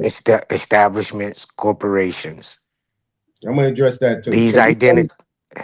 Let me cut in real quick. Let's be quick. I'm going to be quick because I got this. I don't want to forget this part. So I'm not cutting you off to argue with you. Do you need, so the only way you can get any type of lines of credit is with the Social Security number? Is that the only way? No, you can purchase credit. All right. So why are you bringing in the United States citizen business? Because how you going to transfer or even do any monopoly outside of being a United States citizen? I mean, these immigrants have been doing it. They've been getting money. No. Immigrants is being still identified as a corporation, even if it's temporary. Come on, bro. There you go. So it's all still identified as a corporation, a person with the privilege to do business in America. There you go. As a United States citizen. See, we agree. No, we didn't. You just said it's the only way. Yeah. Because at the end, it's all corporate business. That was so. How are you going to stop me from saying what I was going to say? Because we agree. No, I know what you're going to say. I agree. I agree with that. Corporation. That's the 1933. Well, y'all up to jail. That's the executive. Until I start making sense, y'all sound real good, huh? But that's the executive order. So That's now they're saying executive that order everybody doing business 6102. but us. I can't finish saying what I'm Hold on, saying. man. Hold on. Let me dialogue with Nani, man. I can't finish I saying let what I'm y'all saying. get it for like a good hour. And I ain't even interrupt. Look, let me get this off. The executive order 6102 only mentions individuals, partnerships, associations, trusts, estates, corporations. That's it. It don't mention nothing about the people. Those are corporations, period. Sole proprietorship, LLC, LLP, S Corp, C Corp, trust, estate. Come on, man. And What we how talking they about? got the American United States citizen as a sole Boop, proprietor. boop. I got you. That's how they got you identified, United States citizen, as a sole proprietor. But it says operate The within the living, continental the United States. natural man. But it says operate anybody operating within the continental United States. It never mentions a citizen in there. Not in that language. Hold on. Listen, bro. That's all. That's the only way the corporations is created is by way of citizenry. 14th Amendment. Doesn't mention that. It don't have to mention it. It's mentioning it in his words when it says corporation, sole proprietor. All that is 14th Amendment talk. That's all. That's the only place you're gonna find that. Those are persons. I mean, those are persons. All those things that I'm just named off are considered persons. Yes. An individual will be a natural person, per se, a sole prop. No. Sole prop is actually the citizen. Oh man. Why you don't understand that? That's where it's created at. No, That's where the sole prop is created in the 14th Amendment. It ain't about me not understanding. I don't agree. Oh my God. You don't agree with where they created the motherfucking term? I don't agree with that one. Oh my goodness, bro. I don't agree with It's that. a structure Not the way of you said doing it. business, Not bro. the way you said it. Like I said, that part. I mean, I agree in the sense, but the approach is not that, because you're saying the United States citizen, then you're attaching it to a flesh and blood. That ain't That's the what citizen. you are. No, I'm not. No, I'm not. No, I'm not. You are. No, I'm They not. tell you this is the definition of a person, a United States citizen, corporation, sole prop, so and so, Right. industry. This Okay. is what's identified as a person. You using their all caps name under the structure of their corporation is giving a dividend. You know your social security number actually is only 2 digits dash 7 digits. But when you go and break it up into 3 digits, 2 digits, 4, you're creating now the citizen in operation under the retirement account. You're not actually using the account as a national, bro. You're Okay. using the Yeah. account as a citizen. Okay. You're Yeah. placing yourself as the sole prop. Okay. I don't have a problem with that. But it's like you disagree with me and you agree with me at the I'm same not time. agreeing with none you saying. You're saying it your way. Bro, Because I am not I've saying nothing always about I said, don't agree with the sole I've prop. The sole all prop is created under the citizenry, I 14th Amendment citizenry. And you're identified as the sole prop. That's what the government identified the all caps name that you hold in assurance and actually using under fraud. You are using and represented as that sole prop. okay. Now, under the circumstances, what I always said, because I said I've been saying about the corporation, but I know you said it a couple of times that we are United States citizens. But what I always said, no, we're not the United States citizens. The thing that connects the United States citizen is those identifying numbers in that chattel property. That's it. We make it live through a signature. No. What An identifies a endorsement. The United States endorsement makes it citizen is live. how you carry yourself in the jurisdiction of. Boy, I tell you, you try to make things too complicated, man. But it's the facts, though, bro. It's not that. No, No, I mean you pretty much almost there. You're almost there. But I think Little I man think telling me I'm almost there. you're almost there, man. You're almost there. I'm just saying, you're almost Nah, there. dude, I ain't all the way there. I been there from beginning of time. Yeah, all right, you say Watch it so. out, you try to reach it. You say so. No, I Y'all mean, like, still don't understand. I'm giving it to you in but English. what I see, you wanted this, you wanted it to be, you wanted to sound as you wanted it to sound. You know what I'm saying? Nah, it is what it is. We It's no agree that these different. are corporate structures. We agree that these corporate structures. You're saying that these corporate structures create the Every United United States States citizen. citizen Okay, is a look, corporate if it structure. does create the United States, so if all those entities that was mentioned in Executive Order 6102 are considered to be a form of United States citizen, then what are the people? United States citizens? And What people? what are the people? Me. Pinch out. Pinch me out. You. Out. Yeah, You and what identity is a United States citizen. I'm a United States citizen? Yes. See, that's what I'm talking. See what I'm saying? See how you just flipped that and you said no, and then you say yeah. I didn't say no. I did So, not say no. so I am You're acting a as the sole sole proprietorship. prop. You're representing I'm that acting as sole that. prop, bro. Okay, because of what? Because of the style of endorsement? How? Because I checked that box? What? Which one Because is it? you're what, how can I say this? You're adapting in the jurisdiction Hmm. Ah, or man. under the jurisdiction. Adapting as in, again, light bill. Do you controlled that name? Do you even have the signature monetized?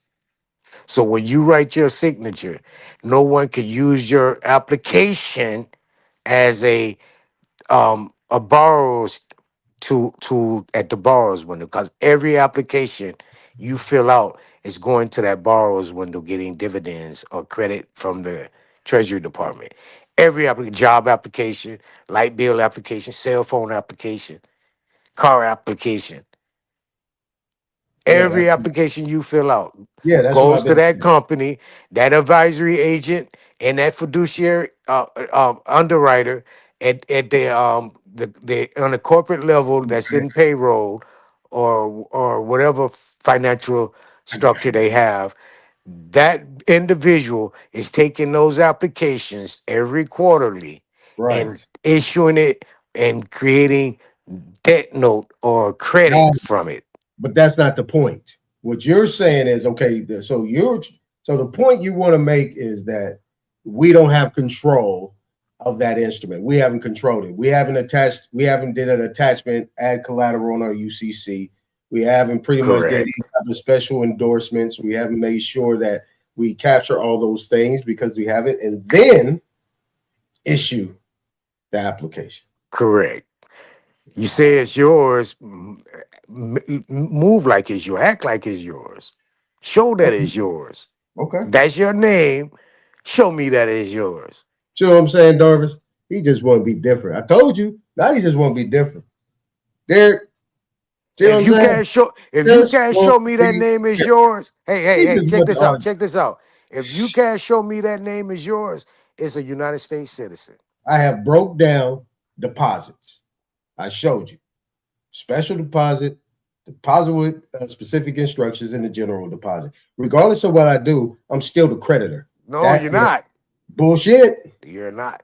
Bullshit. That's an Bro, American you're not jurisprudence, dealing with the corporate treasury jurisprudence, window. Black That Sloan, that that Googling, what you're reading. they Hey, all tell you what brother, a brother deposit man, is. brother So man, you brother telling me man. that when I issue that letter of What's credit, wrong? Why that's is not we a not having a negotiable relation? instrument, that's not a form of a bill of exchange, and that is not considered to be a Brother, deposit. That's not brother. considered a deposit or issue of securities or a selling of securities. What I'm telling you is that what you're reading is dealing directly with the federal government. You're not doing that. You're dealing with a secondary, third company. You're not dealing directly with the federal government. They are. So those rules apply to them. Everything you're reading is directly dealing with the government, like a national. A national directly deals with the government, not no side entities, not no secondary and third companies.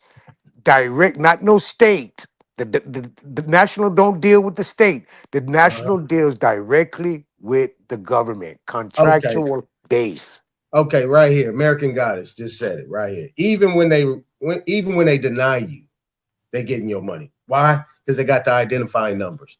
They run different transactions. They running your credit report. They do all these different transactions with your information. You don't think they still getting paid? You don't think those instruments are still negotiable? I mean, come Who on, you man. talking to? That's what I'm telling you. You talking about you the creditor? Shit, me. You done signed that shit. That shit over with, bro. You signed to them. They the creditor. They go get that shit. They the borrower and the creditor. Obviously, you got a misunderstanding of what a creditor is. Man, this shit is I'm just crazy, saying. my guy. All How right, you man. think you paying APR? How you think you paying APR? I got another question y'all may agree on. How you think you paying APR? Go ahead, Darvis. I'm done with that. We'll deal with it. If you're the creditor, why you paying APR? The name of the government before the United States, before the Constitution, before the Continental Congress gave up their power, the name of the government was what? And what was the flag? Oh, it was a bunch of nations going out. It wasn't just one government. It wasn't under one government structure. Yeah, it was the United Colonies of America, of North America. Again, that was a foreign thing. I mean, you can identify with that, but that still was under a foreign. Yeah, but it was dissolved once it came with the Constitution and name. I'm just saying, that was there then. Damn, I gotta go get some drops. Right? Okay. What law was they dealing with? The organic.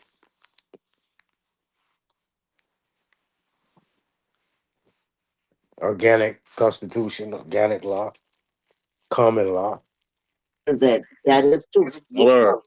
So now, but they did have their own structures up under their different colony system that they had to follow in a democracy.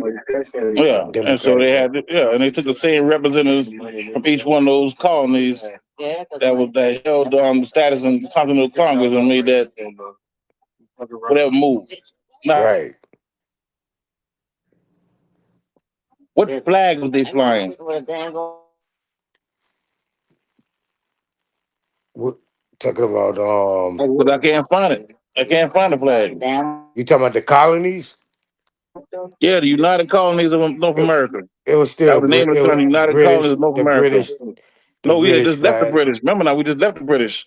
Nah, it was still the British flag all the way up until the point of well, it was both. So the flag. I remember now the British flag is really the American flag. Yeah, that, correct? Right. All those cool. flags really come off of tribal nations identifying themselves as nations. It actually came out of the first 5 tribes and then 6, which was the Haudenosaunee, the Uri. The Uri had all 5 flags: the French flag, the American flag, the British flag, Vit- um, um, um, um, shit.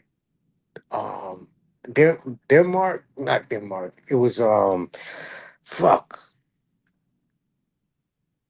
It made me think of that shit earlier. Y'all was talking about the Pledge of Allegiance. It made me think, what the fuck flag did they pledge allegiance to before the Constitution? And when they had the Article of Confederation, that was 78, 77, 78, or 76, something like that. Oh, that pledge didn't come out until after 70, 78, 98. I think that pledge came out in 98. No, 80. I know 80. You talking about the one that came out in 87. 87. I'm talking about the original Articles of Confederation. And then, I'm talking about the Pledge of Allegiance. Yeah, the first, So what flag were they pledging to? Allegiance to? Oh, the United States flag. But the United States flag wasn't around in those days. Right. No. It was, that flag was around. Remember, the United States was actually created in 1628. Yeah, but that flag wasn't representing us then. Yeah, it was. It was representing the United States as a guarantee in indemnity company. That's the flag they was flying. They was flying that flag. All right, cool. So what did that flag look like? I think it had like 7 stars in it, something like that, 6, 7 stars, and it was like in a circular. Something like the way that the 13 colony flag was. Yeah. It was in a After the circular. Constitution. I think it was 5 stars. It was 5 stars in a like a circular or a star type of symbol. Like the stars was making one complete star. All right, this is a real question, huh? I'm trying to find a link or a picture of that flag. If anybody can find that motherfucker, man. I just want to see what it looked like. You can find a flag of peace. You can find a flag. Let me see. Which flag you talking about, Darvis? The flag of the United Colonies of North America. That flag. Oh, you ain't talking about that peace flag, are you? I'm talking about the governmental flag, not the peace one. Oh, okay.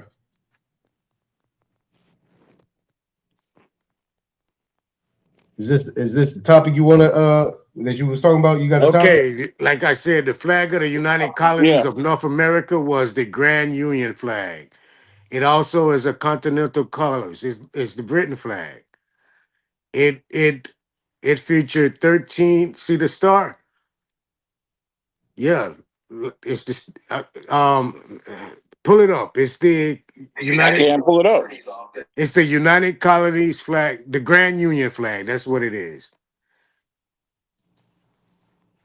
Yeah, but we were the Grand Union though. That was before the our secession though. Nah, it was still part of British Empire then. It was first raised on December 3rd, 1775. The 13 stripes, white bands representing the United Colonies. 13 stripes and white band.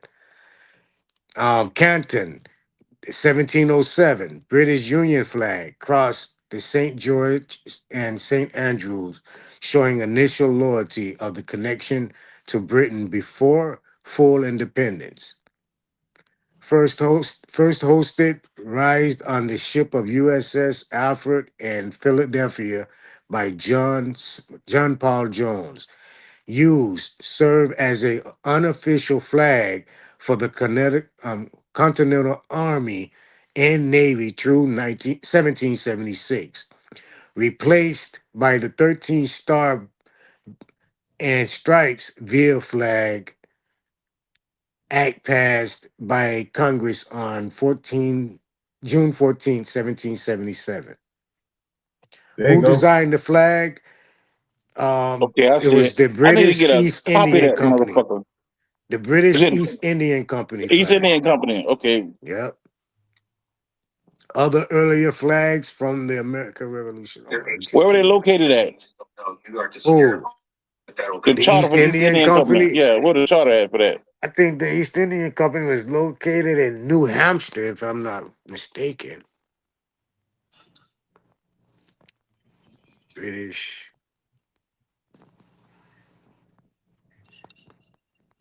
East. Hey, Todd. Yeah. I'm gonna send you my email. Can you send me a picture of that? An earlier testimony. Yeah. You got my email? I put it up on the screen. I don't know if you was in there. Yeah, I know, but I couldn't tap it to go to it though. Okay. Oh no, it says it was originated in London, England, where the Great In Royal London. Charter. Yeah, that's the Royal Charter by Queen Elizabeth I on December 13th, 1600. The corporate operation were based in London. Its most famous headquarters was East Indian House, located on Linden Hall Street in the city of London. Initially, investors, a group of London merchants and aristocrats, formed the govern and company of merchants of London trading into the East Indies. The company's first historic voyage departed from Woolwich and Deptford on the River Thames in early 1601. On the way to the, and they were doing business with the West Indies in 1601. Well, it says the first trading post was factories in Asia. Oh, that's the Asian one. I got you. Yeah, that's the East. Yeah, that's the East Indian. We talk about the West Indian. I'm thinking about.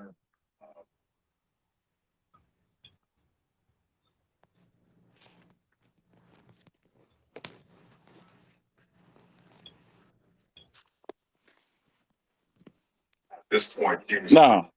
Once we left, we seceded from Britain or whatever, and we set up the Congress. Did we automatically use the Articles of the Federation, or did that come? Or there was something before that? You say it again? After the Secession War, with, we set up business. What law do we use to govern the land? What was the supreme law of the land then? I understand they had treaties, but I'm talking about the original charter. What was the charter then? Oh, it was gonna be every colony had its own. After they seceded, every colony until they joined together was under their own jurisdiction. You had to have a passport. That's when passports came out for different colonies. So if I go from say the North Carolina company to the South Carolina company, I had to have a passport. Right, correct. Now this right here, this flag right here, see at the bottom, this is 1926. This is the Navy Yard. This is what I'm saying. So they didn't change flags then. They still using this flag. This is 1926. So how can they still be using the flag? It was issued by a foreign power. Because they still under it. They never came from under it. Yeah, they still under it. They ain't never left from up under it. All right, cool. So there's still Morris rule here then. Well, it got transferred to masonry. It's not Morris. Yeah, I understand. And they had that particular name and came up with the. And then it went from masonry to Shriner. And Shriner is Freemasonry. So it shifted. It shifted poles.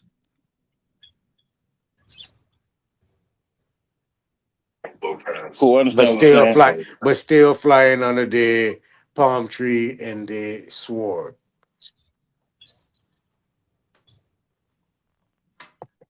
And that's the key, because the Stars and Stripes is nothing but military occupation of the mainland. That's why you only really see that flag in government areas, county, city. You know, you got the flag sitting right by the governor's mansion. It means they're military occupied. They're occupied.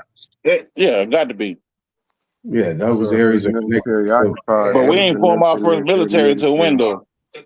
What is their original nation then? Well, it's military occupation. It's military occupied when it's identified under the maritime.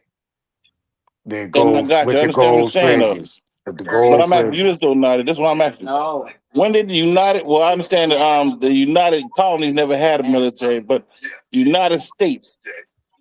When did they develop their first military? I understand they were using the Native American or the Indians or whatever you want to call the people that was siding with the government. Late 1700s, early 1800s when early 1800s. When President what's his name got kidnapped by them Mediterranean Moors, them Berbers. What was that president name? When he said we're gonna kill the Indian but keep the man. What's his name? I know the goddamn scene, man, but I don't remember the president's name, bro. What president? Was that Andrew Jackson? Was that Andrew Jackson? Jackson, yeah, Jackson. When Andrew No, Jackson got It was it? Could have been Andrew It Jackson. was no, it was Ulysses S. Grant or was it? no, look Yeah, and see Ulysses what has been in president 1800s though. what president was president in 1809. See what the president is that. That's the Oh president. yeah, that's him. That's Jackson. Okay, that's the one. That's the one that got kidnapped, bro. And then after he got kidnapped, they came out with the United States Navy. Wow. And that would be the first identity of Military. army, military, by way of maritime. And it was controlled by the Congress. Right. Controlled by Congress. So when they had the Civil War, is that two separate militaries or is that the same one split? See, the Civil War was something different. I mean, because you had the big division. I mean, and some people would still with the Union, some would agree to leave the Union. Those that left the Union united amongst their own. And that's a whole nother jurisdictional study we're gonna have to get down pat too. So when we left the Union, Carolina left, then a couple other states started leaving right behind them. But I think within like about 4 or 5 months, damn near the whole South had done left. So how did they come together and come up with one government? You understand? We got with the Confederate Constitution. There you go. Now that's the question. Yeah. And they wrote their own constitution. Did they come back or did they not come back? They didn't come back, right, Doris? They came back under the United States. Yeah, we had it. We had a church. Yeah, it came back. Okay. So Came did back the as the United Confederate States. States of America become a nation or not?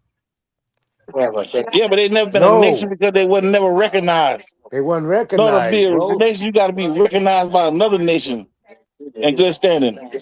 Man, no, they never was recognized, and they filed bankruptcy. I don't know how many times. So how the hell could they be a nation? Well, answer this question. If they They file bankruptcy, ain't got nothing to give. What they got to give? no, you got to show me We had, when. listen, now, all the resources were down here. No, where They when, had factories when, up there. when did the Confederate States of America file bankruptcy? In different times, though, man. Different banks filed Yeah, they bankruptcy. filed The whole bankruptcy several corporation, times. when the war was over, As it everything was had to go back because the war was over. Everybody gave up. Darvis, So Darvis, they anything that was said set the up based on Confederate States of America only lasted 4 years. I got you, So King. But how that's what I'm and saying, when though. did they If you, I when know, but did listen, though, they King. file bankruptcy? Listen, King, I got you. Now, by the time we decided to do that, and we're doing our thing, we had to get funding. We had to elect a bank to be our central bank. And we were building with that particular bank. We created it and we building it, and we was getting money from that bank. By the time we succeeded, by the time the war was over, shit, what do you think happened to the bank? It's bankrupt. But it took all that. They was coming down south, though, hitting these motherfucking plantations, robbing niggas. That's what they were doing. They got bankrupt, like you said, bro. But in Because history, from 1865 all the way to 1900, the South was an economic rule. Yeah, some people ruled, some people did good, and some people didn't. The South was the economic, state by state, an economic rule. That's Yeah, I after. know, but it was. So how did We the still South became back. continue You to don't make know money that, Darvis. Don't after the agree with war? that, bro. I want him to show some goddamn evidence. Because if they was economic rule, they wouldn't have lost the war. They would have had their own motherfucking. They Okay, had their They own ain't factory lying. We still. did. Yeah, we went bankrupt. Everything okay, bankrupt. The boy took over Went everything. bankrupt, bro. They They wasn't took over every economic goddamn thing. rule. Any big corporation been going on down here, the union seized control of. okay. So if that's the They case, wasn't how did the United recognized. States go Their money bankrupt? wasn't recognized. They couldn't spend no money. Did you see have you read the journals of General fuck his name? Fuck. A big family is a big family in Canada. It's a big family in Canada. Like some royalty family. And the way they got into royalty, cause he sold out the South. He sold the South out. Man, you got to read You on ain't that talking about the shit. Davis family, is you? Jefferson Davis, the boy? I think it Davis is it. Okay. Do Yeah, you he was the guys president. know that the I think South? that's who it was, and he sent Do his you? daughter to Canada on a So, train. Yeah, they found a family in Canada. Yeah. Yeah, that's The who it Davis is. family found that's how them boys I think they was The memoirs of Davis. I think it's General Davis. so you guys. I mean, so okay. Tell me, when was the South poor? you said one was the South poor? Yeah. Shit. Remember now, when you talk about the whole South, man, some people did good, some people didn't. Yeah, I don't know what he's talking about. Like And it especially when you wasn't. start It talking about the people wasn't. that just recently freed. 1865 to 1965, the South flourished, According to who? according to the economy, which is silver and gold, because Yeah, the but you South. can't silver and gold is Hold not a on. source. Silver and gold is a source. No, it ain't. No, it ain't. No, it ain't. No, it ain't. The economy. Okay. So Silver and do you gold is know? like any other money, my nigga. You Do can't you really know? own it. You can just spend Hold it and on. use it. No, it's actually money. A dime is a tenth of an ounce of silver. And I A understand what quarter you're saying, is King. is a fourth of an ounce of silver. How A much half is a $100 dollar is a bill? half an ounce of silver. A whole dollar is a whole ounce of silver. That's real money. Cool, King, and I got you. I understand what you're saying, bro. That's not what I'm Now, saying, though, in bro. that time, What I'm saying from is, 1865 to 1965, the economy was ran on this silver. yes, but they had silver all over the world. King, you understand that, right? Okay, so now, okay, that's fine. So silver is a legitimate piece of trade at this time. So No, now we're asking you, no. no, what? It's The not. So you banks, It's couldn't buy not. something for a dime? It's not, bro. So when you looking at these time frames you're calling out, these are gonna be in relevance of colonies being independent, having their own currency. Your motherfucker, hold 1865 to on, bro. Wait, 1965. no, bro, no. It didn't go like that. It did not go as you. 1865 to 1965. It didn't go like what? 1865 to 1965. They didn't have silver and gold coins. You couldn't buy something with a dime. You couldn't yeah, buy but they something with had a banks quarter. too, You okay? couldn't buy something with it. What You I'm couldn't telling have. you is the United States did not fully take control of this whole country until 1930 something, 35, 36. They was not wide arm stretched. And from 1865 to 1930 something, bro, the United States was like a 10% arm in anything. The other So 90% was individually owned. Railroad company dimes, railroad company coins, mining company coins, mining company notes. This what was running the country. It wasn't no fucking United States running no country until they came and say, "Give me all your goddamn gold and your silver because you're not gonna be independent any longer. You're gonna be dependent as citizens." Because we created this 14th Amendment. And if you're going to walk around using our facilities and operating and doing business, that we're going to take control over all corporations and make it a fucking 14th Amendment law that any structure of any kind of business format, we're controlling it. Another thing you gotta remember too, King, especially right after that Civil War, man. If you had gold somewhere, bro, they was taking that shit, my nigga. So if somebody did have some silver, they would hide that motherfucker, dog. Yeah. Unless it's been in some kind of man, bank system already. okay, hold on. Yeah, they was taking all So that gold out of the South from Man, them these motherfuckers been coming here raiding shit, dog. from them tanks and them motherfucking you ain't heard all them stories about them submarines full of gold they was taking out of the harbors and Yeah, them shit? boys taking everything, dog. Man, come on, bro. And giving your ass a greenback. You ever wonder how the Union soldiers ate? You was giving $20 for an ounce of a pound of gold. $20. Then they been going around looting everything in the South, though. They drug us, though. They fucked us up. We lost. My man gave up. And it is what it is. But those are hard facts. I don't know all the details. I wasn't there. I read some shit that people wrote down just like you did. I mean, I try to cross-reference it. If you believe that, that's fine. This is what's going on today. Why it's showing prevalent that's fine. today. But that's what. If you believe that, that's fine. It's showing today. Say to the God. We agree to disagree. It's not Hey, showing okay. today.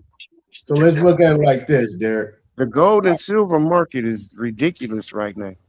Yeah, it is. Nigga, I live in Goose Creek, dog. When that you can still see areas where them boys came down here during that Civil War, my nigga, and robbed everything, nigga. Who have money are quivering their boots behind gold. Nigga, they took and the silver. banks, dog. Listen, man, you ain't understand what's going on, muscle, bro. All I know is the root. I know all trees have a root. All right, so let's And look at it like this in a practical sense, right? Darvis, Nadi, look at it in a practical sense. Okay, what Derek is saying is that even though they took the gold, silver, and all that stuff out of these community banks that was pretty much controlled by the people at that time, they took the gold and did. Let's walk this down. And did what with it? What they do? Kept it from your ass where you Claim it can't for the get union. Okay. I like Darvis's answer. You said kept it from your ass. I want to hear that shit. I Nadi. said Come it. on, I said it. That's what they did. I know what you said. I like Darvis's answer. What you I say? don't care what you like. Goddamn, I'm telling you the truth. You want to know What'd what you truth say, Darvis? is? What'd you say, Darvis? They claimed all that for the union, in the name of the union. Okay, so The if businesses, the all those, plantations, everything, bro. okay, so look, Darvis, because I'm not talking to Nadi right now. He won't be an asshole. Okay, go. I'm talking to Darvis. Darvis is Keep it civilized. from your motherfucking ass. That's what they did. Let me talk to Darvis, man. I want to talk to Darvis right now. Look, Darvis, if they did that, you telling me they did that without any recourse? So there's no recourse, no nothing, and those and the union that is highly functioning now does not have a debt to be repaid or does not have anything in place where the people that they actually took that gold from, which was these indigenous people and their banks, they don't have a dowry right there called the Sovereign Wealth Fund. That's not that money. When the last time you read the Hold on, man. I'm talking to Darvis, man. Yeah, the Hold on, Geneva man. Convention and all that shit did not apply. Them shit wouldn't apply during the time of war. This is civil war. Okay. It's the worst kind of war because outside nations can't even come in, they ain't supposed to come and participate. Okay. It's a civil war. Now, So what you doing if you go to reclaim back some land that was taken from you, you're going to take it back by force. And anything to help that land thrive, they taking that by force. Everything from the school system to the industries to the corporations, the field, the farms, the cotton field, they got everything, bro. And then what law did they come with after they took it from you? I talk to Darvis, man. I just want yeah, you can. I just want this answer. What law did they immediately come with immediately after they took it from you? I have no idea. The 14th Amendment. And they said in this 14th Amendment, we shall not be liable for no motherfucking debt that was acquired prior to this motherfucking amendment. Okay. Now, okay. We're going to get to that, right? See, that's what I'm saying. That's cool. That was good. No, we weren't going to get to it if I couldn't open my mouth. No, but I was going to get to it, but I'm glad you put that in there, right? So, and they did that by declaration, right? Declaration.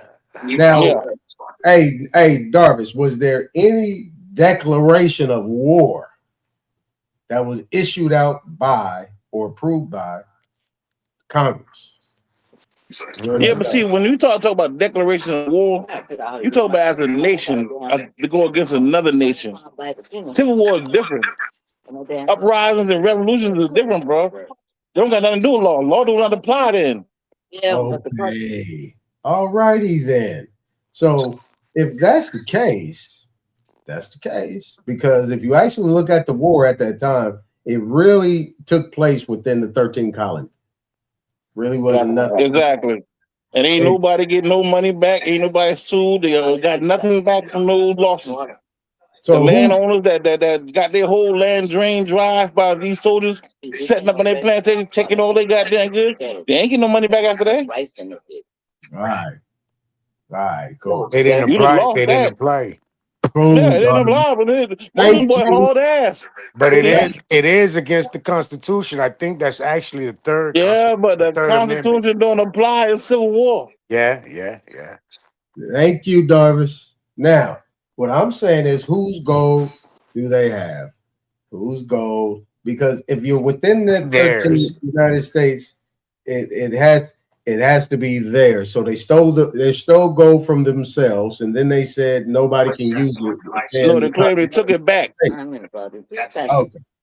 All right. Remember that declaration gives them. Okay, go look at that Turner, that United States versus Turner again. In that law, it says that the United States is the land is, how is it specifically? It says the land is vested. Yeah. The land is vested to the United States. All the land. That was in that case. That's in that case. So that's a form of trust, right? Is entrusted. You said that's taking it back, nigga. I mean, the people who own these motherfucking land plots, the big plots of land, nigga, they really didn't own their land no more. It was claimed. So within the sovereign wealth, because the 13th, 14th, 15th, 16th Amendment are unconstitutional. They wasn't passed by the necessary number of states. But it's law. Yeah, it wasn't ratified, but it's still upheld. It's law, but what type of law? It's what you consider to be positive law. De facto law. You can go de facto. Color. In other words, you're saying that don't get me wrong. So you're saying until that somebody anytime go back and win a court case, it still stands as law. Are you saying at any time the people can say we don't want this no more? We don't want to be 14th Amendment citizens no more? Until you win a court case and the president has said it stands as law. You gotta learn how to walk around it. Is there a way where people can say they don't want to be 14th Amendment citizens no more? Of course. Yeah. Okay, so what is the process of you saying you don't want to be a 14th Amendment citizen no more? You got you don't want to be a citizen no more. Make a declaration. Shit. I ain't that. I'm who I am, and go back and correct all contracts. Okay, so now when you do this, or do you still have all the rights, privileges, and benefits of an American? No. You got to make sure you do your paperwork right. But you don't really want to get rid of this motherfucking particular entity if that's what you're trying to do. Yeah. So if a citizen, you can't get an entity, my nigga, then try to pay the benefits that is the granted all rights and privileges and benefits of an American. I want you to hear this, Dre. Why would you not? Yes. Let me answer it where you can understand it. Yes, you can. You have the right as a national to access the citizen to orchestrate the jurisdiction thereof, because the citizen is only allowed to work or operate in the jurisdiction. So you got to learn again what Nadi say is control the name. Don't get rid of it. Own the motherfucking name. If you don't own it, you cannot do business as that. You can't control it. You don't have no business. You cannot reap none of the benefits from that name. How do you control a name that's attached to an account without knowing the actual account? Fuck that the account. name is attached to? Fuck that account. You didn't create that account. You ain't got nothing to do with that account. Don't think about you putting your chickens before your eggs hatch. Worry about one step at a time. controlling the name. First do Doesn't the that. name control, doesn't the name control the contract? Yeah, but like No, the my name is name is No. my name affiliated is under Darwin the Bailout contract. So the contract LLC, controls the name. owned Huh? by a trust. So they created the contract, then they created the name? Or did No, the they name doing create the business, King. They contract? doing business the same way you supposed to be doing. I'm understanding They you. ain't frauding Okay, you none of that. They just know how to do okay. business. You don't know So yet. in order for them to do business, the two people have to be attached. So now you're No, saying King. that the name created before the contract, or is the contract created before the name? King, before I could tell you how this nigga got checkmate, I got to first teach you chess. You don't understand chess yet. Until you understand chess, you don't understand how people move or why people move the way they move, King. You got to understand jurisprudence first. Then you understand what you should be doing. Jurisprudence Your ancestors would came up with actually it. give me It's an in your answer DNA. of it's either one of two things. Either the name creates the contract, or the contract creates the name. So now, in the situation with somebody Man Contract is being create born. born, the excuse me. name. Okay, so in an instance of someone being born, there has to be a name for this person, so they can create a contract called a registration for a social security number. Okay, so Yeah, but you're therefore, property when you born. what? When you born, King, Hold you're on. property. Okay, yes, you're property of your parents due to Yes, and your heirship. parents signed a contract with the government Before and you was pledged you. even born. Yes. And when you become a So major, you have the right to go that back and you correct are those born. contracts.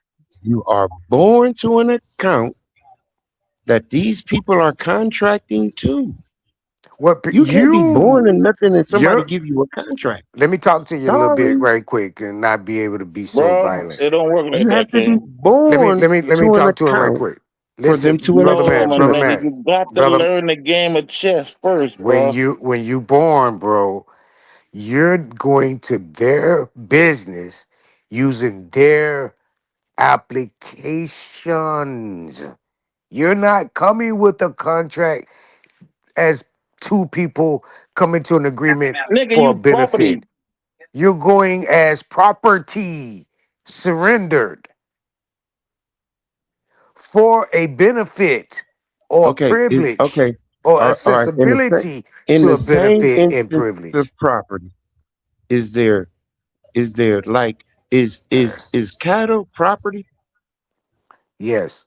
You bird Okay. walking now. Stay Is focused, there King. stock King, stay cattle? focused. Okay. Is there stock cattle, which is a breed of Bro, cattle? bro, bro, bro, Or bro. is We're there not talking about mixed? stock cattle, Hold bro. We on. talk about you. We No, talk about me. you We talk just about said that us. you just said that we are chattel, No, I a said your product. property. I said Okay, your a property. property. Okay, fine. Yes. That's fine. Because there's a such thing as an estate and trust, which Oh, is yeah, but property. now you're bird walking, bro. Now you're bird walking. Stay focused, No, bro. no. We build, we got to stay on subject, King. It's too easy to lose focus by trying to use analogies, King, that don't apply. You can take some shit out of context because you heard a word used like that and try to apply it somewhere else, superimpose it there where it don't belong. You got I to first am. What's learn going how to play on? the game. Come with some solid sounds, bro. I am. We You're gotta kind of drown not out a answering couple. the Peace to the question. God. So they created the birth certificate to register you for what? If they created the birth certificate and ain't nothing, why would they need a social security number? Cool. I'm gonna give you one of the excuses they use, right? Because during that time we was in bankruptcy or depression. All right, the economy was sinking. We had to do something to get out of that goddamn hole. So they thought it'd be good to let this outside entity they call the Federal Reserve now to lend us Okay, some motherfucking money. Follow what I'm saying, gang? Jarvis, Can't. go Let ahead. me get it out. All right, so now when we got that money from the Federal Reserve, we had to do some things in the 30s. I mean, and then we set this goddamn thing. We can borrow money. Now, this is not the first time we did it. We did it under Woodrow Wilson in 13. I think 1913, if I'm not mistaken. And we got a loan for them. So now in 33, when we're back up again, They wouldn't give us a loan unless we put up some kind of collateral. What was the collateral, King? Who You is the this collateral, we? King. Listen what I'm saying, bro. You was the collateral. We've been the So collateral. down the No, bro, hold on, saying, King, hold on, saying. They pledged you at the collateral, my nigga. Okay. And they gave you a number. This what They year was took that that? That same was King. that was They what, took that there and 1948? estimated. Follow what I'm saying, King. Based on the amount of money you pay in taxes or the money you produce to the or you add to the economy throughout your life is what you worth. They made that a security and started trading that. 1928. Do you understand That that was going on, bro. okay? Do you understand that the security? So now listen, now is, follow me there. do you These understand? accounts y'all talking about Okay, you're is what right. they But trading. can I?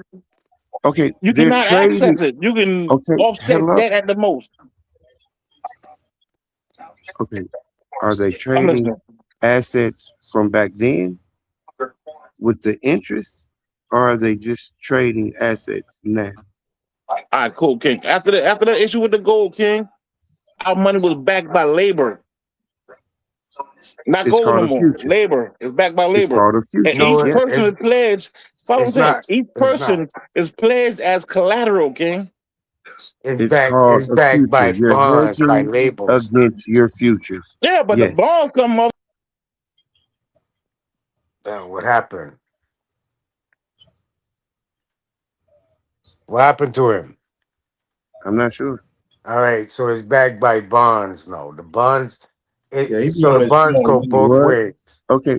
What The is the bonds go off of collateral? the What is bond. the collateral Damn. that creates the security? Let And me then you can. say it. Okay. The bonds are created off of two identities: the life of birth, and the life of death. Both entities are considered deceased as deceased bonds or certificates of deceased. Think it's what title code is that? 32? I don't know. I don't know about that. I think it is. I think it's 32. You're 32. talking about the decedent. Huh? A decedent. Decedent. The decedent bond, right?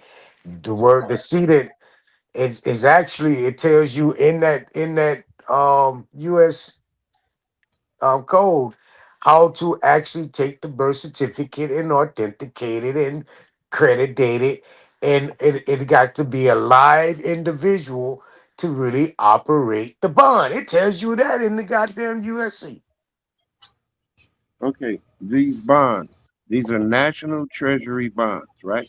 That's what you're talking about, the U.S. Treasury bonds, correct? No, bro. I'm talking about the certificate bonds, the death certificate bond, and the life of the what they call it, the birth of life certificate bond. That's Okay. what the United States keeping the United States afloat. That's what's been It's keeping the those United two States. bonds, the birth and Yes. death certificate bonds. The Okay, death what are the certificate bond securities? pays the death Okay, but certificate. there are no securities attached to these death and certificate bonds. Yes. Okay, what are the securities? Because The assurance. securities are commodities. The assurance. Okay, what is the assurance? What is the assurance? What commodities are they insuring? The ones that's representing the bonds. Okay, okay, so you're saying the entire stock market as a whole? No, the one. So your bond, your life of birth bond, you're representing that bond. You I become the understand that, assurance Nadi. of the Are you bond. telling? Okay, that's fine. What are the securities that they are insuring? Because these people have to be creating some type of commodities. Whatever you don't understand, bro.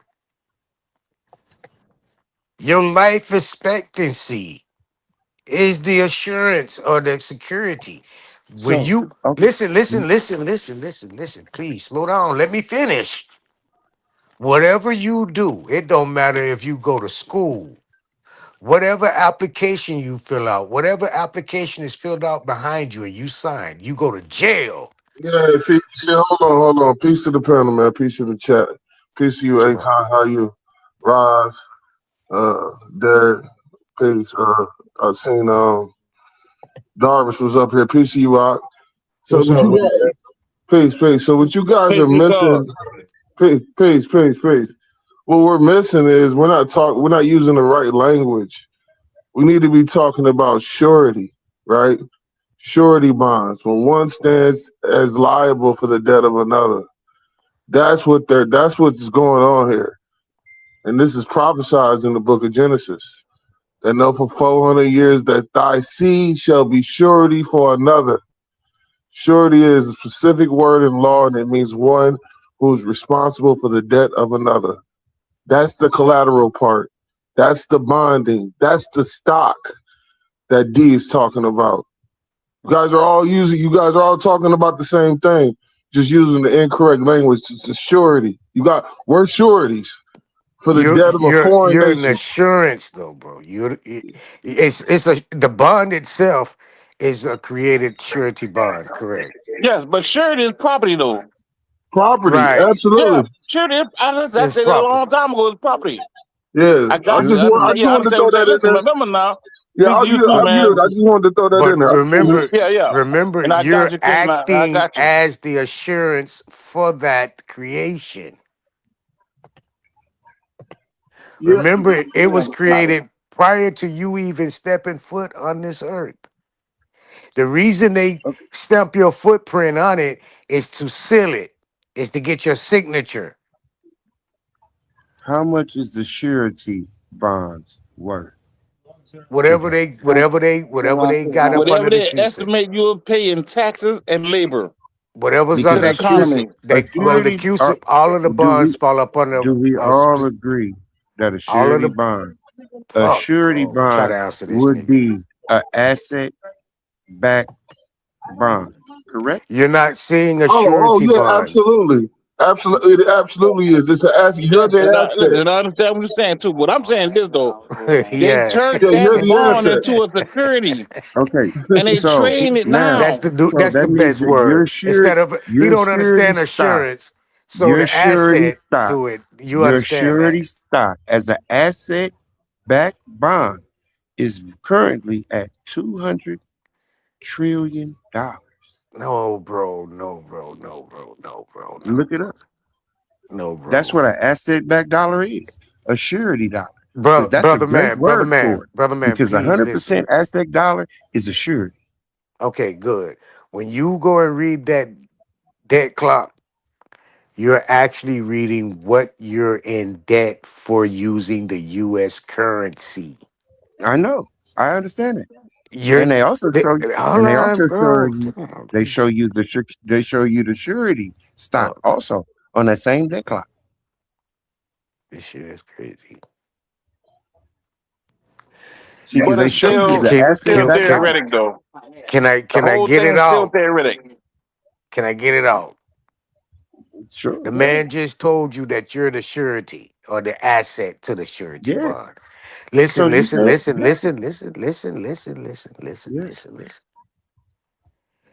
That greenback or that credit system is not for you. You're the asset. The asset never gets a benefit from a interest. The asset is always in its place. Asset never multiply or supposed to divide. The asset is what it is. So now when you go in and looking inside the financial system, it's based off a credit-based system. You're not applying for the credit, bro. You're not receiving the credit. The institutions that's acting with your assets credit saying, I'm backing this for these people to go and do what they need to do to build themselves. You're never catching no building from that. Ever. Yeah, but I think so. Look, you want to hold assets. You don't want to be an asset. You know what I mean? And that's we are the sureties for the debts of a foreign nation. Like I said, this was prophesied. Exactly. 4,000 years ago that we would be in this exact situation. We're literally paying the debt for foreigners. But Chief I am.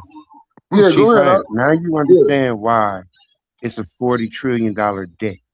Because you're not supposed to be as a surety paying taxes. No, That's you're not putting into supposed to the spend debt. that money. You're supposed to be using your assets because You're your not asset-backed supposed to dollar spend gains that interest money. also because it's a security. Brother man, listen to me and please listen to me closely. When you're using that asset or representing that asset, you're not identified as we the people. You're not identified as we not supposed to do this.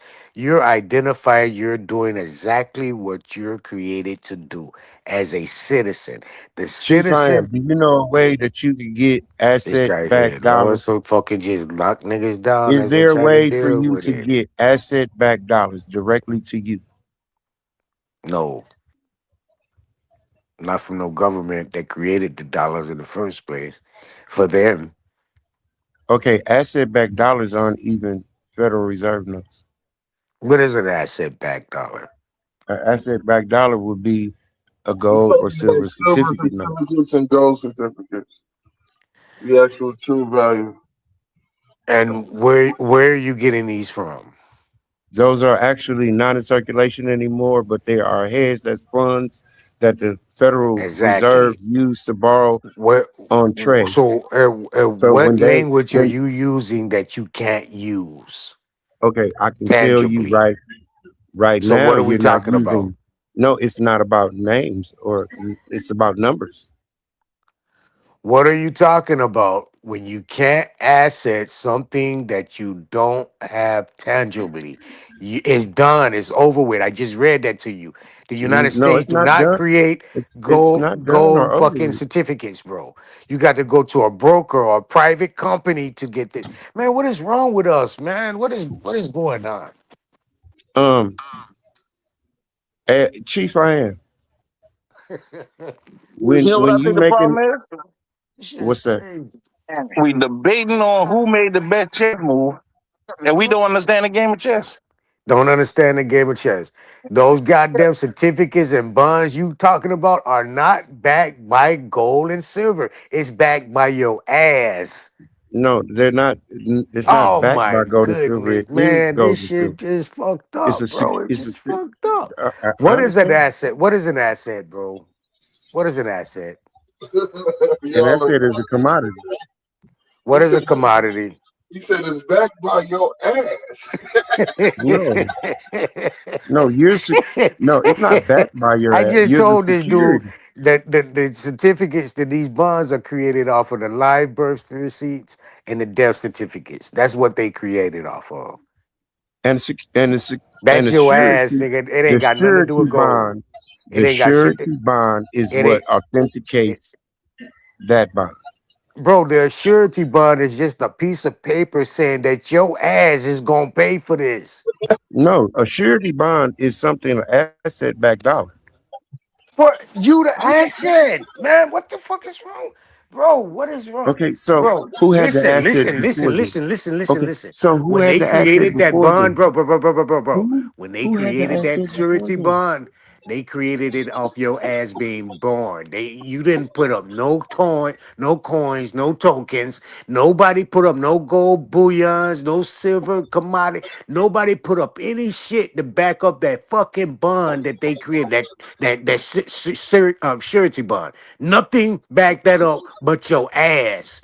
When you die, the bond they create, the surety bond they create off that death certificate is your ass. It don't have nothing to do with no gold, none of that. All your shit that you left back, that gold, that money, and all that shit, go to probate court and go to the state, and the state do what they need to do care and maintenance to take care of that grave site that you in that public grave site that they still making money off your black ass in that grave site. Okay. Tying you back to the land. Are So you finished? listen to what I'm trying to tell you, bro. You It fin- has nothing to do with gold or silver. Throw that shit out the Are you window. finished? Are you done? What the fuck is going Now on, I'm talking man? to This Chief shit. I am now. Chief, you there? Yeah, I'm Fuck listening. no, he ain't there. That nigga All disappeared right, like Casper. check it out. Now, the principle of the whole borrowing from yourself, going directly to the treasury to exchange funds on a market value rate for Federal Reserve notes. How you gonna do that as a citizen when you restrict it? Now, when you actually make that transaction, Chief I am, are you operating as a citizen or are you operating as something else? How you gonna operate? So tell me that I'm you not have talking to to you, I'm operate talking as to Chief something I else, am but now. you, man, this shit crazy. You hear me, Chief? Or you? Yeah, I'm Y'all listening to you. crazy. I'm listening to you. He's cutting his onion. No, you hear the question I asked? Yeah, I heard the question that you're operating as something else. You can't go to the What treasury is that something else? What is that something else? according to what So you you're feel. okay, No, hold not on. you, not you, Hold on. not you, not you. I want to hear it from him. Chief. So the principle of borrow from yourself, that's not going directly to the treasury? Yeah, you're going directly to the treasury, VA to No, IRS. you're not. VA to IRS. VA to IRS. No. I mean, that's what I believe. Just No, in sir. principle. Who is No, the sir. transaction? No, sir. Who is the transaction from? And borrow Okay, so from Hold on, hold on, yourself. outside hold on, outside of the Chief I am. IRS. hold on, hold Hold on, hold on. Chief We got. Hold on. This is how we gonna do this. That's how we gonna do this, y'all. You asked the question, Derek. Chief I am answered it. Now he disagrees. We got a discrepancy, man. We got to figure this out. Let them get some minute so they can talk about their differences. We trying to figure this out. Thank you. I just run a gamut on the questions and shit. Let's see what's happening. What did Chief? What was Hold his on, answer? hold on. Let Chief I am and Naughty get at it. Real quick. Oh, I didn't hear his answer. That's what I was asking. Yeah. Well, Chief I am. He said he goes to the Treasury. He deals with the Treasury IRS. Mm-hmm. Now he says no. Oh, okay. Now he said you can't go to the Treasury directly. He said that ain't the way to go. So now go ahead. You got All right. So the other entity to operate different is gonna be through your family office. Dodd-Frank Act, 2002, actually. It got passed. So, and the way you operate through your office is through the only other entity outside of the IRS dealing with the Treasury Department is the SEC. The SEC is going to identify you. This is who allow banks to go through the window. You got to go through the SEC. Any industry that's operating like a family office, you got to go through the SEC. To get to the Treasury Department, you got to go through the SEC. If you're not the direct IRS, there's steps Okay. to this shit. Whoa. Okay. So Frank Dodd Act office, your family office. Family office. You got to go to the SEC Through the SEC. to the Treasury. Yes, to deal with the Treasury. So the SEC is going to be the Commerce Bank or the People's Bank. That's what the SEC branches you're going to go through. That's who you're going to have to bank through to have any opportunity to go through the borrower's window. That's a direct link to the Treasury Department. The Commerce So you Bank, have to a be Consumer's Bank, the Consumer's Bank. All right, let's get a response. Chief I am is back up here. Chief I am. Now, what your approach? I don't care if it's been successful or not. I'm not asking that.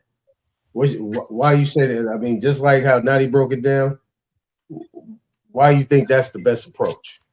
You ain't got to mention no, what you did. I don't care. Don't want to hear it. I just want to know your approach. What would be the right approach and why? Well, so this is what I say, man. And, you know, a lot of people might not agree with me, but I believe all of this is just diverting the judgment of Yahweh, right? Like, we are the descendants of those who broke the law. We didn't break it, but it was broken.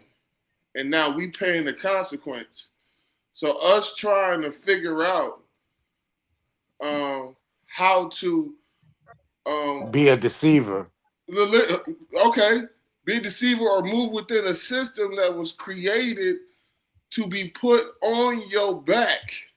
Are you coming here to preach to us, or are you going? No. I'm answering. All right, man, get to it, man. I don't want to hear that. Okay, but listen. What I'm saying is, understanding that coming from the 10 tribes that went into Babylon. What was they doing? How did they get back to the promised land? How did they get back to their land? What happened?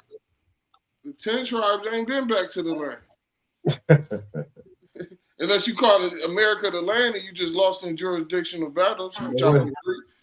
But my point. This is my point. Was that the book of Deborah or the Esther? Which one was that? That's the book of Ezra. Second Ezra chapter 13 verses 40. Hey, didn't the king of Babylon let them go? Didn't they start fighting with them? Man, come on, get off of that. I want to know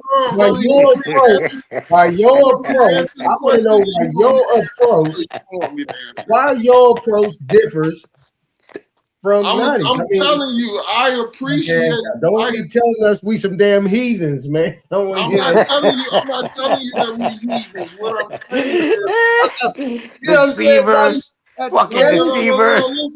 Listen, bro. Listen to me, y'all. Non-believers. Listen to me, y'all. I appreciate that the brothers are doing their best attempt to divert the judgment, meaning they're researching, they're becoming men of law again.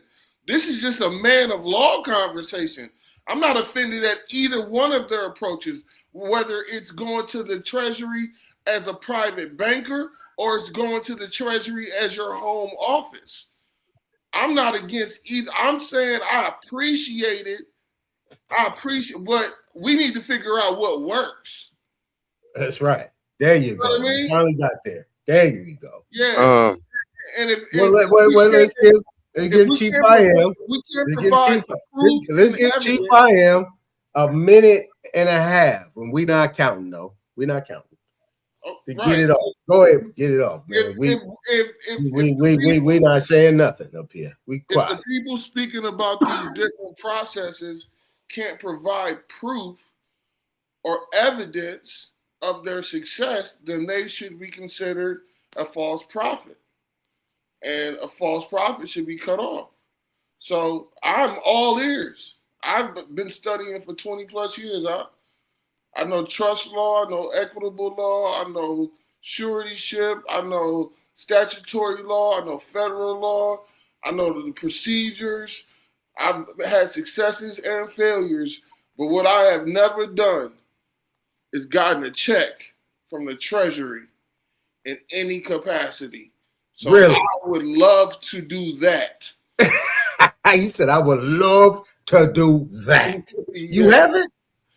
So, man, we need to talk, man. I'm saying, bro, I keep saying this shit, bro. I'm not knocking no nigga. Okay, so why you got your three? Why you can't say it's not possible, though, can you? I'm not saying it's not impossible, Darwin. I'm saying I haven't received a check yet. I know, but the source of what you said right here from the Bible, right? Name a time that Israel came up out of servitude and didn't get a check. Oh, they always. Why haven't you used your three numbers that you have to borrow from yourself and get just go talk? Come on, Derek. You just go talk to Darwin. Hey, brother, asking a good ass question, man. Come on. I've attempted to use one of the three.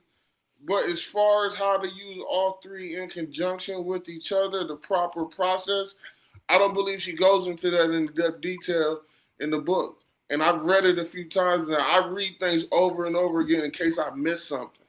You know what I mean? I don't believe she goes into it in depth detail. This is why I asked you 2 weeks ago, brother, show me the way. If you need me to pay you for your time, I can pay you. You know what I mean? I need a $250,000 check from the IRS for the next 6 months. And then I need to do it again. Absolutely. I'm the child of God. I'm an American. You got a pen? Indian. I'm a motherfucker. You got a pen? Yeah, hold on, let me grab it. You got a pen and a piece of paper? Write down my number. Yep, hold on.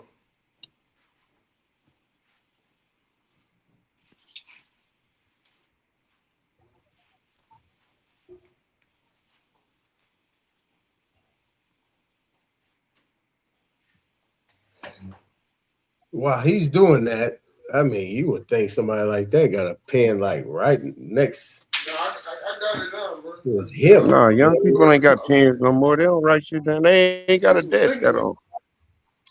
You said you They would just think they had consist a of pen a and piece of keyboard paper. and a mouse. Go ahead. 702 510 8533. Okay. When's the best time to hit you? Name me up during the day. Okay. You in Cali, right? No, I'm in Vegas. Vegas, that's right. Okay. All right, gotcha. I appreciate it, bro. Yeah, Right, I'm not. now, only thing I'm telling you to do now is 1096. Order that. Order your 1099s. Order your 1041s. Order your 1041Vs. You know you're gonna need that. You know what I'm saying. Order your tax forms now because it's gonna take you a minute to get it to your house. You said 40 Vs? Your 1041, your 1041V, you're gonna need to order that. You're gonna need your 1099, you're gonna need your 1096, you're gonna need your your OID, you're gonna see you know what the book. I got most of You these. got the book. You Yeah, got the book. I don't have the OIDs. Yeah, but you gotta get 20, you gotta get this year's. Yeah, the 2025. Yeah, y'all talk about that. You got your number. Just text him. So Aton, you remember the other day we was reading and it said the Treasury Department gives money to the private, well, how did they say it? The private give it to the private, how did they say it? Damn. What was that? Like private Americans, and the private Americans in turn give it, sign it over to the reserve, isn't it? Didn't it say that? And then the reserve get accredited. Yeah. Oh, okay, yeah. That was the zeitgeist thing. Yeah, the zeitgeist. Okay, here it is. Yeah. Transition of family horizon. Oh, I'm sorry. Transition on the horizon for family office. Now this the Family Bank Office study shed light on the modern family office, their challenges and preparations for the next generation. Family offices and families. Okay, hold on. Damn, bro, what is wrong with you? Nadia, I just got a question real quick. So when you say the home office, is this what Dame Dash went viral for like maybe 3 months ago talking about? If you're not operating through your home office, you don't know what the fuck is going Yeah, on. and you know who we get it from, right? Yeah, trust and state and trust. You know what it is. You know who we It's the get it same as the from, home right? office. But we That's ain't state and trust. going there. But Go ahead. let me finish. Family offices and the families they support oversees more than 3 trillion in asset globally today, and play an important role in financial markets, giving the 124 trillion wealth transfer expected in the United States through 2048. family offices are set to grow and evolve as the next generation takes over and needs of the families change. Against this backdrop, and recently set out to gain insight into the today's family offices landscape through detailed surveys and interviews with family offices making decisions, and we compiled a portrait of family office. It's just getting more into family office tech, but the beginning of this is what I wanted you to pay attention to. The family offices and the families they support oversee more than 3 trillion in asset globally today. This is the family offices of America. So not only is they um this is where your money is coming from, is these family offices. This is who getting accredited from the Treasury Department, the national, who's working out of his trust, who has his family office. His banker is his family office, is working for his family office, out of the family office. Oh, so y'all are using the same language. His administrator, but this is, I'm telling you where he get it. You know where he get it from. I've been teaching this for years, bro. I'm talking about Derek on the phone right now, on the line. You just said your banker is the administrator of your office. Is the fiduciary. That's your fiduciary for your family, Fiduciary, for the trust, working out of the family office. The family office is the estate that's under the trust. And is the trust the foreign trust? Yes, the trust is the foreign trust where United States can't touch. So in other words, he's talking about what we call he don't know about the accounts, but he know about the process. Well, see, this is what I'm Who saying. don't know about what accounts, dude? Listen, hold up. And then now you tell Derek, bro, I got a coupon for $2.8 billion. And you know what I did with it? I gave it to the IRS. I gifted it. I gifted it back. I got the coupon. I got the money, but I gifted it to them because I know what comes behind that. So now they're in my pocket, and I paid off my family's debt on that debt clock you keep referring to. We're not on it. I'm closing accounts. This is what you're supposed to do. You're not supposed to keep going out and continuing making debt. You want to close your family out of that shit. Get out of that shit. Render unto Caesar what belongs to Caesar, bro. Look at you. Now you a Hebrew from the island. No, I'm trying to tell you, I y'all love talking it. some petty shit. I done already been there years ago and actually, I just did that 2 years ago. The $2.8 billion that I got awarded from the IRS through the same thing he's speaking, the 1099s and the OIDs, the coupon. I end up getting the coupon and I gifted it back to the IRS. Because if you would have deposited, they would have arrested you. If possibility, but still, look, I'm working out of my family office now. But what if you would have transferred it to an investment group? It's still been attacked because all the investment groups are attached with the United States, so it would have still. You would have been liable. Your family office would have been liable, but somehow they would have attached that to you. To the United States, right? It would attach my family office back to the United States under another debt because I done took a debt to give it to someone else to take and make. So what goes on? How to really get rich is to purchase debt. Purchase debt is the rich man game.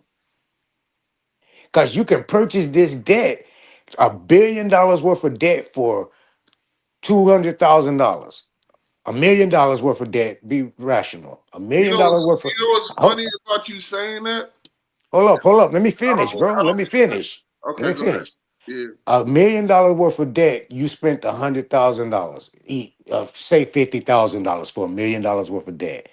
Now you take this $1 million worth of debt, install it under your trust. Your trust is now have this debt as a credibility to the trust. Right. Because every right, you own it. Now you can go and say, shit, I got $1 million worth of debt over here. Let me get a loan.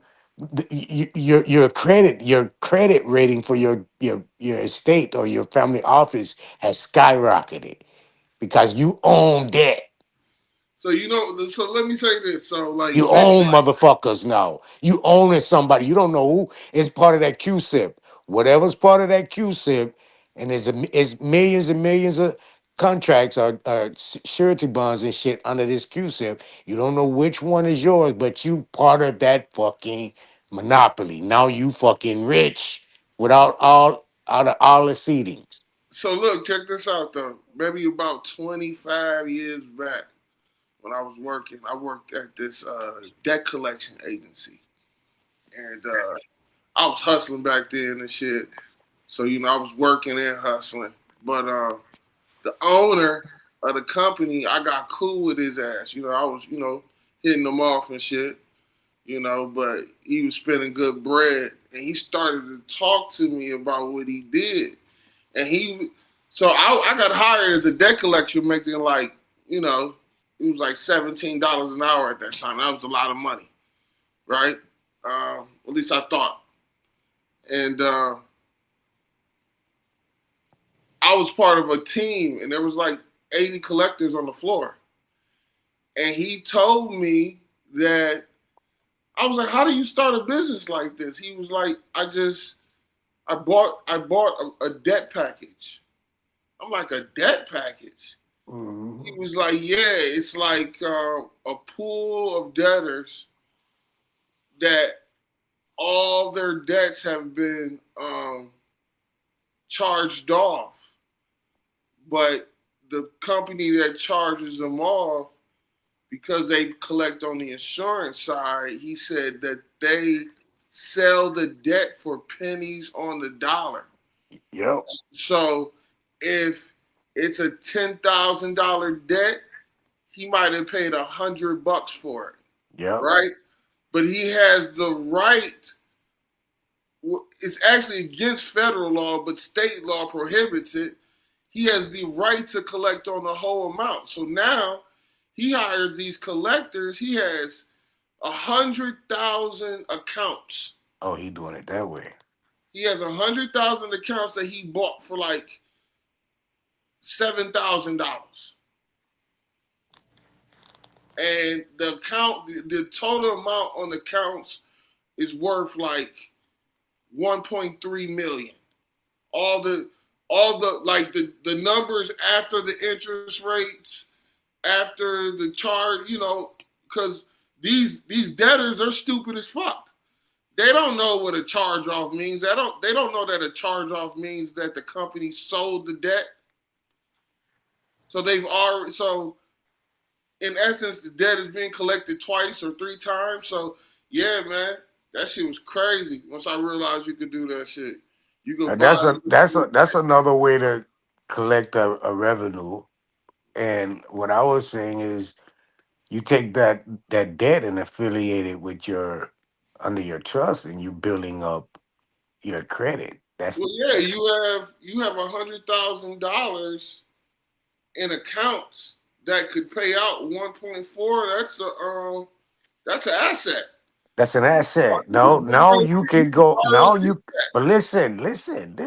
Now you could create your own bonds and deal directly with the Treasury through the SEC. SEC. See, now that's the only part I kind of. Okay, so if you don't use, I didn't agree with, because if you don't use the SEC, you're gonna be using one of these banks, bro. You got to work out it. The family office has to go through your EIN for your banker has to have a account on its own, and either it has an account with the SEC or it has an account through some one of these banking Chase or yeah, right, and they'll operate your family office for I you. need some clips. So you're saying that I one need some clips. Cut it off, and put it back on. You know how to do it. Change There up you the go. channel. And now, man, it's over, man. I'm tired. You ain't gotta sit up here. You can go to sleep. Man. We don't get the bill like this. It'd be too Y'all much want to sit in fucking. the back and talk? Y'all can sit in the back and talk. I'm not doing All nothing. right. Yeah, we do that. All right, let me just go ahead and end Just that. shut Hey, it off. look, on the next one, y'all. Yeah, just shut it out. Fuck them clips. Oh, it's over. If they Damn, it's if over if they already? don't if they miss the train, they done missed the train. And then train ain't waiting for no one. Fuck that. We gotta go into this home office and how you register with how you register. No, Because the he's saying only that. No, entity that can register with the SEC is a trust.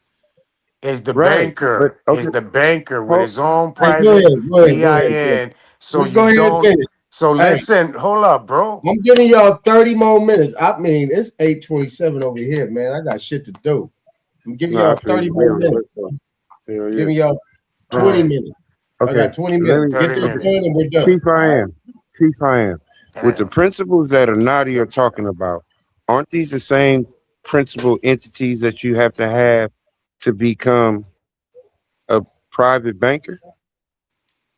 Don't you Man, y'all need? niggas Don't you just need to going off have of an what I'm telling identity? you. Hey, but Don't you need listen, to have an? I'm gonna say Okay, this shit over again. to have a You family being little. office. We all know that. To, We all know that, bro. Let me get this juice off. Why you keep stopping the juice?